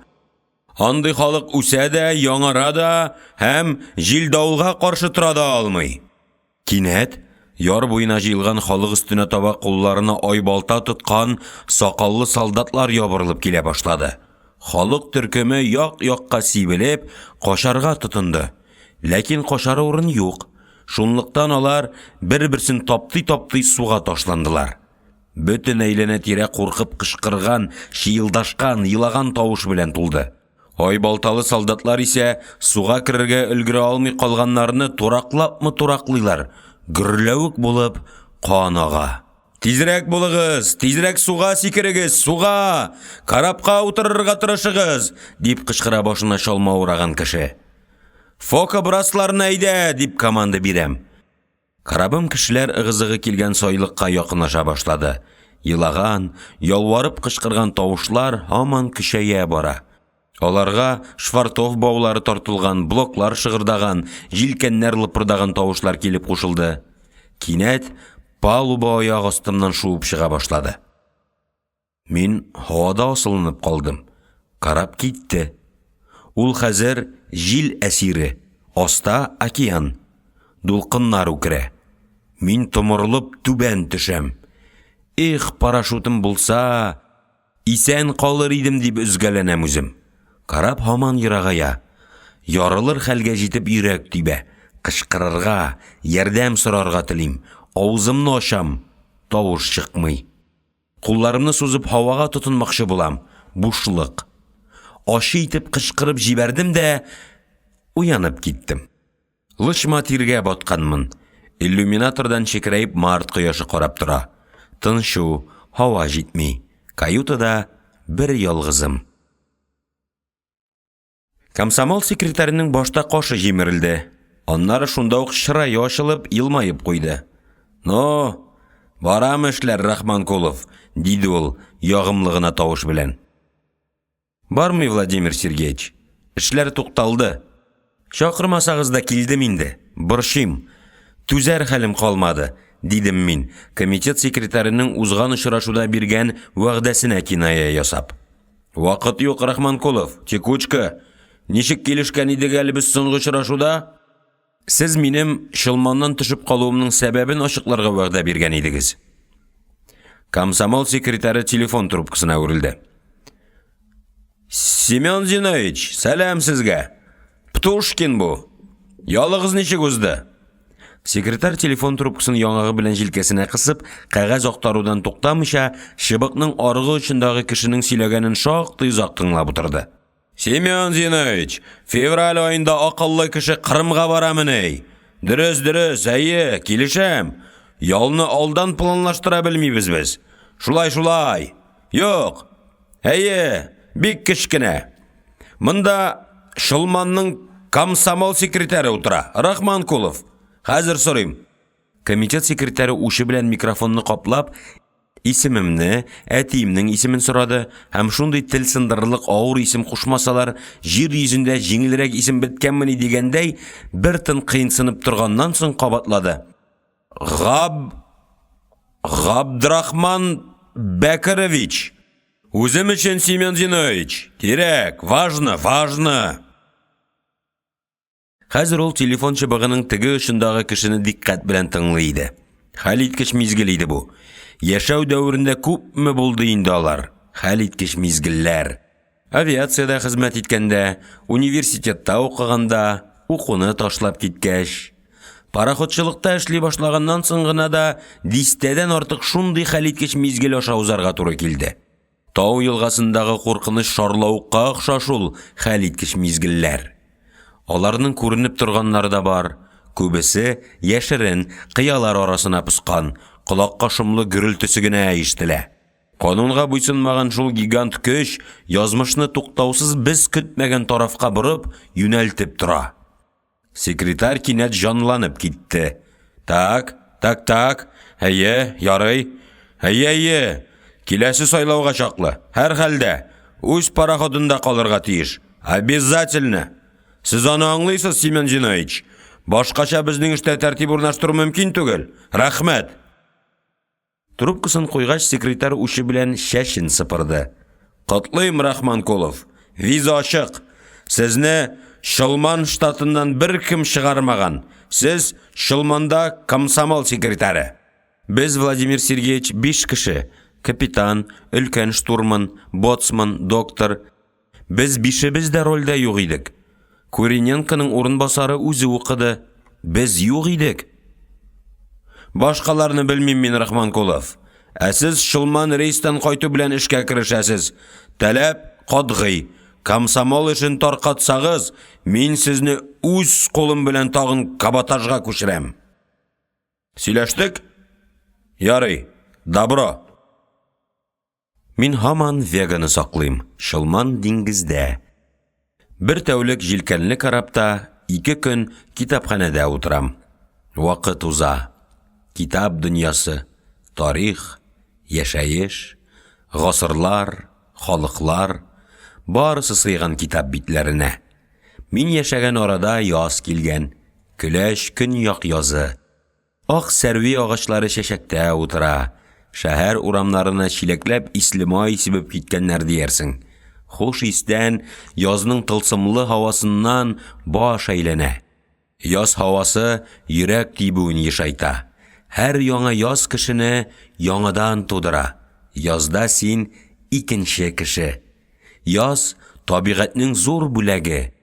Яз кышкы суыкларга, кояшсыз яшәүгә түзгән өчен бирелгән шатлыклы бүләк. Яз сине балачак куанышларына кайтара. Кала язын кара яр язы белән чагыштырып карыйм. Шәһәрдә яз бөтенләй икенче төрле. Дөрес, монда да һава көннән-көн җылына, кояш яктысы көннән-көн көчәя бара. Монда да язгы нурлар күңелдә асыртын ашкыну, кайнар моң уята. Әйтик, бер көнне урамда йөргәндә, кар астыннан шу бөеме калкып чыкканын күреп гаҗәпләнеп карап торасың. Икенче көнне агачларның яңа яшел күлмәк киеп утырганын күреп сокланасың. Ләкин шәһәрдә язның хозурлыгы шуннан ары китә алмый. Монда боз кузгалу, ташу китүләр юк. Кичләрен инеш буе өянкеләрендә җылы яктан кайткан кара каргалар базар ясап шаулашмыйлар.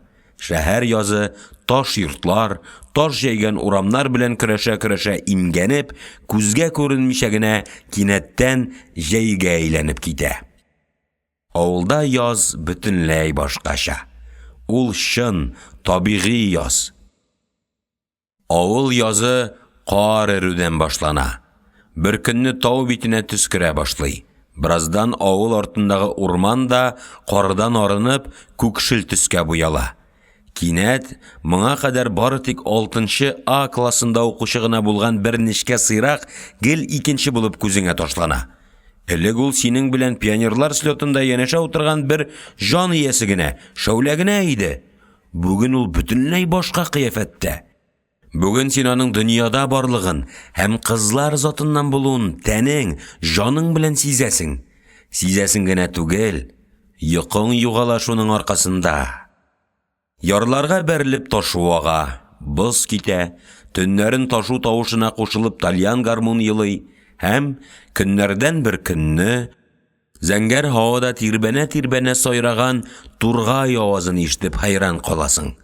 Бу инде шын, вәсвәсәле, синең мәхәббәтнең татлы газабына дучар итүче авыл язы. Яз авыл фасылы. Кала аны имгәтә, буйсындыра гына. Ак сәрви бар тик агач кына, туфракта үскән гади бер агач. Аның чәчәк атуы нинди кодрәт белән синең йөрәгеңә тәэсир ясый. Ак сәрви чәчәк ата башлау белән йөрәк ашкыныбрак тибә, күңел нечкәрә, тойгылар сизгерләнә. Ак сәрви исе кинәт минем җиткән егет икәнлегемне белгертте. Култык астыма гармун кыстырып клубка барасы килү үзәгемә тиеп, бәгыремне ачыттырып узды. Мин армиягә киткәнче гармунчы идем. Гаскәри хезмәттә барысы да онытылды. Эх, ул онытулар. Үзем гаепле. Жазасын да үзем кичерәм. Гармун уйнау тукталгач, жан шукракланды. Күңел теле сакауланды, хисләр кыргаксый башлады. Кулга гармун алып уйный башларга батырлык җитми. Мин бит үз көйләремне, авыл көйләрен генә беләм. Әдәм баласы йөрәк теләгәнгә кулак салып яшәргә тиеш. Жан йөрәк теләгәнгә кулак салып яшәргә тиеш. Жан теләгәннән баш тарту кешелекне имгәтә, күңелне гарипләндерә. Башымны күтәреп, югарыга карыйм. Кайнап торган кәшәнкә ак чәчәкләр арасыннан саф зәңгәрлек чагыла. Йылмаясы килү белән йылыйсы килү бергә. Газаплы рәхәтлек. Әйтерсең, моңа кадәр минем чәчәк күргәнем булмаган. Безнең кара яркырлары, яланнары хәзер шау чәчәккә күмелеп ята торгандыр. Китәргә кирәк иде бу эскәмиядән. Китеп кинога яисә китапханәгә барырга. Бер ни эшлисе килми. Яныңда якын дустың яки сөйгән ярың булмаса, шикрәйп экранга карап утырудан ни мәгънә? Кала кешесе кинога керү белән буфетка йөгерә. Ул өендә яңа гына тамагын туйдырып килгән. Аның эчәсе килә. Андый чакта мин үзем дә сыра алырга чират торучылар яныннан тыныч кына узып китә алмыйм. Югыйсә, үзем эчмим дә, яратмыйм да сыраны. Шулай да барып басам. Чират җиткәнен көтеп сыра алам. Алгач, әрәм итеп калдырасы килми. Мең газап чигеп эчәм. Һәм көне буе үз-үземне эт урынына тиргәп йөрим. Гавам инстинкты дигәннәре бәлки шулдыр. Урынымнан торып, Дерибас урамына таба юл тоттым. Очраган бер кешенең битенә диккать белән карап узам. Айруча кызларга. Кызларның поты бер тиен дип, үземне шандырырга тырышам. Акыл ышана, иманда шик. Әллә чынлап та кинога барасы инде? Үзем Дерибас урамына чыгасы урынга, бульварга борылдым. Әнә теге култыклашып барган 3 кызга тагылыр өчен борылдың ди вөҗдан. Пычагыма кирәкләр ди акыл. Иман, син 200-ле икәнсең ди. Һаман шул 3 кыздан аерылып китә алмыйм. Аяк тарта диләр мәле? Уртадагысы юка гәүдәле, озын буйлы. Өстендә шакмаклы күлмәк. Ак сөякләр тукымыннан булса кирәк. Ак сөяккә мин битараф. Диңгез ягыннан барганы шактый тәбәнәк буйлы. Куе кара чәч, бите дә кара кучкылрак. Кешене ямсызли торган җитте кара түгел. Тирәннән чагылып тигез җәелгән борынгы көмеш туты. Куып җиткәч күрдем. Кызның өске иренен төк баскан. Мыек кызларны бизәми. Бу кызның матурлыгын шайтан, хәтта мыек та боза алмаган. Ниһаять, аяк тарту кызның 3-нчесенә бәйле икәнлегенә төшендем. Бусының күзгә бәрелеп торган матурлыгы да юк шикелле. Яшерен бер тылсым, күңелне шул ымсындыра. Һәр хәлдә кызның ярты секундлык елмаюы, башын селкеп чәчләрен төзәтеп куюы йөрәкне рәхәт итеп тырмап китте. Җилкәгә көянтә салып шишмә буена барганда, безнең кара яр кызлары нәкъ менә шулай атлый торган иде. Аяк атлауда кайчак, күз карашыннан да тирәнрәк мәгънә. Танышам мин бу кыз белән, дидем мин, кадгый карарга килеп. Кызлар Потёмкин баскычына җитеп туктадылар. Тукталырга базмадым, узып китәргә туры килде. Нигә куркасың, егет бул, дидем мин үземне тиргәп. Воронцов сарайына җиткәч, кире борылдым. Әйләнеп килгәндә кызлар туктап калган җирдә 2 солдат басып тора иде. Барыбер табам мин ул кызны.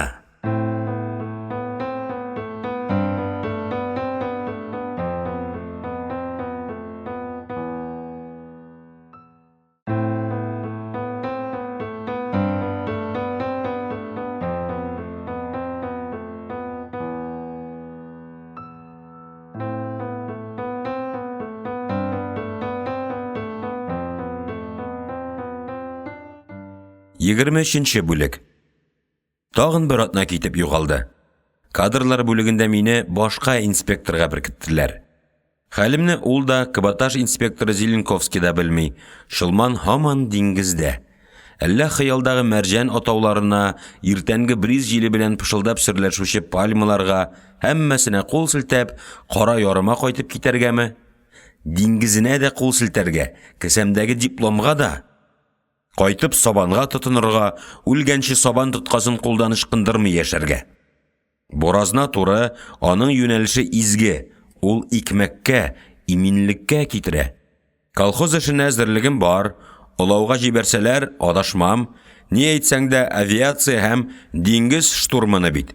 Читтән торып институтка укырга керсәм, бәлки 5нче классларда география укытырга да рөхсәт итәрләр. Безнең Караярның һәр укытучысы профессор дәрәҗәсендә. Укытучыны ихтирам итәләр безнең авылда. Капитан Курбатов Вегага килми башлады. Аны диңгез инспекциясенә капитан-наставник итеп күчергәннәр дип ишеттем. Үзен күргән юк әле. Үкенеп йөрим. Шакырган иде бит. Барасым калган икән. Капитанны күрәсем килү, аның белән серләшәсе, уйларымны бүлешәсе килү туктаусыз газаплый. Аерылып булырмы икән диңгездән? Авыр булачак. Диңгез минем сөйгән ярыма, кардәшемә, туган җиремә әверелде диярлек. Син, диңгез, нинди кыдрәт белән минем җаныма киреп урнаша алдың? Нигә син мине туган үскән җирләремә җибәрмисең? Бу юлы комитет секретаре ачуын яшерә алмады. Без бит бу мәсьәләне хәл иткән идек инде. Каш җимерек, чырай сытылган, секретарь нәфрәт белән телефон трубкасына үрелде. Номер җыйгач трубканы колагыннан аерды. Әйтерсең, андагы бюрократизм чыбыклар аша секретарьның колагына китереп бәрде. Лученко, Птушкин бу. Сез ни сәбәптән Рахманкуловны Шылманга кайтармыйсыз? Капитан? Дөрес, экипажны ул сайлый. Ул җыя, әйе, ул җавап бирә. Анысы шулай. Ләкин исеңдә тот, Лученко. Җыелыш карарын капитан да үзгәртә алмый. Җыелыш чыгарган карарны иптәш Лученко бары тик җыелыш кына үзгәртә ала. Юк, демагогия бетте. Шылман сәяхәттән кайтуга приказ Рахманкуловның кулында булсын. Булмый икән, без синең белән партком секретаре кабинетында очрашачакбыз. Мин секретарьга күтәрелеп карарга уялып, бер тын басып тордым да, чыгып кадрлар бүлегенә йөгердем. Ну, Рахманкулов, скандалист икәнсең син, дип каршы алды инспектор Лученко. Акыллы кеше безнең белән конфликтка керми. Кадры решают все. Син шуны белергә тиеш. Элек Шылманга көч белән дә урнаштырып булмый иде. Карап Италияга йөри башлагач, ябырылып торалар. Виза күптән ачык. Сез мине нигә каботажда тотасыз? Кайда ул дөреслек? Дөреслек? Ничек сөйләшә? Капитан үзе теләми. Сине алмыйм дип радиограмма җибәрде. Кем икәнлегеңне аңлап җиткергән күрәсең. Әлекшене бер кайда да яратмыйлар. Ул мине каян белә? Мин бит аның белән эшләмәдем, дидем мин һәм кинәт аңлап алдым. Лохмачев. Ярый, диде Лученко бераз йомшарып һәм өстәл тартмасыннан бер кәгазь тартып чыгарды. 3 көннән Шылман Одессага кайта. 3 көн эчендә документларыңны өлгертә алсаң, пароход синеке. Колагыңа киртеп куй. 6 фоторәсем, 3 нөсхә диплом күчермәсе, матрос булып эшләүең турында порт капитаныннан рәсми белешмә кәгазе. Әгәр шул кәгазьләрне 2 көн эчендә өлгертә алсаң, загран паспорт кесәңдә булыр. Менә бу язуны җентекләп укып чык. Андагы таләпләрнең һәр пунктын категорически беспрекословно үтәп барачакмын дип кул куй. Инспектор өстәл аша типография шрифты белән басылган кәгазь сузды. Мин, Фәлән Фәләнович Фәләнов, чит илләрдә йөргәндә, укып чыктым, тизрәк кул куйдым, кәгазьне кире инспекторга суздым. Фантазер шул мин. Яр буенда үскән пальмаларның иртәнге бриз җиле белән серләшүен күбрәк палубадан гына тыңларга туры киләчәк. Рахманкулов, синең Советлар Союзы гражданины дигән почетлы исемгә тап төшермәвеңә шанам. Котлыйм. Калганы мин әйткәнчә. Онытма. Ни бары 2 көнең бар. Порт капитаны конторасы 10-нан 5-ке кадәр эшли.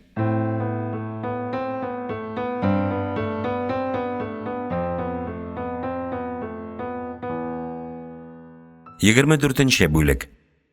Бар нәрсә кинәт кенә үзгәрде дә куйды. Үз-үземә ихтирамым арткандай булып китте.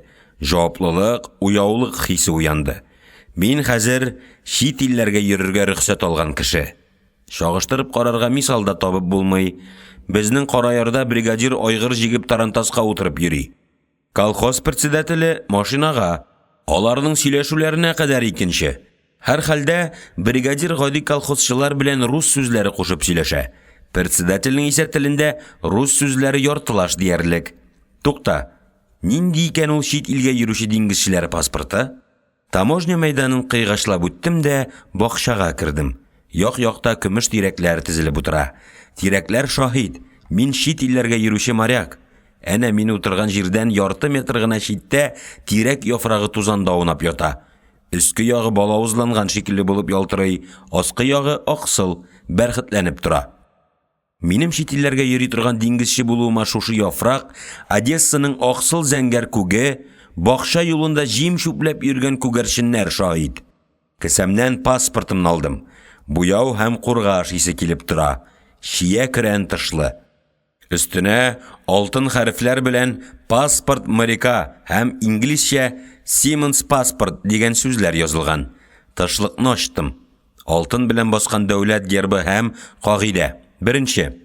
Диңгезче паспорты чит илләргә йөри торган совет карабында эшләүче Советлар Союзы гражданинына бирелә. Икенче. Паспортның хуҗасына, әгәр ул судовой рольгә теркәлгән булса, карапка утырып СССРдан чыгарга һәм СССРга кире кайтып керергә рөхсәт ителә. Бу паспортны күрсәтүче Рахманкулов Габдрахман Бәкерович. Паспортка хәтта минем буемның ничә сантиметр икәнлеге, күзләремнең коңгырт булуы, тәнемдә һәм кыяфәтемдә айрым билгеләр юк икәнлегенә кадәр язылып куелган. Мине шиктән тыш тетрәндергән нәрсә фоторәсем белән янәшә баш бармагымның изе булуы. Моның искиткеч җитди документ булуын бармак изе раслый. Башка чиракта бармак изен куйдыртмаслар иде. Шулай гынамы? Төрмәгә эләккән тоткыннарның да бармак изләрен алалар. Бусын ничек аңларга? Бәлки чит илдә минем кашуымнан курка торганнардыр. Мактану билгеле начар гадәт. Ә минем һәр очраган кешегә паспортымны күрсәтәсем. Аны нинди зур авырлыклар белән озак көтеп алуымны сөйләп эшемне бушатасым килә. Авылдашларыма, Сахалиндагы дусларыма, Мәскәү университеты студентларына барысына да күрсәтеп, шуларның һәммәсе алдында мактанасым килә иде. Паспортыма карап туйганнан соң үзәккә таба киттем. Мин хәзер бөтенләй икенче кеше. Поти белән Жданов арасындагы күмер һәм руда ташучы да түгел, яр буенда җилкәнле карап саклаучы да түгел. Мине ерак диңгезләр артындагы мәрҗән атаулары зарыгып көтә. Төн урталарына кадәр бәхетемне көчкә күтәреп, урам таптап йөрдем. Очраган кешеләр миңа битараф иделәр. Икенче көнне иртән кадрлар бүлегендә Шылман пароходына 3-нче штурман итеп билгеләнү турында кулыма Курененко имзасы куелган һәм мөһер сугылган приказ тоттырдылар. Мин аны 2гә бөкләп түш кесәмә салдым. Ул кәгазьнең кайнарлыгы күлмәк аша күкрәгемә бәреп тора иде.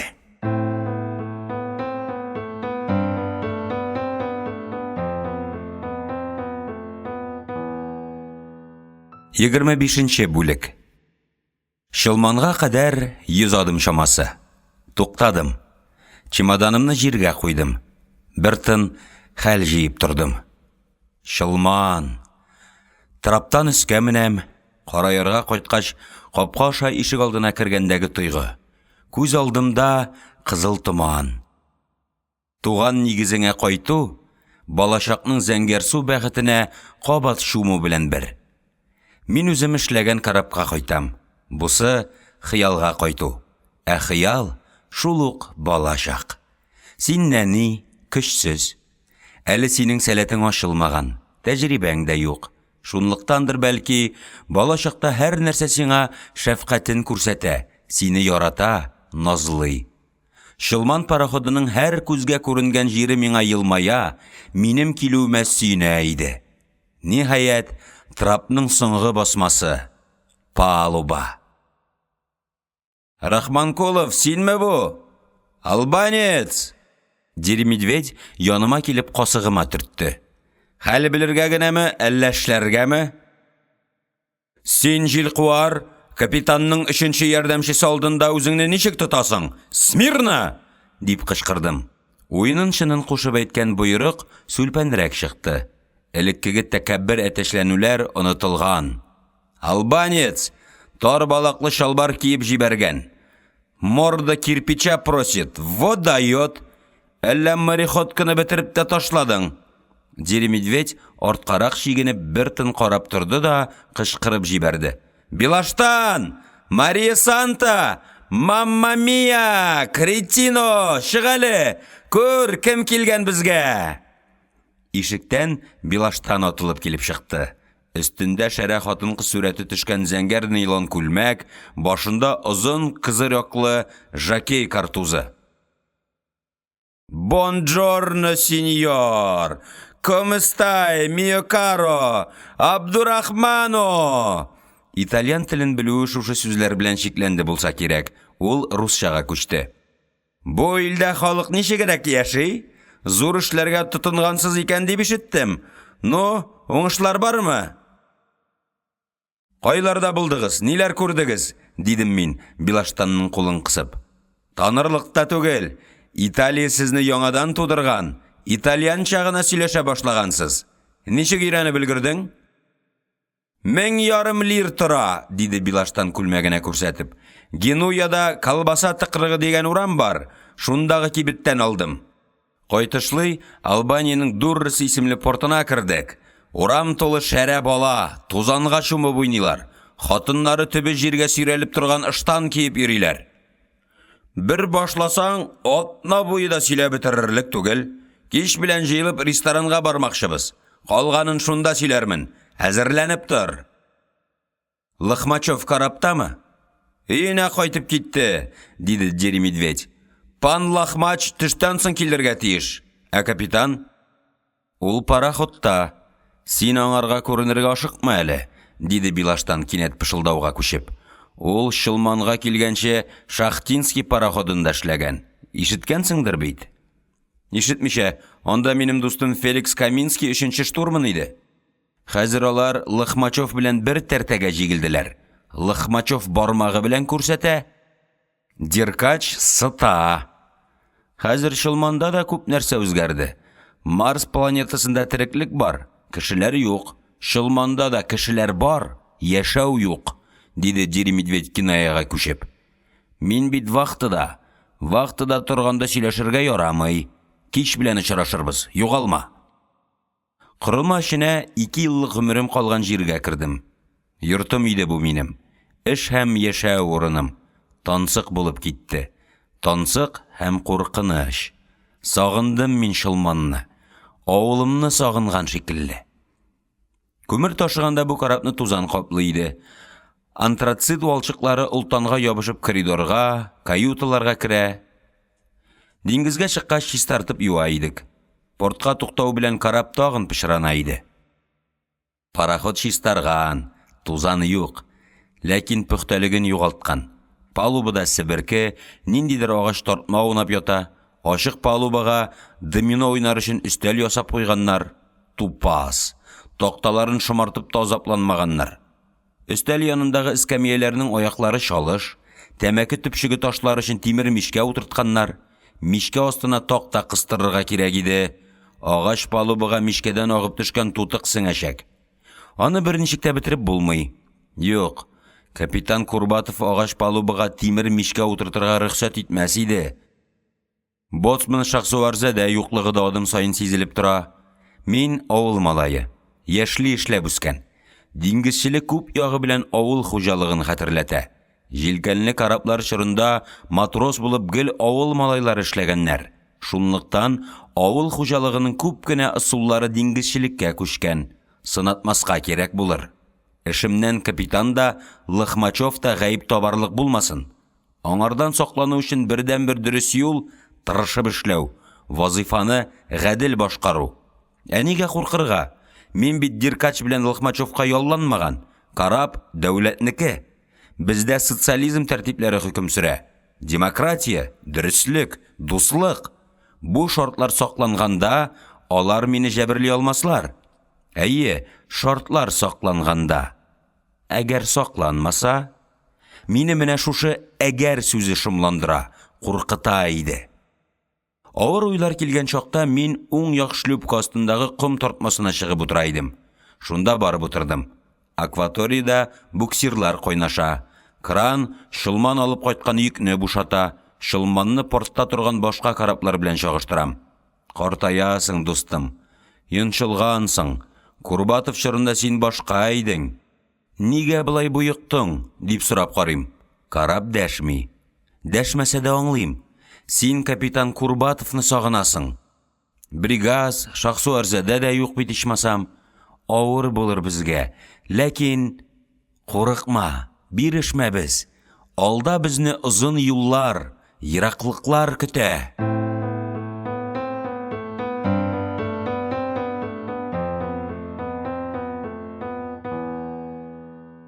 26-нчы бүлек.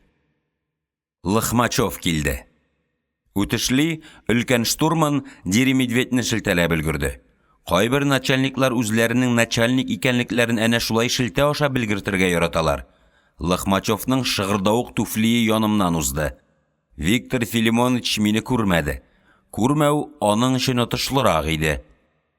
Өлкән штурманга каютысына кереп китәргә, кергәч чишенергә, көзге алдында үз чагылышына карап сокланып торырга 5 минут вакыт бирдем. Көзге каршында утырганда хатын-кыз үзенең чагылышында башка кешеләргә ошарлык сыйфатлар, шибәрлек билгеләре эзли. Ирләр исә көзге каршында менә мин кем? Фәлән Фәләновичка үземнең кем икәнлегемне күрсәтим әле, белсен минем кемлегемне дигән сүзсез роль башкаралар. Көзге каршында сокланып торырга бирелгән 5 минуттан тыш, мин Лохмачевка ял кайфын эшнекенә алыштыру өчен тагын 5 минут өстәдем. Ниһаять, 10 минут узды. Мин тәвәккәлләп ишекне шакыдым. Кем ул анда? Элек бу кешенең тавышы бөтенләй башка иде. Ярашуга, буйсынуга көйләнгән ялагайлар тавышы иде. Хәзер тавыш буйсындыруга көйләнгән. Капитанлыкка күтәрелә алса, ул әле тагын үзгәрәчәк. Исәнмесез, дидем мин, кулларымны кая куярга белмичә. Лохмачев каушады. Ул мине көтмәгән иде. Рахманкулов бит әле сез, әйеме? Өлкән штурманның битенә сыйык елмаю чыкты. Эшләр ничек? Әйбәт, зарланырлык түгел. Өстендә ак униформа, тапкан бит, тукымасы гына да ни тора. Шундый ак, тыгыз, шома, ука тасмалы җиңнәр, лайка күненнән тиккән штиблет, аяк киеме белән пардан эшләнгән ак перчаткалар диванда ята. Кайсы ил тегүчеләре тырышкан безнең Лохмачевны патша малай итеп киендерергә? Дөресен әйтергә кирәк, тырышулары бушка китмәгән. Русның «встречают по одежде, провожают по уму» дигән әйтеме бар. Элек кешене чыннан да акылына карап узата торган булганнардыр. Хәзер стресс заманы. Теге яки бу кешенең акыллымы түгелме икәнлеген ачыкларга вакыт җитми. Шунлыктан киемгә карап каршыларга да, озатырга да туры килә. Әйе, килешә иде Лохмачевка өстенә кигән киеме. Һәм ул үзен шушы киемгә лаеклы итеп тотарга да өйрәнгән иде күрәсең. Инглиз аристократымын, эй! Ак униформага өстәп, дулкынланып торган аксыл сары чәч, сөрмәле зәңгәр күзләр һәм алсу алма битләр. Суперменнар тукымыннан безнең Лохмачев. Табигать бабай ялгышмый. Табигать Лохмачевка тышкы матурлык биргән. Эчке матурлык хисабына. Башкача ничек аңлатасың? Хәл белергә кирдегезме, Рахманкулов? Өлкән штурман суыткычтан Кока-Кола чыгарды да татлы итеп иснәде. Төне бер сылуның кочагында узган, дип уйладым. Мин карабыма кайттым, Виктор Филимонович. Менә приказ, дип кадрлар бүлегеннән алган кагазны Лохмачевның өстәленә җәеп салдым. Тормыш шулай ул, Рахманкулов, диде өлкән штурман кагазга күздә салмыйча. Мин сиңа бергә яшәргә тәкъдим итеп карадым. Солидны, ир егетләрчә. Борын чөйдең. Курбатов, Бригас, ох, бүйек диңгезчеләр, мине яраталар, үз итәләр. Менә нәтиҗә, синең язмышың безнең кулда. Миңа ялынып килгәнсең. Синең ул бүйек диңгезчеләреңә әнә чит илгә чыгарга рөхсәт итмәделәр. Чөнки ышанмыйлар. Ә мин нәрсә теләсәм, шуны эшли алам. Яңа капитанга мин нәрсә әйткән, шул закон. Аңладыңмы? Мин, Виктор Филимонович, сезгә ялынып килмәдем. Карап дәүләтнеке. Сез дә, капитан да нинди генә зур, көчле булуыгызга карамастан, шул ук мин буйсынган уставка, шул ук конституцияга һәм хөкүмәт карарларына буйсынасыз. Мин сездән эш сорарга җыенмыйм. Мине шушы карапка капитанның 3нче ярдәмчесе итеп билгеләделәр. Бер үк вакытта мин шушы карапның комсомол оешмасы секретаре да. Лохмачев тыныч кына кагазлар актара башлады. Шундук җавап бирсә, тәэсир кими иде. Ул мин әйткән кайнар сүзләрнең суынуын көтә. Өлкән штурман мине оныткан булып кылана. Алдындагы кагазларны маугып укый, уйлый, башына җитди фикерләр килгәнен күрсәтер өчен бармак очлары белән шигәләрен сыпырып куя. Дөрес, комсомол комитеты чыгарган карарларны без әһәмиятсез калдырмыйбыз. Шулай да экипажны капитан үзе сайлый. Уставта шулай язылган. Бигрәк тә штурманнарны үзе билгели. Аларның эшкә ярарлыкмы түгелме икәнен бары тик ул гына белә. Лохмачев китап киштәсеннән устав алды. Менә, тыңлагыз. 29-нчы бит, 73-нче параграф. Экипаж әгъзаларын капитан үзе сайлап ала. Григорий Григорьевич әлбәттә миңа да ышана. Мин тәкъдим иткәнгә каршы килми. Мин менә сезне алыргамы юкмы дип баш ватып утырам. Язмышыгыз минем кулда. Мин, Рахманкулов, сезне кызганам. Сез инде алай язмышка үрелмәгез, Виктор Филимонович. Алдыгызда кадрлар бүлеге чыгарган приказ. Приказ үтәләргә тиеш. Сез аны берничек тә үзгәртә алмыйсыз. Закон как дышло. Куда повернул, туда и вышло, диде Лохмачев елмайып. Үзеңнән югары утырган кешенең буйрыгын үзгәртмиләр. Аны урап кына үтәләр. Юк, бу кеше капитанлыкка ирешү белән генә шикләнмәячәк. Әйе, Рахманкулов, сез фәлсәфә куерта беләсез. Фәлсәфәдә сезнең белән ярышып булмый. Юк, ярышып булмый, Рахманкулов. Шушы пароходка беренче тапкыр килүегездә капитан Курбатов сезне матрос итеп куйдымы соң? Ул чакта да приказ бар иде бит. Ул чакта минем тәҗрибәм юк иде. Хәзер бармы ни? Штурман булып син кайда эшләдең? Мин самолет йөрткән кеше. Бригаз вахтасында штурманга тиешле бар эшне башкардым. Тәҗрибәсе юк дип сез мине борып җибәрә алмыйсыз. Шулманда калуыма ышана идем мин. Лохмачев тәмле итеп иснәнеп алды. Ярый, мин капитанга аңлатырга тырышырмын. Син бит минем дустым, әйеме? Тешемне кыстым. Бер сүз әйтмәдем. Лохмачевның капитанга нәрсә сөйләячәген мин 99%-ка белә идем. Җирдә йотмый шушындый 200-лек кәнтәй, вөҗданы теләсә кайсы якка борыла торган бәдбәхетне. Өстәвенә бригаз торган каюты да яши бит. Бар нәрсәсе бригаз заманындагыча. Ишек, иллюминатор, рундук, өстәл. Бар тик стенадагы шәрә кыз сүрәте төшкән календарь, өстәл өстендәге яшел малахиттан ясалган ут кабызгыч, шкафтагы бәлле рюмкалар гына монда яңа кеше яшәвен сиздереп тора. Капитанның карары кайчан билгеле булыр? Дидем мин, күңелдә кайнаган ачуны көчкә тыеп. Лохмачев сәгатенә карады. Кичке 4-ләр тирәсендә. Бәлки, иртәгә билгеле булыр. Капитанның вакыты юк. Эш бик тыгыз. Шул кадәр тыгыз безнең эш. Лохмачев мине зата чыкты. Кулымны кысты. Хәтта күземә карап, ягымлы итеп елмайды. Ә минем тешләремне кысудан авызымнан кан саркып чыккан иде. Капитан Курбатов белән киңәшеп карарга кирәк. Ул нинди киңәш бирер икән, дип уйладым мин, причалга төшкәч. Һәм Василий Степановичны эзләп пароходчылыкка киттем.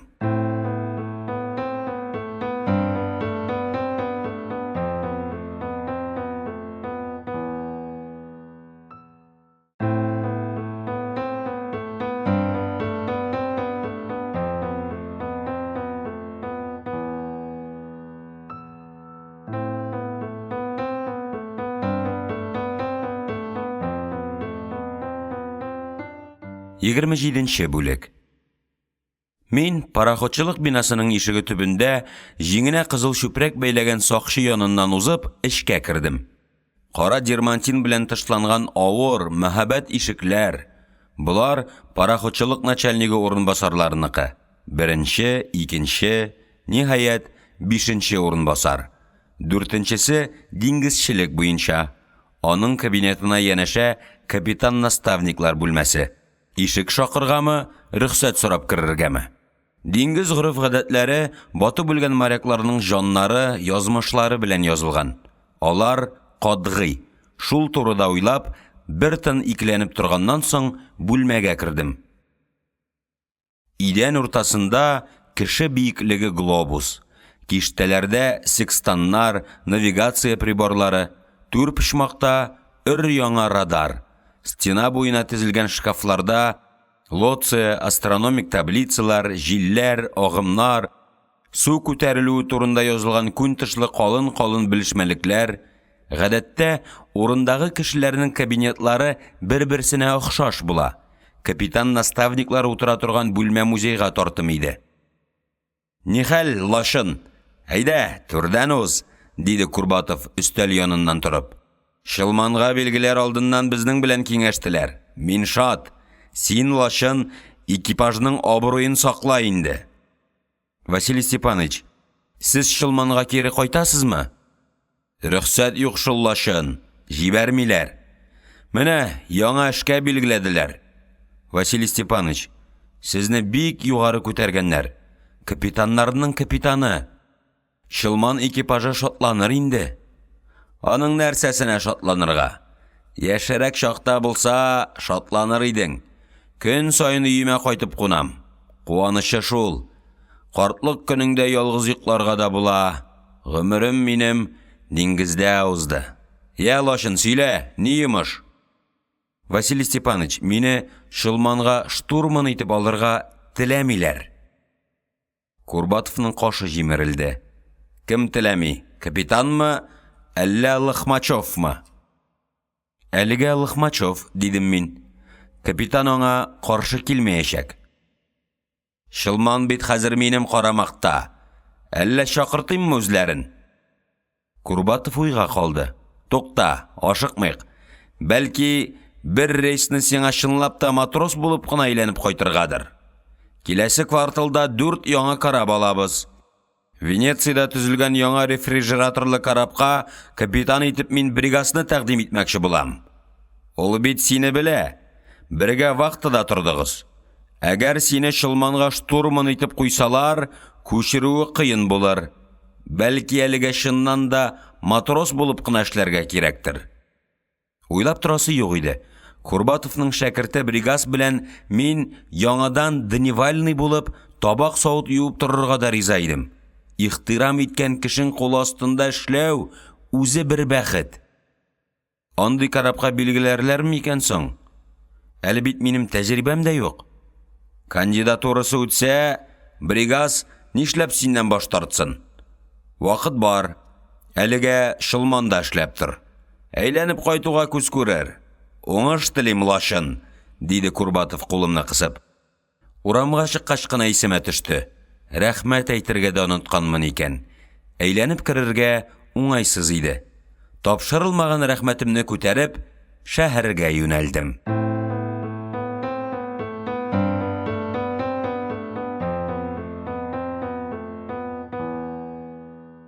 28-нче бүлек. Шылманны икмәк гаванына күчергәннәр. Мин килгәндә, аның трюмнарына будай түйи башлаганнар иде. Вактыда Ставбуненко. Экипаж әгъзаларының күбесе ярда. 4 кешелек кубрикта Билаштан төнге вактыдан соң ял итә. Шуның янына кереп, капитан килгәнен көтә башладым. Ярты сәгатьтән Деремидведь кайтты. Рахманкулов! Диде ул шатланып. Тагын килгәнсең икән. Без инде сине алмыйча кире борып җибәргәннәр дип уйлаган идек. Штурман итепме? Белмим әле. Кичә Лохмачев штурман итеп алмыйбыз диде. Деремидведь сумкасыннан бөтен бер сыер йөрәге чыгарып өстәлгә куйды. Йөрәк ашаган егетне кызлар ярата дип сөйлиләр. Гастрономнан алдым, диде ул пычак белән зур бер калҗа кисеп алып. Кызлар сыерныкын түгел, аларның үз йөрәкләрен ашаганны яраталар, диде Билаштан, мендәрдән башын күтәреп. Киерилде, торып утырды һәм сагыз шәйнәргә кереште. Безнең авылда сагызны иң ялкау, иң уңмаган хатыннар гына шәйни иде, дидем Билаштанга. Бу бит гади сагыз түгел, чит ил сагызы, жвачка, чиклес дип атала. Американыкы. Миллионерлар шәйни торган сагыз. Шуны гел шәйнәп торсаң, яңак мускуллары ныгый ди. Шуннан соң әкренләп Суперменга әйләнәсең ди. Ышан син аларның рекламаларына, диде Деремидведь. Пальмолив сабыны сеньорлар, шушы сабын белән юынсаң, сине матур кызлар ярата. Бот арасына сибә торган пудра, Софито, шушы пудраны сибеп биләүләсәң, бала бәхетле була. Гел шундый шыр ялганны күрсәтәләр телевизордан. Сез миңа рейс турында сөйләмәдегез бит әле. Генуядан соң Албаниянең Дурры спортына кергәнсез икән. Анда ниләр бар? Нәрсәләр күрдегез? Генуяда колбаса тыкрыгы дигән бер урам бар. Шунда теге түшәгеше белән тамак туйдыручы хатыннар җыела. Яннарыннан узып китеп булмый. Әгәр уяулыгыңны югалтсаң, минут эчендә бүлмәләренә сөйрәп кертәләр, диде Билаштан. Син теге зират турында сөйлә, диде Деремидведь. Без Генуяда Кампо-Санто дигән бер зиратка экскурсиягә бардык. Шунда Рязань өлкәсендә туып үскән Федор Полетаев атлы бер партизан күмелгән. Шуның каберенә чәчәкләр куйдык. Андагы матурлык. Әҗәл килгәнен көтмичә тере килеш киреп ятарлык. Габдрахманга зират нәрсәгә ул? Үлгәч кая күмсәләр дә ярый.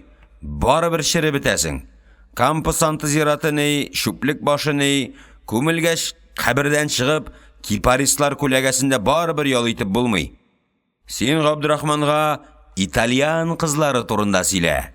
Без аларның кызларын да күрдек. Битләре шундый матур. Тел-теш тидерерлек түгел. Гәүдәләре дә җыйнак. Киенүләре турында сөйләп тә торасы юк. Һәммәсе дә модный киемнән. Шул яклары яман. Аяклары кыска. Аяклары кыскалыгын биек үкчә дә яшерә алмый. Битләре әйткәнемчә карап кына торырлык. Аяк кыска булу харап итә. Бу турыда мин Италиядә булмасам да белә идем. Гадәттә, чит илгә барган кеше үзенең ишетеп белгәнен күреп кайта. Ишек шакыдылар. Рахманкулов, капитан килә, диде Ставбуненко. Бираздан 3 тапкыр электр кыңгырауы шылтырады. Бормын килде, диде Билаштан пышылдап. Кем ул Бормын? Дидем мин. Яңа капитанның кушаматы шулай, диде Деремидведь. Бу сүзне кычкырып әйтергә ярамый. Капитанга җиткерсәләр, җаныңны алачак. Каютада тынлык урнашты. Әйтерсең, янәшәдә генә безнең сөйләшкәнне тыңлап торучы сизгер колак барлыкка килде.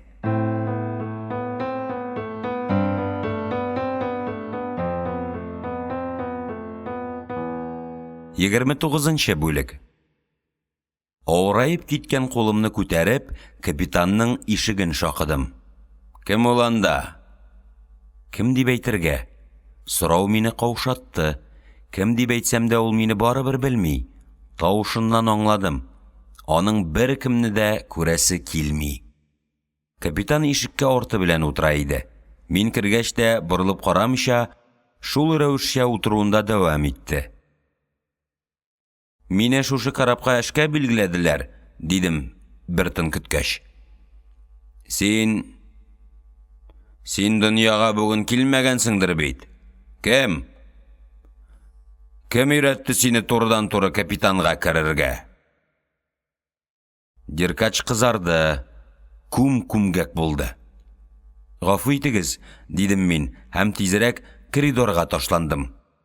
Сул як бортка узып, Лохмачевның ишеген шакыдым. Өлкән штурмын килмәгән иде әле. Көтә башладым. Төш вакыты җитте. Деремедведь мине ашханәгә чакырды. Баш тарттым. Сәгать 2-дә Лохмачев килде. Көтәргә кушып, каютысына кирип бикләнде. Вакыт үткән саен көтү газаплырак була. Соңгы 1 сәгать шундый озын, шундый авыр узды. Көтеп тору кешене мискенәйтә. Тәҗрибәле түрәләр кешенең ихтияр көчен шушы юл белән сындыралар. Түзәр хәлем калмагач, Лохмачевның кисәтүенә кул селтәп, ишек шакыдым. Әйе. Өлкән штурман диванда утыра.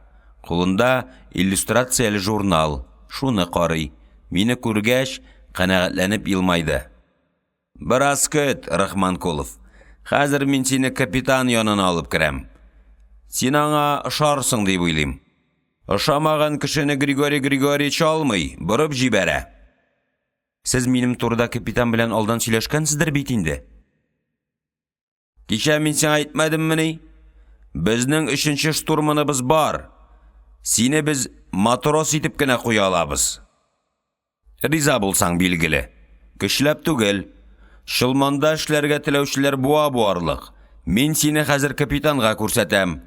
Кара аны, үзеңне акыллырак тот. Аңа ашарга тырыш. Язмышың хәл ителә. Аңладыңмы? Аңладым, дидем мин. Без кергәндә Диркач нидер язып утыра иде. Колагыңа киртләп куй, комсомол секретаре, диде ул. Мин сине Лохмачев сораганга күрә генә матрос итеп алам. Тәртип бозсаң, начар эшләсәң, антимония куйыртсаң, шылманнан китәргә туры килер. Аңладыңмы? Матрос булып эшләргә син ризамы?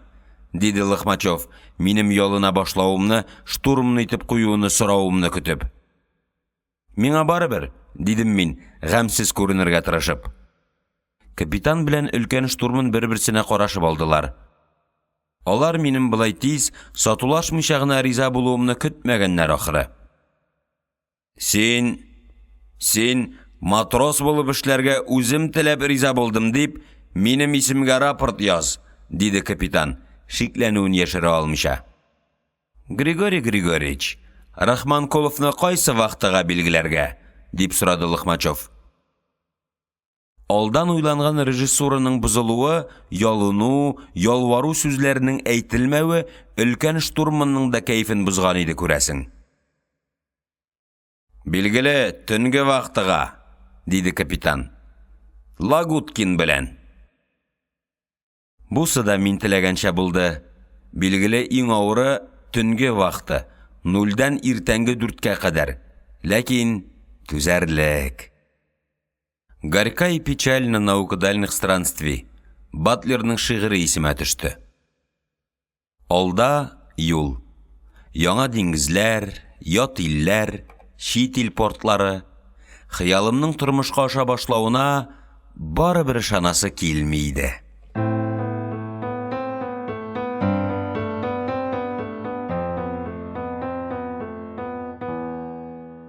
30-нчы бүлек. Швартов бауларын ярдагы пушкалардан ышкындырдылар. Мин шуларны сөйрим. Жырлыйсым, кара ярга иштелерлек итеп кычкырасым килә.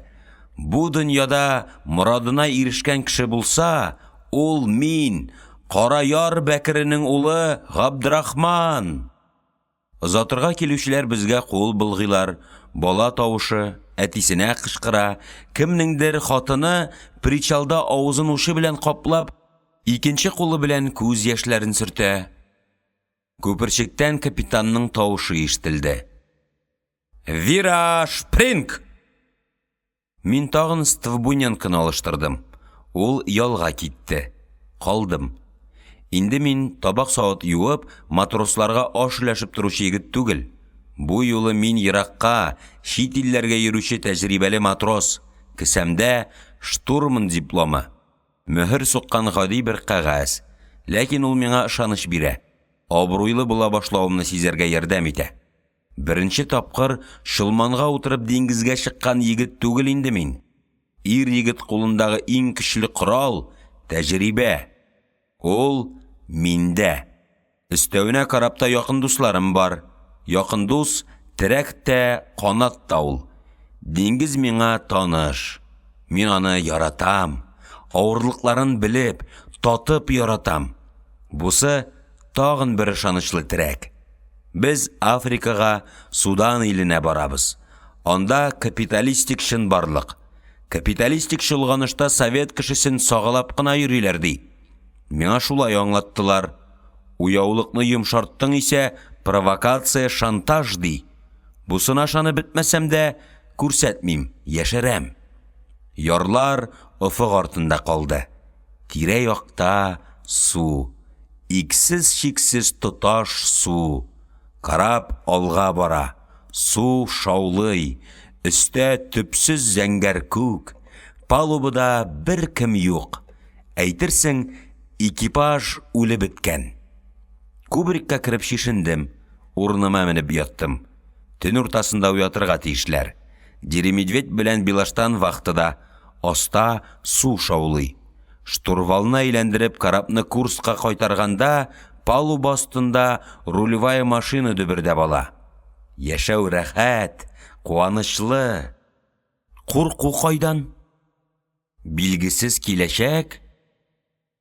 Мин бит үземнең шул билгесез киләчәгемә барам. Нәрсә көтә мине?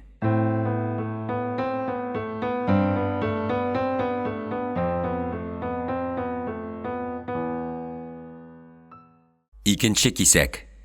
Беренче бүлек.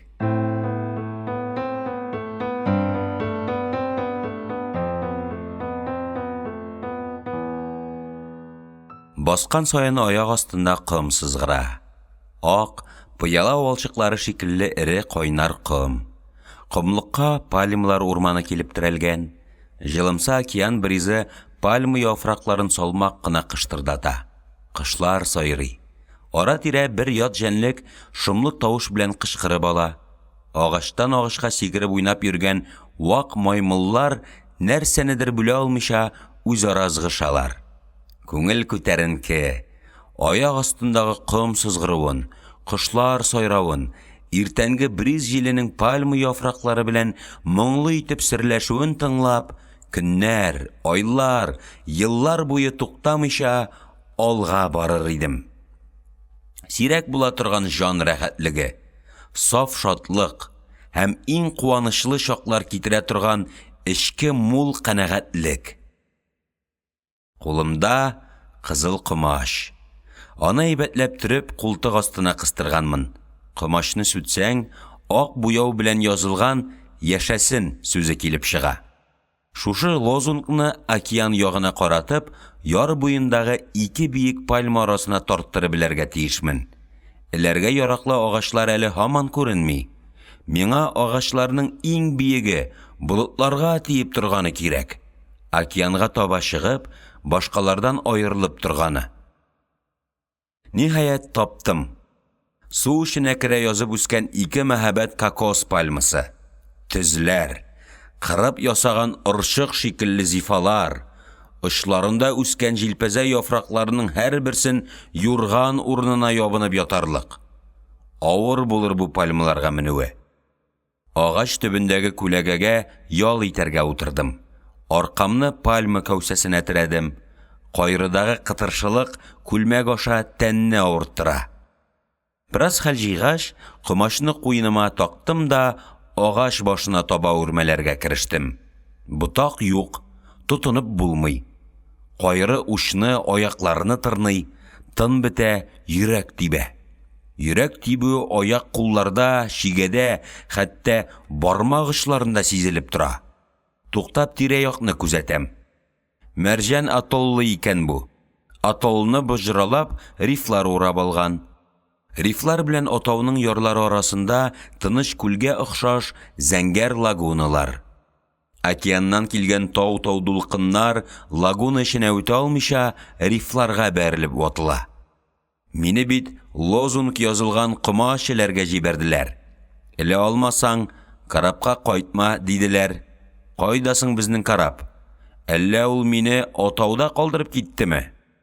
Курку ичемне суытып алды. Урман эчендә теге ят җәнлек һаман үкерә. Кинәт көчле җил кузгалды. Дулкыннар риф барьеры аша сикереп лагунага керә башладылар. Су башта яр чите кымлыгын басты, һәм әкренләп агачлыкка керә башлады. Җил пальма агачларын бөгеп дулкын өстенә яткыра. Ярдәм сорап кычкырам, тавышым чыкмый. Су шаулый, шашынып давыл үкерә. Мин ябышкан пальманың тамырлары комлыктан суырылып чыга башлады. Ул гөрсөлдәп дулкын өстенә ауды. Миңа таба пальма буйлап йылан үрмәләп килә.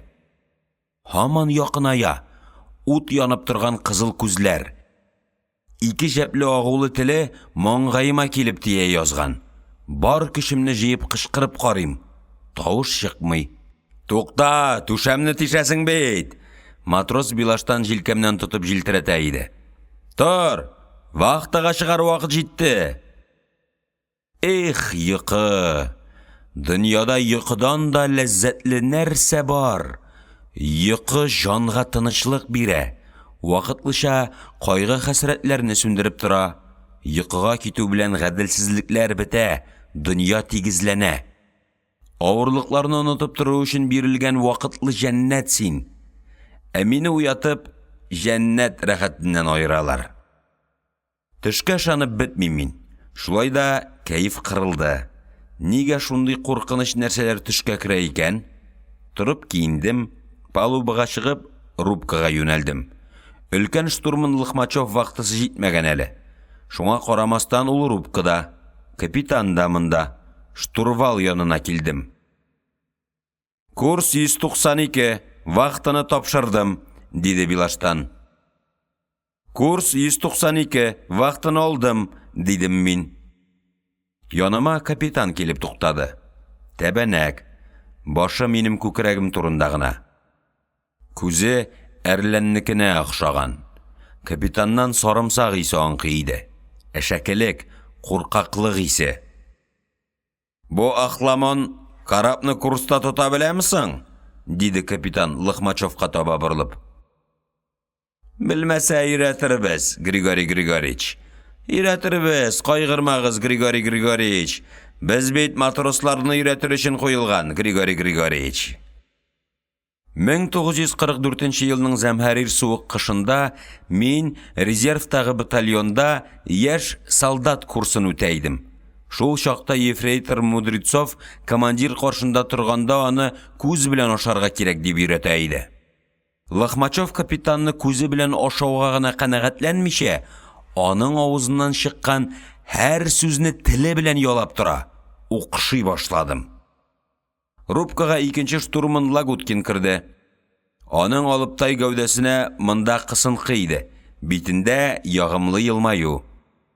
Кемнән, нигә көләсең, мать твою? Дип сүгенеп каршылады капитан икенче штурманны. Капитанның сүгенүен ишеткәч, Лагуткин каушаудан тагын да ныграк елмаеп җибәрде. Син, диде капитан Диркач ашуына булып. Син нигә рубкага авызыңны йырып керәсең? Нинди көлке таптың, рызгилҗай? Егетнең йөзеннән елмаюы качты. Яшәү шундый матур, шундый күңелле. Ничек инде елмаймыйсың, диде аның аптыраулы күз карашы. Гомумән, ул ашулана белми. Дөнья тоташ яктылыктан тора дип ышанып яши торган кеше иде Лагуткин. «Вахтенный, нокта!» дип кычкырды капитан. Буйрык бушлыкта калды. Дмитриев вахтаны тапшырагына башлаган. Лагуткин әле эшкә керешмәгән. Алар икесе бер юлы уң як күперчектәге Белоруска ташландылар һәм бер-берсенә юл биреп, икесе дә тукталып калдылар. «Нокта дим, мать вашу!» Караңгылык эченнән маяк уты безгә күз кыса. Ниһаять, артка шигенеп, Дмитриев икенче штурманны Пеленгаторга үткәреп җибәрде. «Лохмачев, Пеленг!» дип акырды капитан. «Бу ике ахламон карап ярга бәрелгәнче кашыначаклар!» Лохмачев күперчеккә чыгып Пеленг алды. «Пеленг 243, Григорий Григорьевич!» диде өлкән штурман юхаланып. «Мин сезгә кофе кайнаткан идем, Григорий Григорьевич. Эчмисезме?» Шылман Босфор бугазына якынлашып килә иде.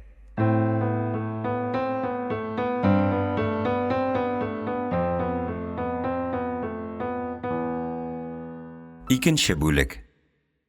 Босфор аша үткәндә штурвалга иң оста рулевойны куялар. Шылманның иң тәҗрибәле, иң оста рулевое Виктор Барсуков иде. Аны чакырырга вакыт. Капитан нигәдер ашыкмый. Мин карапны курста тотарга тырышам. Тырышуның шиктән тыш булуы комачаулый. Компас угын тиешле курска кайтарып куям. Ул тагын кача. Мин тагын кайтарам. Үзем капитанның сүгенә мине тирги башлавын көтәм. Үзем һаман «Булар нигә Барсуковны чакырмыйлар икән?» дип хафаланам. Руль миндә. Димәк, миңа шаналар. Горурлык кабынып киткәнен сизәм. Куркуаны җиңә. Дөрес, Деркач каты бәгырьле кеше. Бәлки бу кешенең яхшылыкларын эзләргә керешәм.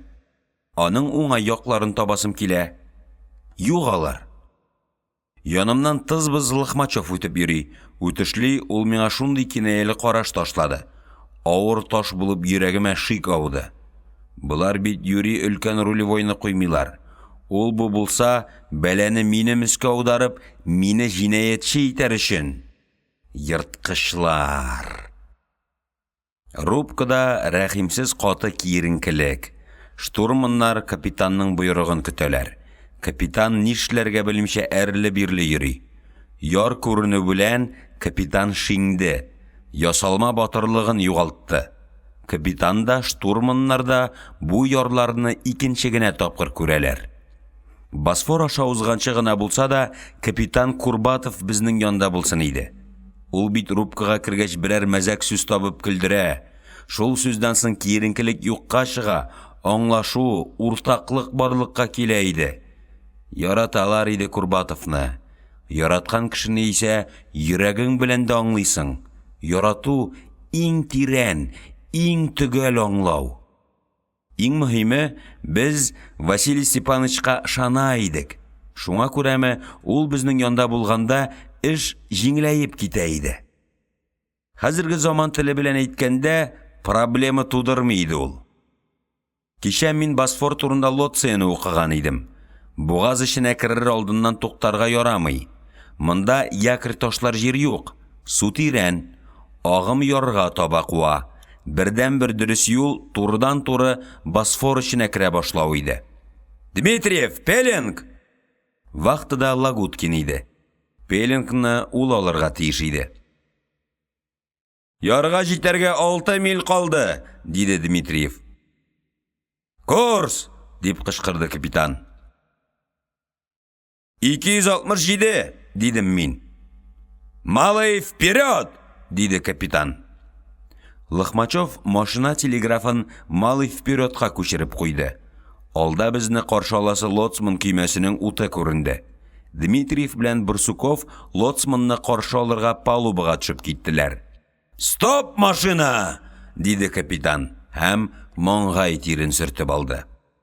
Лоцман көймәсе Шылманның бортына тиеп кенә киткәндә итте. Рубка ишегендә шандыр, озын буйлы төрек лоцманы күренде. Лоцман безнең караяр кешесенә охшаган иде. Ул инглизчә исәнләште һәм карапның суда ничә метрга утырганын, тизлеген, машина көчен һәм авырлыгын сорады. Карап өстендә бәрхетте йомшак Истанбул күге. Ярларны караңгылык каплаган. Яр буена тезелгән утлар карап бурла башлау белән шәшелеп китәләр дә артка таба йөгереп узалар. Караңгылык эченнән ярга сырышып утырган тәбәнәк йортлар һәм биек сарайлар күзгә шалынып китә. Җентекләп карарга вакыт, мөмкинлек юк. Күз компас угында. Меңләгән утларын бугазга текәп уйга калган тарихи кала әкрен генә артка шуыша. Караңгылыкта әри, югала тора. Мәчет манараларын төнлә дә күренеп торсын өчен прожектор уты белән яктыртып куйганнар. Куллар штурвалда. Шәһәрне күзәтеп барасым килә. Ярамый. Ниһаять, ярдагы утлар, тылсымлы манаралар артта калды. Мәрмәр диңгезенә чыкканда безне лоцман көймәсе көтеп тора иде. Төрек лоцманы саубуллашып, рубкадан чыгып китте. Вактыдан алышынганда таң беленеп килә иде инде. Тән арыган, күңелдә татлы канәгатьлек. Сәгать төнге 4. Йокының иң татлы чагы. Ашханәгә төшәсең. Машина бүлегеннән икенче механик Русаковка ияреп, машинист Шмаков белән кечегар Емельянов менә. Экипаж йоклый. Планетаның көнчыгыш ярым шары йокыда. Без ашарга утырабыз. Вактыда 4 сәгать авыз йомык торган. Үзәкләргә тиеп сөйләшәсе, серләшәсе килә. Кайчакларда сәгать 6 җиткәнче гәпләшәсең, ә бүген кәефкә уңай сүз табылмады. Ашап туйдык. Табак савытны җыештырып, өстәлне сөрттек. Әйдә, кирип чыгыйк әле, диде Лагуткин үзенең каютысына таба күрсәтеп. Күбрикта артыктыгын, вибрация көчле. Бәлки, минем диванда гына кунарсың. Мин бераз мәрмәр диңгезен карыйм әле. Беренче күрүем бит, дидем мин, һәм Спардакка чыктым. Диңгездә балыкчы көймәләре. Алар күп. Көймә сайын якты ут. Көймәдәге утларга кушылып яшькелт яктылык белән диңгез суы балкый. Искиткеч матур күренеш. Балыкчыларның ишкәкләреннән тамган тамчылар йөзек кашындагы бриллианттай тылсымлы яктылык чагылдырып балкыйлар. Суда йөзгән балыклар артыннан яшькелт юл сузылып кала. Карап артында да яшелле зәңгәрле утлы юл.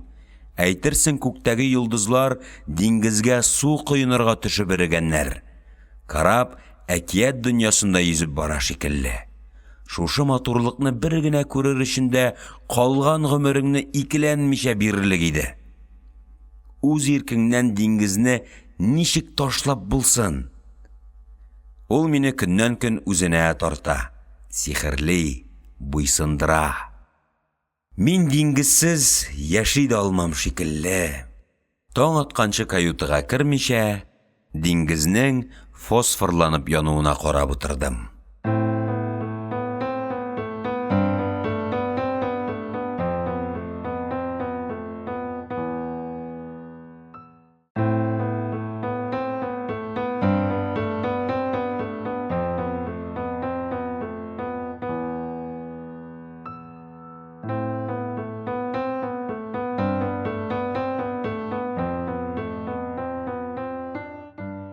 Өченче бүлек. Беренче тапкыр һавага күтәрелгән көн исемә төште. Ошушы киемнәрен безгә кичтән өләшеп куйдылар. Комбинезон, күн шлем, планшет. Төн урталары. Иптәшләрем йокыга киткәч, юыну бүлмәсенә кереп, комбинезонны кидем. Көзгегә карыйм. Ир-егетлек билгеләре җитеп бетми. Бит алмалары кызларыныкы шикелле алсуланып яна. Ошушының кыяфәте кырыс булырга тиеш. Биттә җәрәхәт изе һәм чырайда гамсезлек, тавыш калын һәм карлык кан. Ниһаять, таң атты. Киендек, өстә комбинезон, башта шлем, җилкәгә лётный планшет асылган. Идек кунышларын гармун күреге шикелле итеп аска таба шудырып куйдык. Ашап чыккач, сафка тезделәр. Без старшинаны урауч булса да шәһәр аша алып барырга күндердек. Шәһәр кызлары аэродромга очарга баруыбызны күреп сыклансыннар әле янәсе. Андый самолетны хәзер күреп белүче, хәтерләүче калдымы икән? Ш-2. Сугыш елларында фанердан һәм перкаль тукымадан ашыгыч кына әмәлләнгән ышкыш иде. Канатына 2 кукурузник моторы М-17 беркетелгән. Фюзеляжы тупас, куш койрыклы. Инструктор задание бирә. 6 курсантны фюзеляж эченә кертеп утырталар. Самолет һавага күтәрелә. Беренче партия җиргә төшкәч, Сталин лошыннары көчкә сүйрәлеп барып стоянкадагы брезент өстенә авалар. Шират безгә җитте. Кызу җәй көне. Кояш рәхимсез кыздыра. Төшкә таба булыт кабара башлады. Фюзеляж эчендәге кайнар һава түзеп булмаслык сосы иде. Сосы исенең каян чыкканлыгын без соңыннан белдек. Фюзеляж фанерын үләксәдән ясаган кызыйын җилеме белән ябыштырганнар икән. Өйрәнчек бомба ташлау 600 метр биеклектән иде. 300 метрга күтәрелеп җиткәндә инде без 6 курсант идәндә тәгәрәшеп кысып ята идек. Болытлы эссе көндә шиктән тыш көчәеп китә торган вертикаль һава агымнары ышкышны бер өскә, бер аска томыра. 40 минутка сузылган ұшу вакытында без тере мәеткә әйләндек. Әүмәк-тәүмәк килеп, самолеттан чыктым да, үрмәләп барып, үлән арасына кирип яттым. Китәргә, штрафнойга эләгеп булса да, котылырга кирәк бу авиациядән. Төшенкелек коюсының ләмгә баткан салкын төбе иде бу. Тирә-юнь дөм караңгы. Йоклап киткәнмен күрәсең. Күземне ачып җибәрсәм, башымнан бер генә карыш өстә самолет винта әйләнә. Чах. Курку мине җиргә беркетеп куйды. Әгәр шул чакта башымны күтәргән булсам, мием шәшәрәп чыгып, үлән өстенә агачак иде. Самолет көпчәге җилкәмә тиеп, күлмәгемне сыдырып узды. Авиаторлар телендә кастыль дип аталган койрык терәге аягымнан эләктереп, бурып яткырды. Сикереп тордым да, мизгел эчендә сафка тезелеп азапланучы курсантлар арасына кирип бастым. Мине таптап киткән По-2 самолеты строй каршына килеп туктады. «Лейтенант!» дип кычкырды пилот инструкторга. «Йөгерт бер курсантны ашыгыч ярдәм чакырырга! Кеше таптаттым, әнә тегәрәмәлектә ята!» Инструктор безне тапталган курсантны коткарырга йөгертте. Ашыгыч ярдәм машинасы чакырырга отделение командиры Голубцов ишты. Тапталган курсантны без сәгатькә якын эзләдек. Иң тырышып эзләгәне мин идем. «Әллә син салган идеңме?» дип сорады инструктор пилоттан, тапталучын эзләп табудан тәмам өметен өзгәч.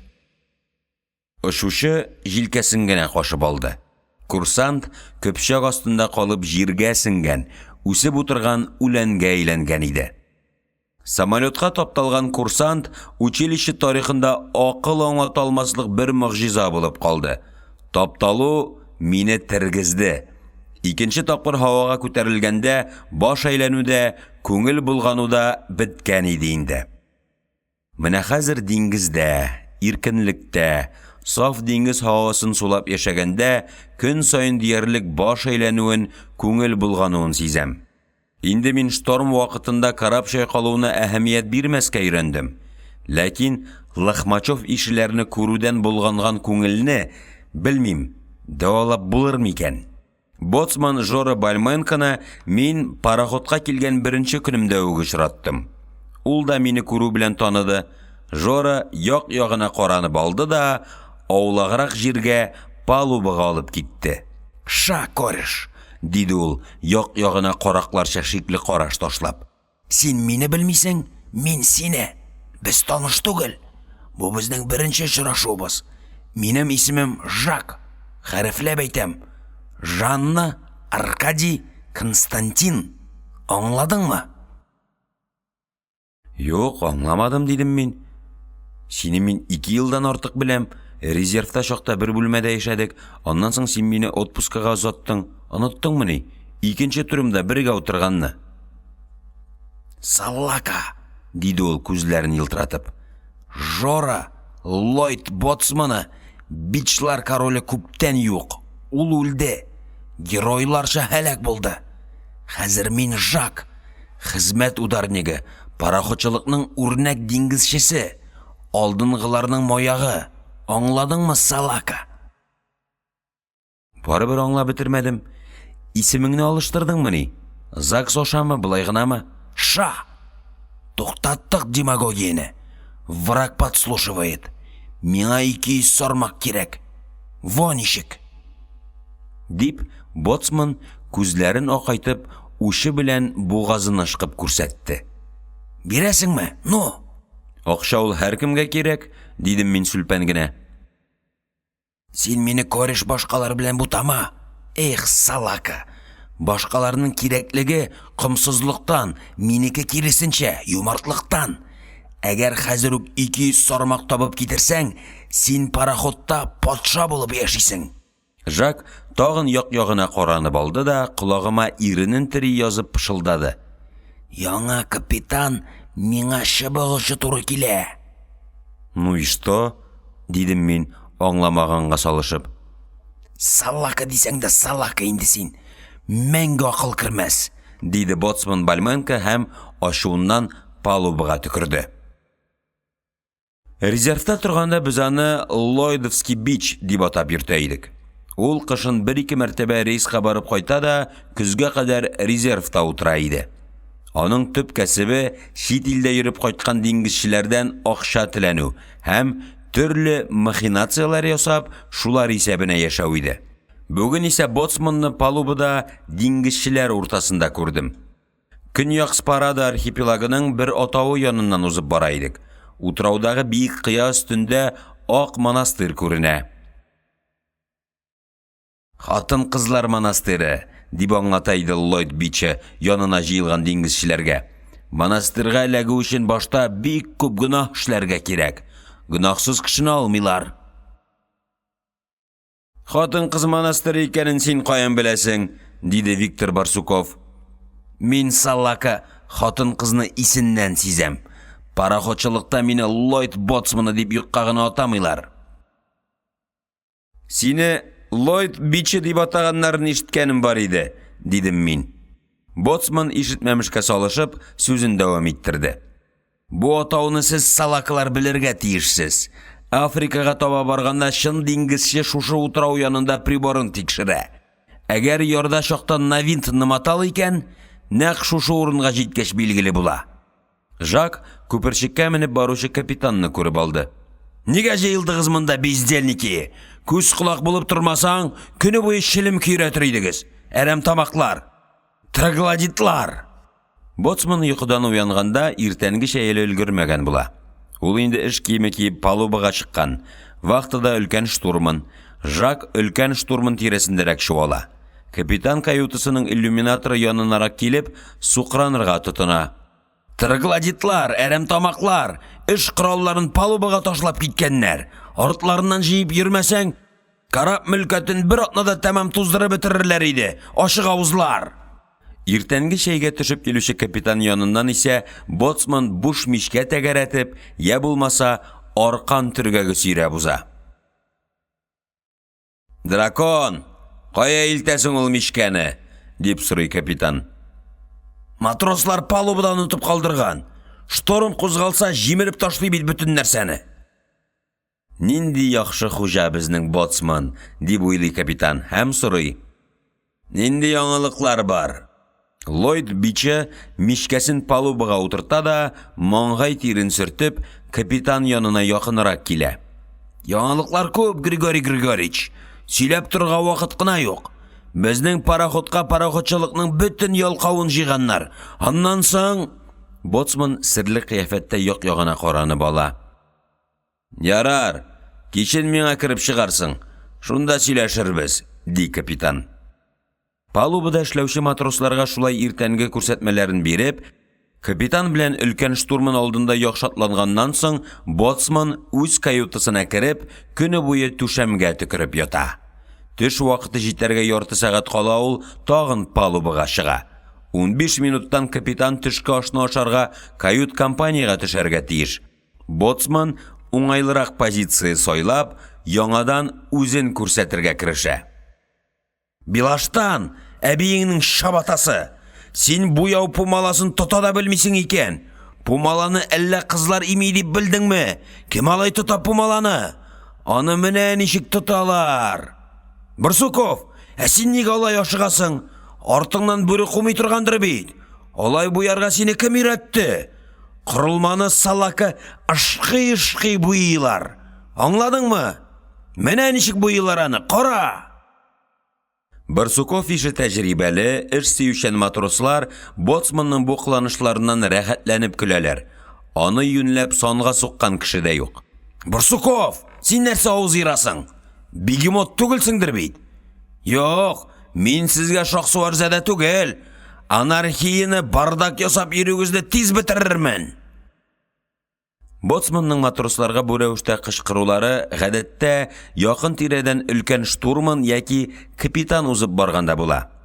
Начальниклар күренмәгәндә, Жак матрослар белән бөтенләй башкача сөйләшә. Эй, салакалар! Эш ул алитет түгел. Тауга китеп булакмый. Әйдәгез, 600 минут киретеп алабыз, дип сөйләнә ул андый чакта. Бальменко тагын җыелышны ярата. Җыелышның һәр кайсында ул сүз алып, тел шомарта башлый. Экипаж әгъзаларын тырышып эшләргә, карап милкен сакларга, дус яшәргә өнди. Капитан белән өлкән штурман аның патриотлыгына сокланып туя алмыйлар. Жак үзе исә артык комсыз түгел. Аңа капитан белән өлкән штурманның мактавы җитә. Алар мактыйлар икән, син инде димәк алдынгылар сафында.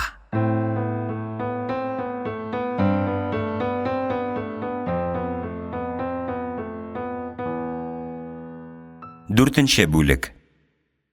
Карапны ремонтка куяр алдыннан Кочегар Сукач диңгезчеләр телендә Борис патша расчет алып Мурманскига балык тутарга ялланып киткән иде. Эшемне мин Сукачка тапшырырга тиеш идем.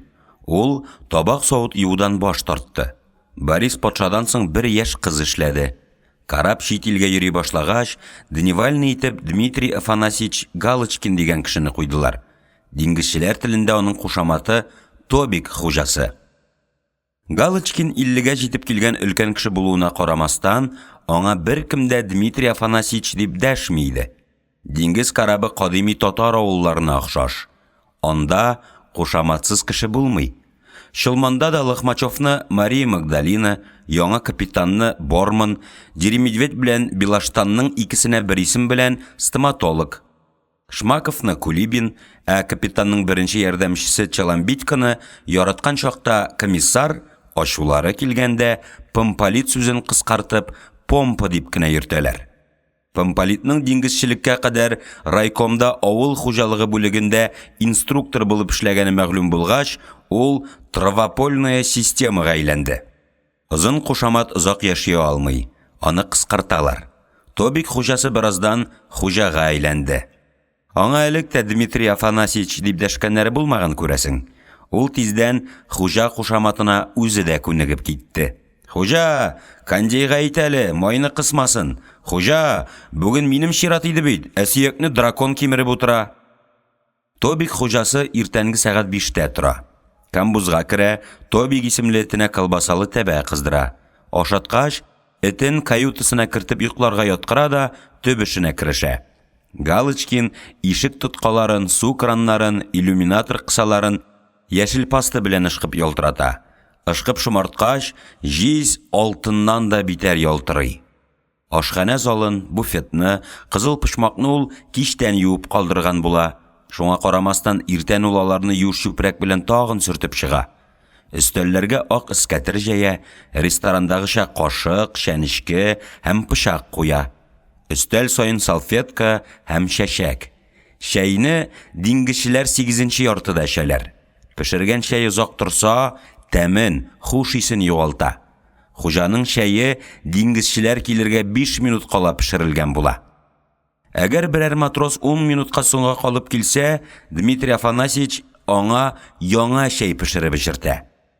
Ашханәдә эшләгән чакта Галочкинның өстендә яңа юып крахмалга манган ак куртка, муенында күбәләк галстук, беләгендә ак сөлге. Дневальный ашханәгә керүченең һәр берсен елмаеп каршы ала, урынына кадәр озатып куя һәм торып китәр алдыннан тамагың туйдымы, әллә өстимме дип сорый.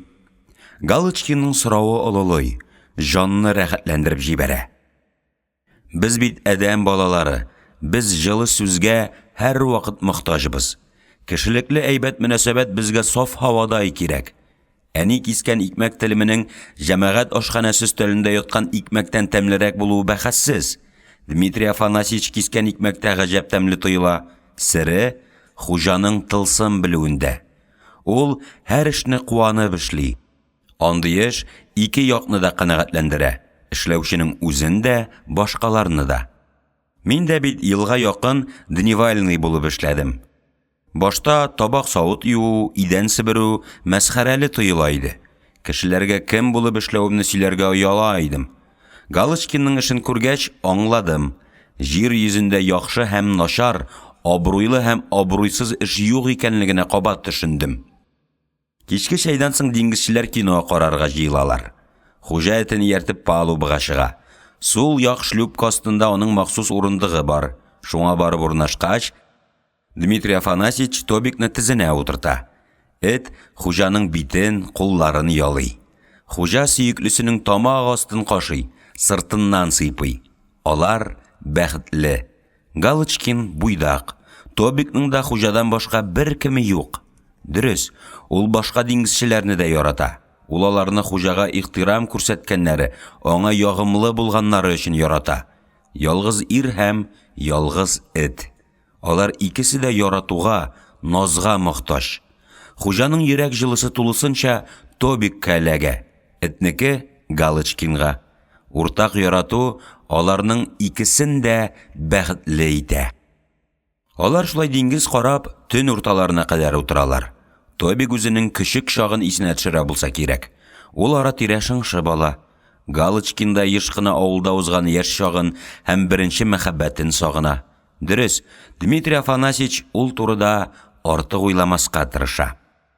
Кай вакыт Галочкин белән Тобик янына диңгезчеләр җыела. Кемдер Тобикка конфет, кемдер казылык китерә. Кай берәүләр үзләренең кызыксынуларын алып киләләр. Диңгезчеләр Галочкиннан Лондон портында Тобикка камзул тектергәнен сөйләргә кыстыйлар.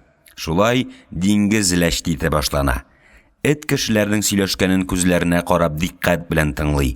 Кай вакыт ул койрыгын булгап куя. Әйтерсең ул барысын да аңлый. Койрык булгап аңлаганын белдермәкче була. Тобик, исерек матрос пароходка ничек кайтып керә? Дип сорый кемдә булса. Эт әүмәк-тәүмәк килеп йөреп күрсәтә. Тобик, боцман Жак матросларны ничек сүгә? Эт танавын өскә күтәрә, тешләрен ыржайта һәм ырылдарга тотына. Шундый усал һәм тәкәббер ул хәзер. Диңгезчеләр тәгәрәшеп көләләр. Капитан каршында боцман үзен ничек тота? Дип сорыйлар Тобиктан. Тобик палубага ята һәм койрыгын булгый-булгый шыңшып, безгә таба түше белән шуышып килә. Диңгезчеләр тагын көләләр. Боцман сүгенә. Туйган инде Галочкин синең бу кыршаңгылы кешегеңнән, ди ул. Палубага тәрәт итеп заразы таратып йөри. Сиңа 3 көн срок.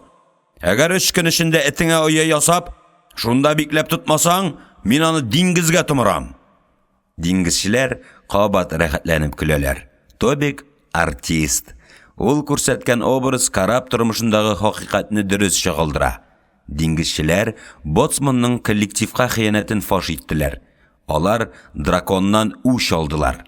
Егетләрнең тамам күңелләре булды. Тобик, капитан ашулы чакта ничек сүгенә? Дип сорыйлар аулаграк чакта. Эт арт аякларына басып башын күтәрә, күкрәген киерә һәм күзләрен акайта. Хоу! Хоу! Хоу! Нәкъ шул чакта капитан килә дип кычкыралар. Эт күз ачып йомганчы юкка чыга. Аны никадәр эзләсәң дә таба алмыйсың. Һәр экипажның үз риваяте, үз чыгарган легендасы була. Шул легендалар арасында экипажның иң яратканы эт хуҗасының Одессага кайткач ял итүе. Сәяхәттән кайткач, Галочкин бер тәүлек ял сорап ала. Бу тәүлек аныкы. Ял көнне Дмитрий Афанасьевич диңгез юлында шәшелеп калган гомере, якынлашып килгән картлык һәм сугыш елларында үткән яшьлек өчендә яшәп калырга тырыша. Хуҗа Тобикны ияртеп ярга чыга. Потёмкин баскычыннан менә, Одессаның иң яхшы парикмахерскийына керә. Эт иң оста мастер кулында. Тобикның йонын моторлап кыркалар, затлы шампунь белән юалар. Бу эшкә Галочкин 50 сум түли. Чиратта ресторан. Эт белән хуҗа Одессаның иң яхшы рестораны Лондонскийда. Дөрес, Лондонскийның залына эт белән керергә рөхсәт ителми. Галочкин белән Тобик легендар шәхесләр. Аларга ярый. Керәләр, өстәл әзер. Эт почетлы урында. Башта этне сыйлый, балыгы улдыгы, севрюга, Тобикның иң яраткан азыгы каз бавыры. Эт ашап туя, өстәл астына кереп бөгәрләнеп ята. Чират Галочкинның үзенә җитә. Аңа да балыгы улдыгы, севрюга бастырма. Бу көнне ул күңел өчен яши. Аның жаны бүген җыр тели. Ресторан ябылганчы оркестрны ул уйната. Оркестр 20-нчы елларда дан тоткан җырларны уйный. Вертинскийның Чупчигын Дмитрий Афанасьевич кат-кат уйнаттыра. Һәм оркестрга кушылып туйганчы елый. Бу көн аныкы. Һәм Галочкин бу көнне яшәп кала. Безнең чорда космоска ракета очыртуда, атом төшен айырып алуда катлаулы түгел. Җир йөзендә иң катлаулы нәрсә кеше үзе, аның жаны, кичерешләре. Кеше дигән җан иясен без әлегә белмибез. Һәм киләчәктә дә тиз генә белә алачак түгелбез. Ни сәбәптән табак савыт юып, кешегә аш өләшеп торучының ресторанга кереп, үзенә аш китергәннәрен күрәсе килә. Ни өчен куркаклар дан алырга, наданнар диссертация якларга омтыла. Карапка кайткач, Дмитрий Афанасьевич үз көне җиткәнче башында күтәрмичә тагын айлар буе эшли. Эткә тиешле риясыз хисләр исраф булыр дип куркып, бер кем белән дә дуслашмый. Бәлки, шушы сәбәп аны гомер буе буйдаклыкта яшәргә мәҗбүр иткәндер. Кем белә? Аның яшәүнең һәр сулышы эткә булган дуслыкны саклауга багышланган. Дуслыкка зыян китерер эшкә ул теше тырнагы белән каршы. Без шуны гына беләбез. Борынгылар тәкъдир дигән нәрсәгә ышанганнар. Дмитрий Афанасьевичның яшәве нилектән шулай икән? Галочкинның тормышын фәндә, фәлсәфәдә аңлата алмый. Әдәм баласының жаны төпсез кое. Аның серләре кешенең үзе белән бергә гүргә китә, онытыла. Кеше китә, җыры кала кешеләр арасында. Кадап әйткән сүзе кала йөрәкнең ярасында. Уф Алла, дип көрсенәсең, туктап, тын аласың да. Гамил Афзал.